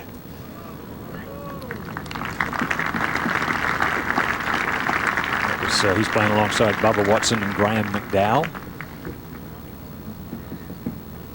And he would make that par.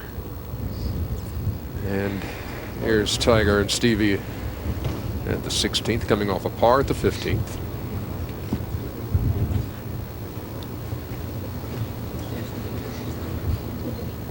Contemplating between probably the 3-iron or the 5-metal, has chosen the 5-metal. Lee Westwood just before him hit an iron into that right-hand bunker. Mm-hmm. Now, I've seen players from this tee and with the 3-metal actually take that right bunker out of play.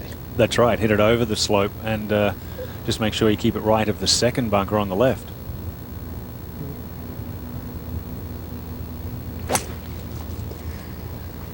And that's perfect.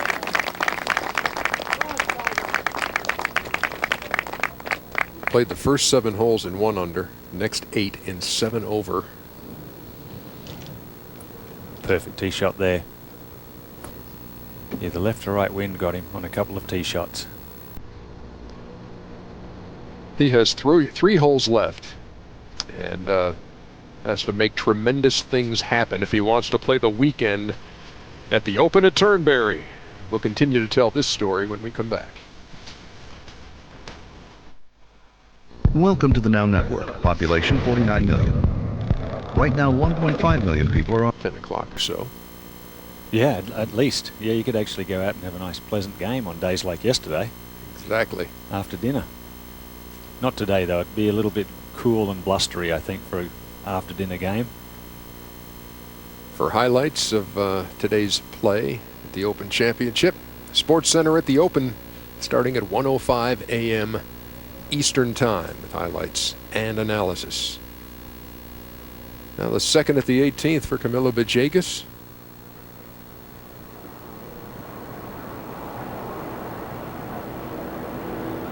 Got it to -2, 3 back. Good angle for this left hole location.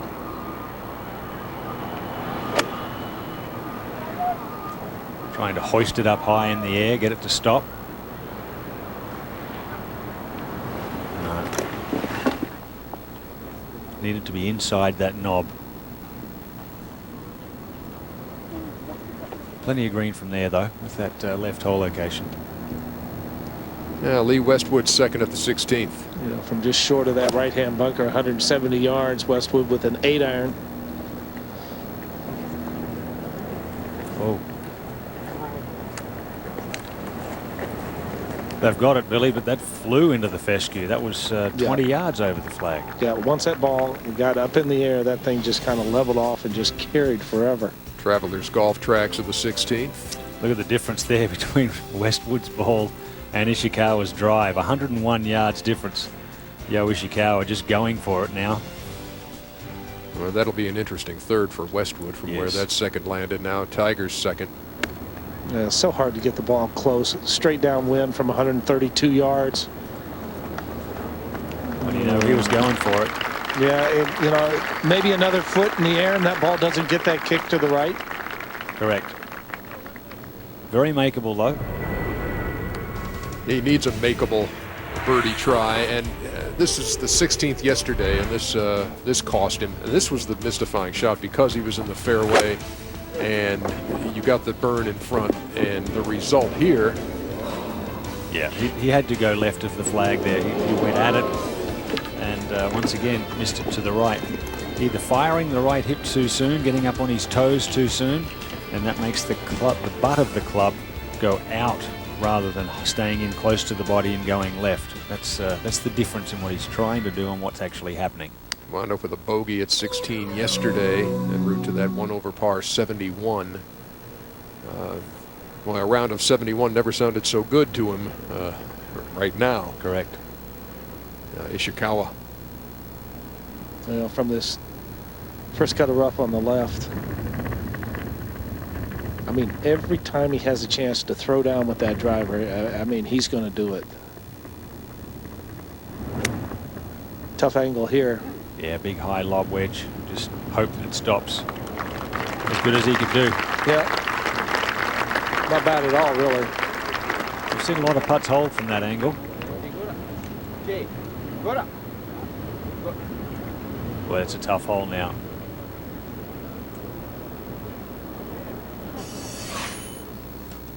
Another look at Tiger as we head to break here on TNT. His second here at the 16th.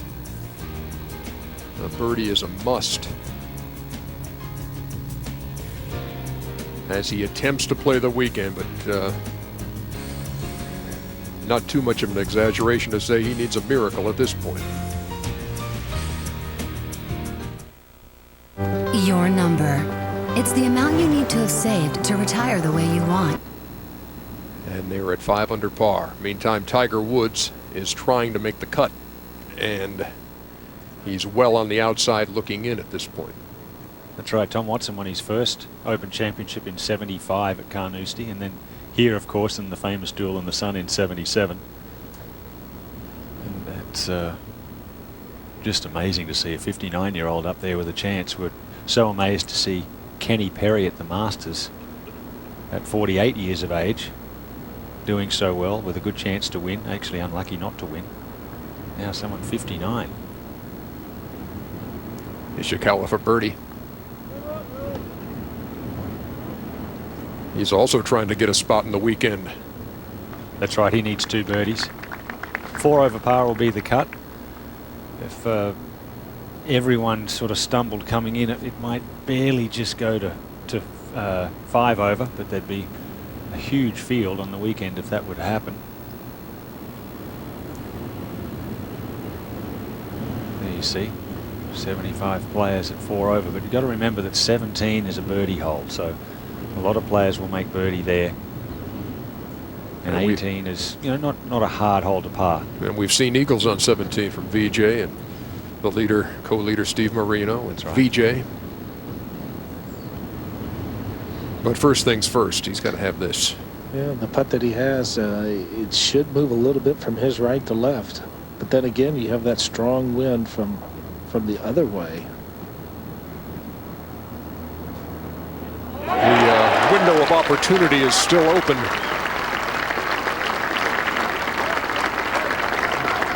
Now 6 over.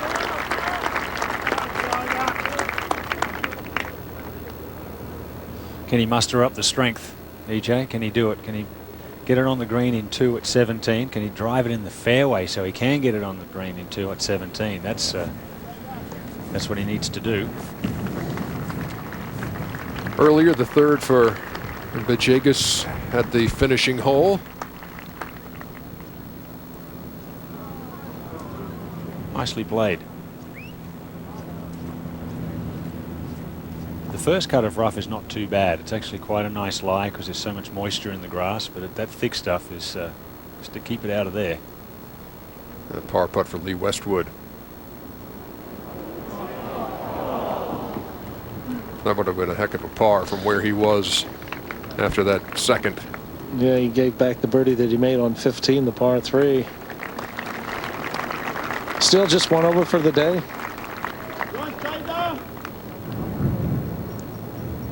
Stuart Sink has a look at birdie at the 14th.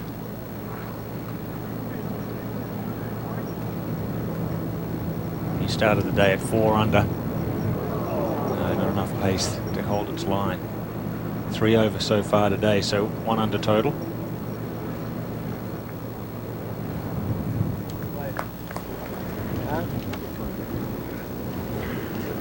So they make their way across the bridge to the 17th tee.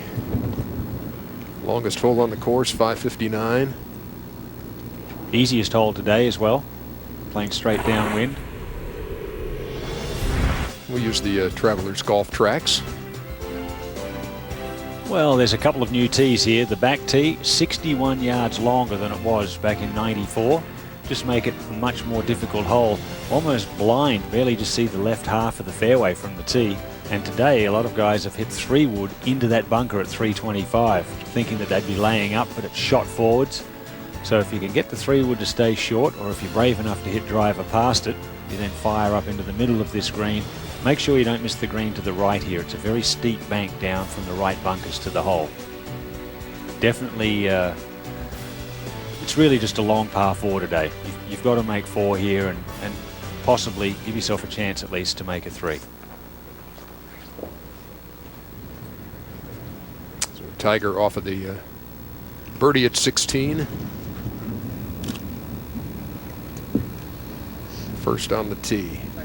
Billy, the wind's still about 20 mile an hour straight down. Exactly, Ian. It appears as though Tiger's chosen the 3 metal here. It does. That seems like a lot of players have reached that bunker. You know, and even keeping it down that left-hand side, Faldo and Goosen, the ball just kind of released and just kind of ran along that ridge. So just a hard tee shot not to find that bunker. There have been 7 eagles here today. Yeah, I can't imagine that he hit that solid at all. No, that ball is well short of that bunker. He dropped his head. That was a scooper. And from that far back, it's probably going to have to go in there with the same club he just hit there, a 3 metal, Ian. Oh, it's that far back of that bunker. Okay. Yeah, he can still reach though. Two are the active streaks here of consecutive cuts made, and Tiger at 38, and that in danger. Charlie Hoffman hoping that the cut line would go up. Yes. Vajagas now for par at 18.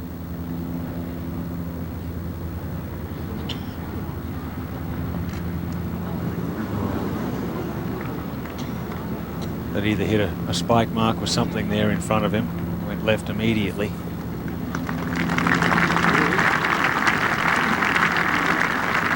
One under heading into the weekend, 4 back. Meantime, Tiger's still, of course, back at the 17th. We await his second shot. We'll bring that to you when we come back to Turnberry.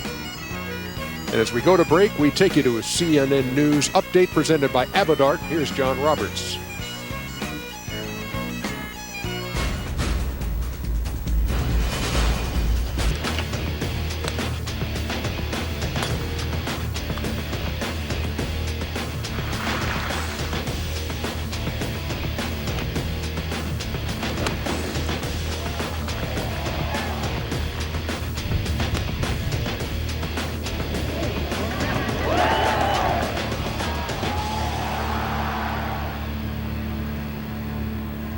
Tie the lead.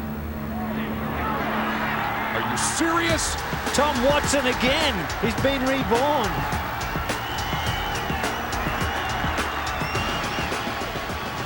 Veterans Tom Watson, Mark Calcavecchia both know what it's like to be handed the claret jug on Sunday at the Open Championship.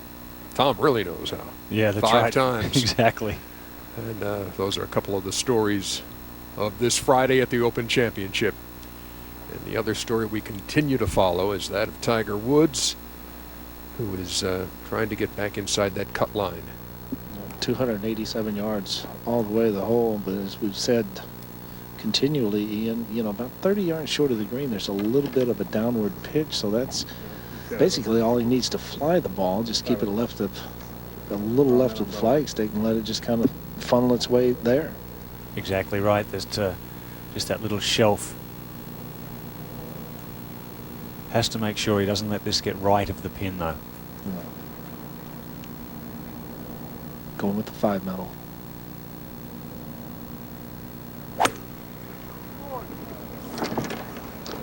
Well, he's done all he can do. He just needs the right kick. Just to the back of the green. Will it stay on that back swale? Okay. Very good shape. We've seen a lot of shots from there. Just a big left to right swinger. The cut right now at 4, could move to 5. He's at 6. And he's at the back in 2. Right. Here on the par 5 17th. Now Westwood. Yeah, 10 yards closer and pretty good lie in this first cut of rough. And just trying to carry it to that point, Ian, because he knows if he can just carry up on top, he's going to get a lot of release. That's exactly what it's done. Front of the green, about a foot short. Beautiful. Actually, Tiger's in a better position, I think. He's easier up and down. Lee Westwood will have a big right to left swing. Well, Stewart Sink bunkered at the 15th.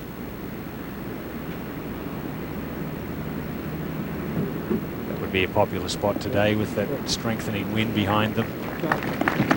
Well played.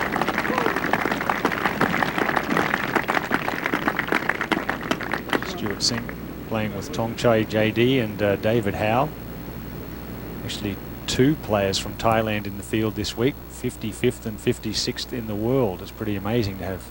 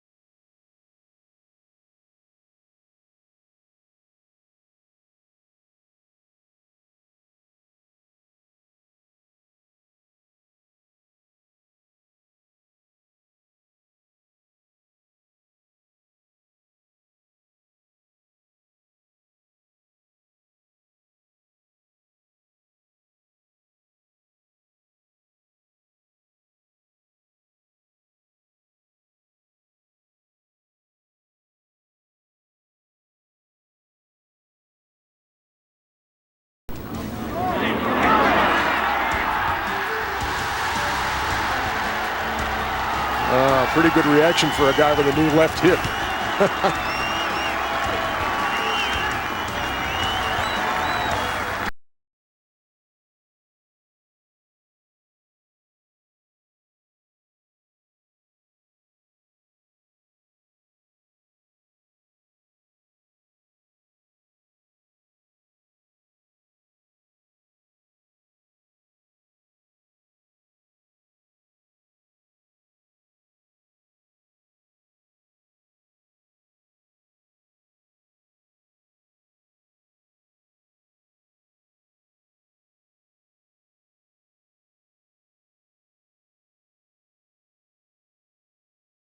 Coming in. That's what Tiger needs.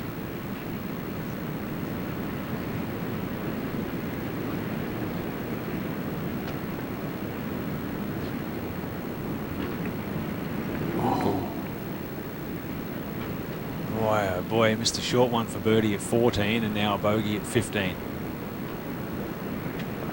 Unlucky there, that wasn't a bad tee shot, just the wind carried it on, went into that back bunker.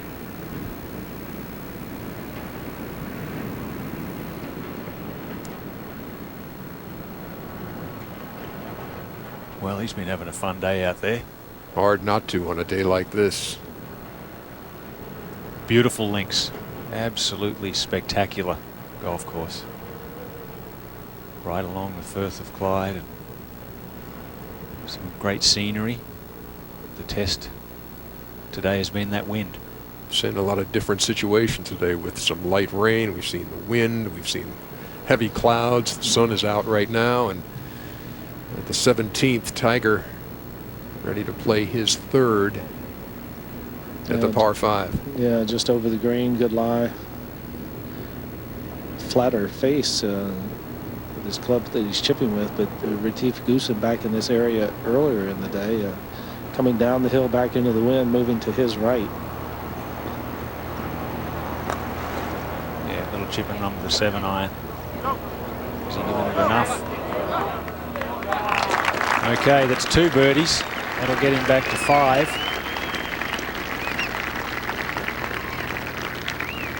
I've given him that one. Yeah, obviously you have. Tiger doesn't. Even Tiger today isn't missing that.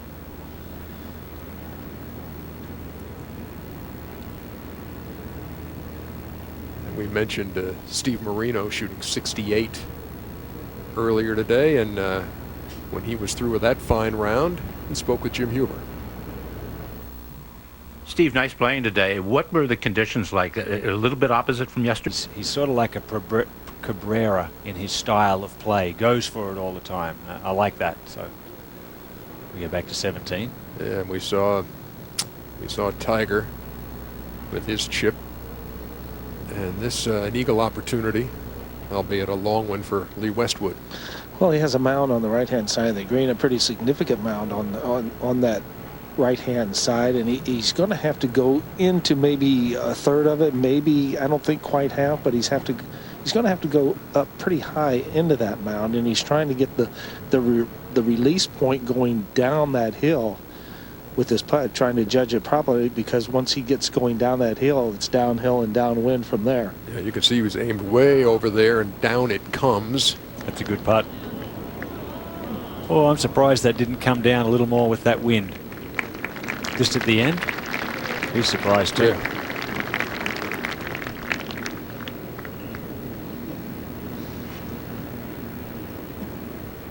That is a tricky little putt, little downhill there for his birdie. Well, Justin Leonard, another of the former Open champions here, has made his way to the 18th. That's right. 97 at Troon. No stranger to tough winds, that's for sure. I thought he'd do well here. He and Jim Furyk I thought would play well. Of course, where you have to drive it in play, and normally the wind is like it is today. Yeah. Yo Ishikawa, birdie try at the 17th. This also to get the 5.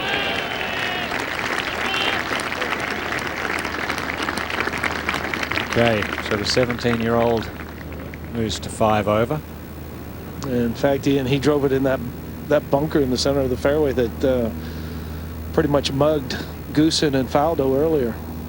That's a good birdie then from there, because you have to lay up. There's no choice, is there? No. You have to just splash it out. Hit a pretty fancy shot from about 80 yards. 74 players right now at 4 over. Top 70 and ties play the weekend. So Tiger taps his in for birdie. He goes back to 5 over, and then he really needs to birdie the last, but if he doesn't, he'll have to sit around and wait to see if 5 over ends up making the cut.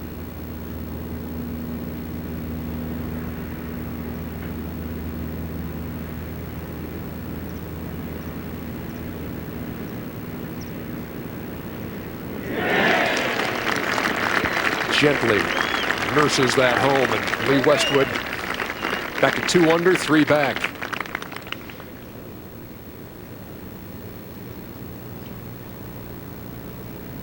Yes, that currently in a tie for 9th.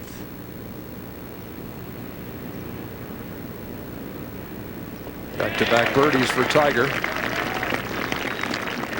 So from 7 over to 5 over, and the 18th ahead. All right, I think it's a 3-iron off the tee there, off 18.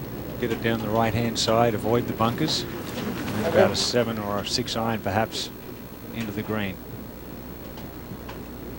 If he were driving it better, he could go with the 3-wood and try and get it around the corner, go in with a 9-iron or something, but I think the wise play would be to just get it into the fairway.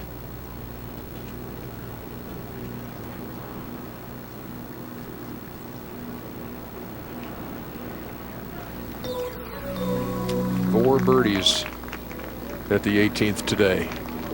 Yeah, it's tough to get it close. Tom Watson's was a beauty.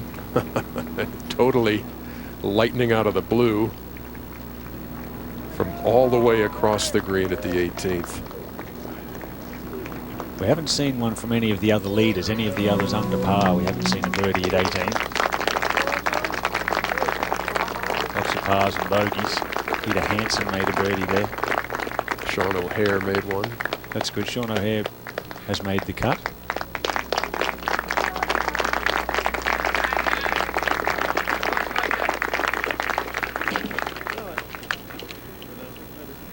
$14 players at +5, 74 at 4 or better. That's including those out on the course, obviously. So unlikely to go to 5, but it could just sneak in.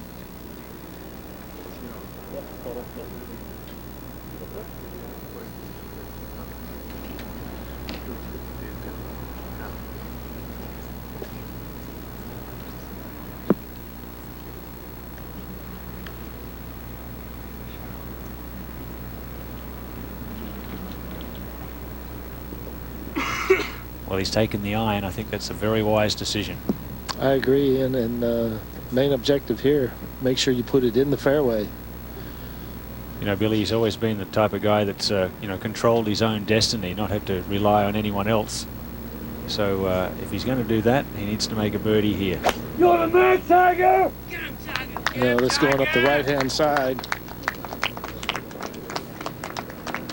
Settle down. It's going to catch the rough, and all depends on the lie.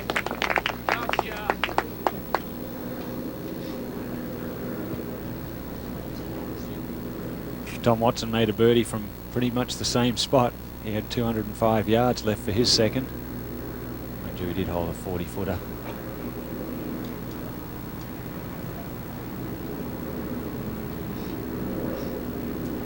Oh, a rare positional play here for Ishikawa, going with the iron. Yeah, I think the birdie at 17 had something to do with that, Ian. Getting it back to +5. Certainly these guys are thinking that +5 has a chance.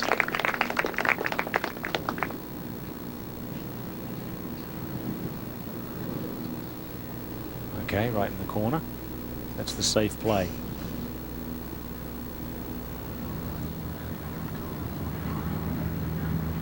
Up ahead, Justin Leonard.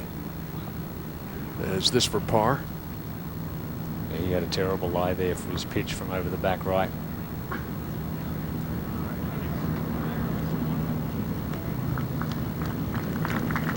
back on the tee at Westwood.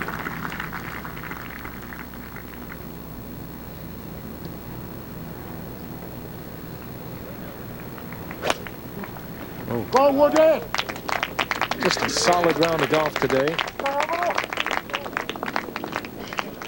Oh, it's perfect. He took his hand off the club there like something had gone wrong. The best of the bunch.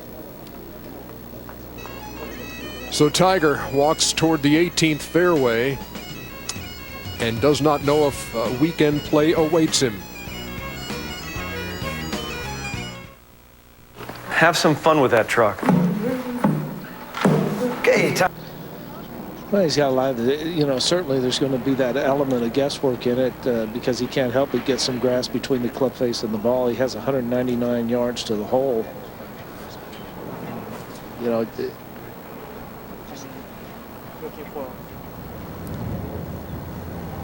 you talk about the guys who could affect the cut line. Will it go up to +5? Here's one of them, DJ Trahan, currently at +4. Well, he just made birdie at 13. Yeah, long way up there today. Still, that's a good position to miss it. That's where a lot of guys practiced in practice rounds. Just leaving it short right. It's an easy chip. Looked like it came out better than he thought it would.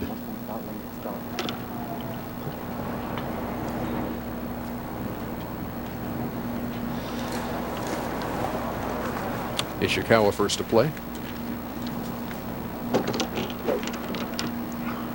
208 yards to the hole, and where this hole is located, you just can't miss this flag to the left.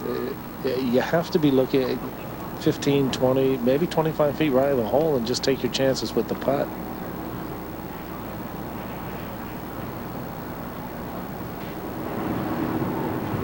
Ishikawa with a 6-iron. Come on, go, go. Pretty good line if it's enough. Not quite. Boy, that would have looked good to him right at it.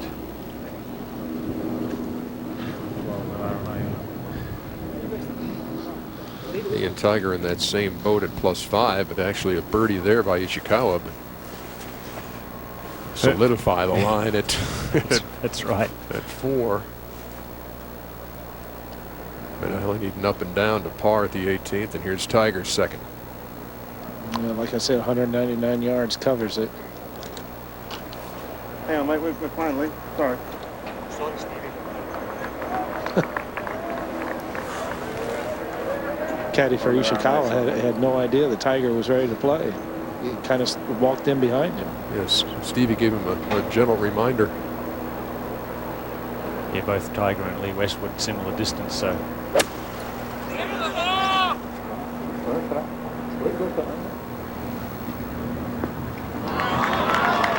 Settle down there.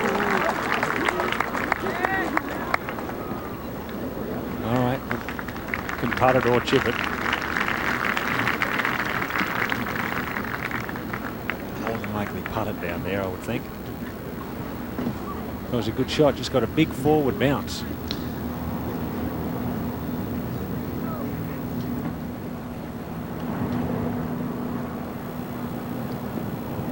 So you have 75 players right now at 4 or better with the top 70 in ties. Again, we remind you, if you're just joining us, top 70 in ties play the weekend, which is not an issue with Lee Westwood. And I can tell you, Billy, how's that one looking? Excellent, if it's enough. Yeah, oh, great shot. That's what Tiger needed. In conditions that we're used to seeing at the Open Championship, if tomorrow morning were to be calm and the afternoon to be windy, anyone has a chance. Remember, Paul Lawrie came from 10 back at Carnoustie in 1999, so it is possible to come from 10 behind. Tiger right now 10 behind, so don't count him out. If he can make this putt, or for some reason others bogey coming in and 5 over does make the cut, there's still a chance. Lee Westwood will have a good opportunity to take it to 3 under, just 2 back. Tiger, meantime, off the green at the 18th. And needing help. Yes. Yeah, he has to hold this, do something outstanding from the back of the green, which we've seen him do many, many times before. We'll hope that others falter behind him.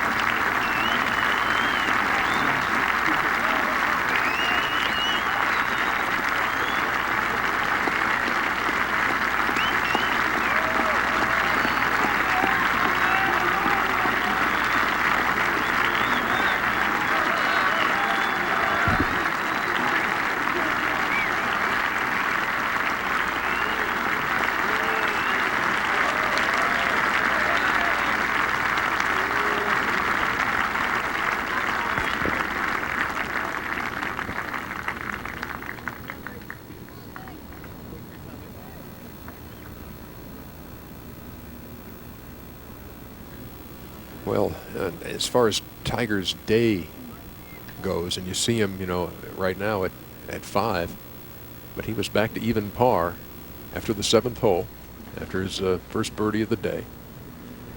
And then it just, it all went south in a short span. That's for sure. Bogey at 8 and 9, double bogey at 10. With a lost ball. Bogey at 12, double bogey at 13.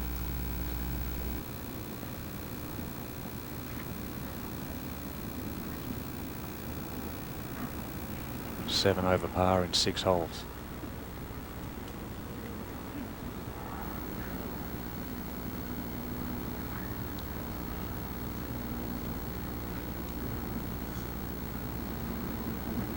Ishikawa to play first.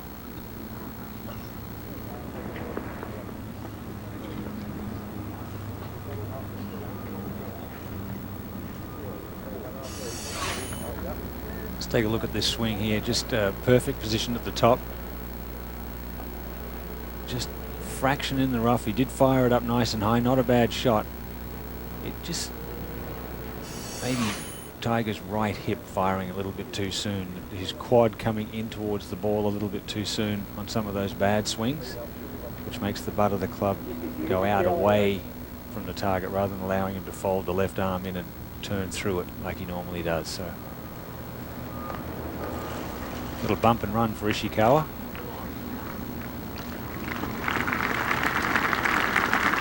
That's why you don't want to be short here. It's such a hard chip from short.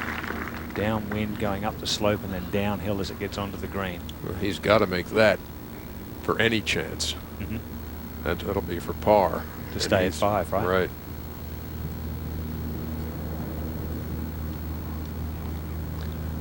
Okay, Tiger, show us your stuff.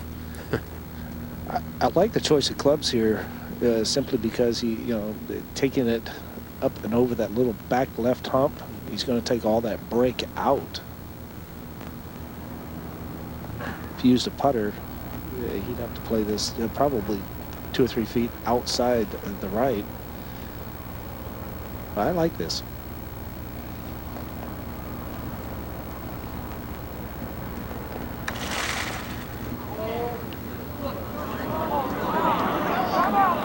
Beautiful shot.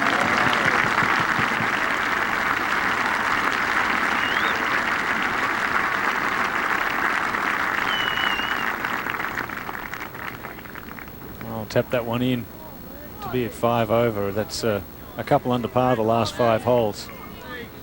The damage was done. Now Trahan for par at the 14th to stay at +4.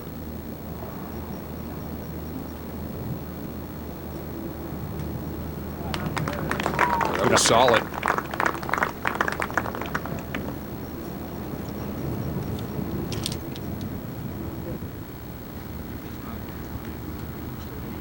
And now back here at the 18th, and Lee Westwood with his birdie chance. Yeah, I like the way he's played, Billy. He's hit the ball nicely. He really never got ahead of himself today, even though the mistakes he's made have been minimal. He's kept everything in check. He's got a great birdie opportunity here at 18. birdied 15, birdied 17. He makes this. How many birdies? 3 out of the last 4. But it's just been a solid round of golf in very tough conditions.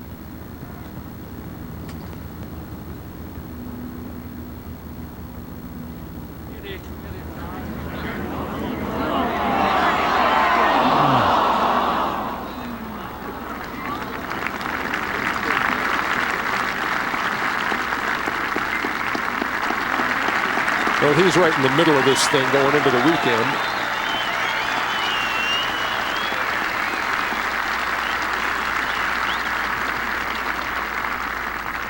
Just 3 back.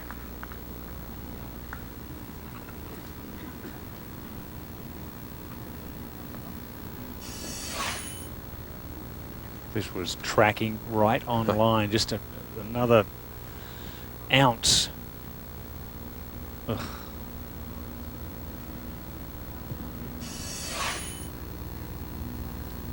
Now the teenager from Japan, Ishikawa, has to make this to have any chance. Still going to need help. Yes.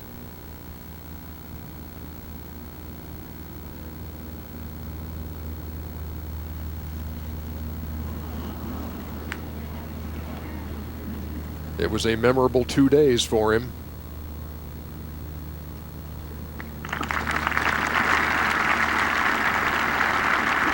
What a memory for a 17-year-old to play with Tiger Woods. First Open Championship.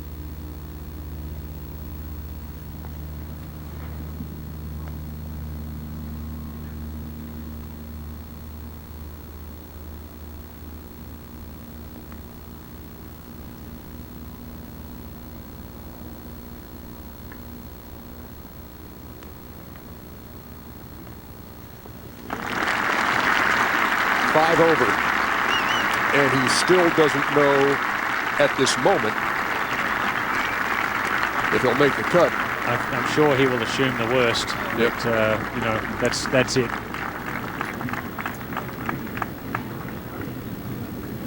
Thanking the referees that walked with him.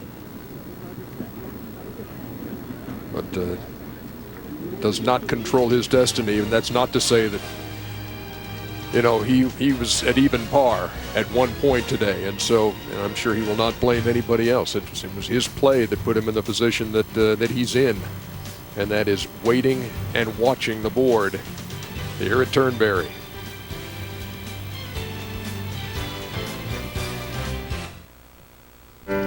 There are plenty of lawyers out there, believe me. So where do you go? As opposed to day one.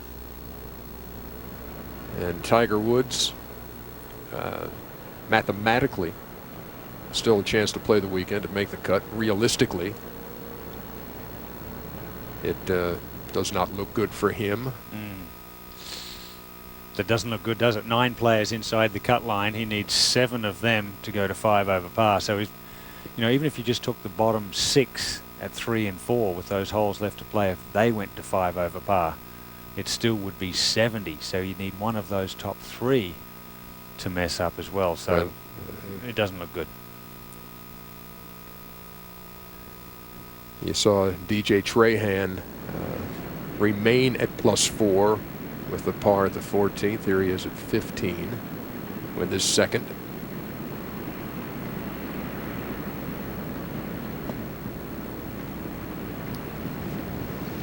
Boy, that was well played from that lie.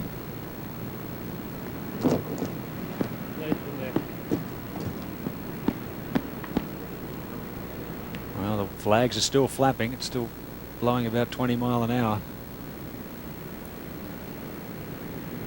Stewart Sink has the putter out. Eagle try at the 17th. That'll really break back. Very nicely done indeed. Nearly perfect.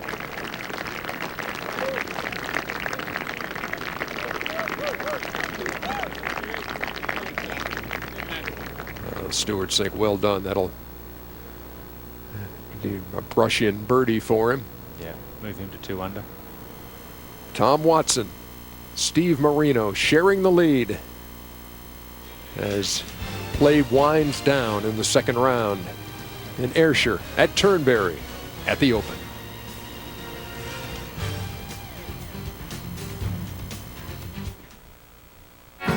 I have high blood pressure, and I was surprised to learn that it may have led to my erect. But a lot more have to join that group.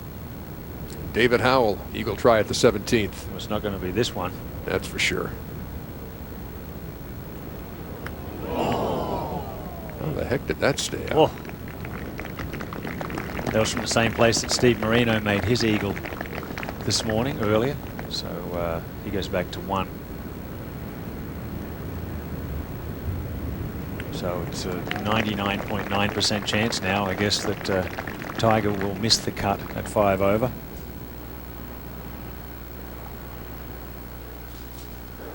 Todd Hamilton also at 5 over par.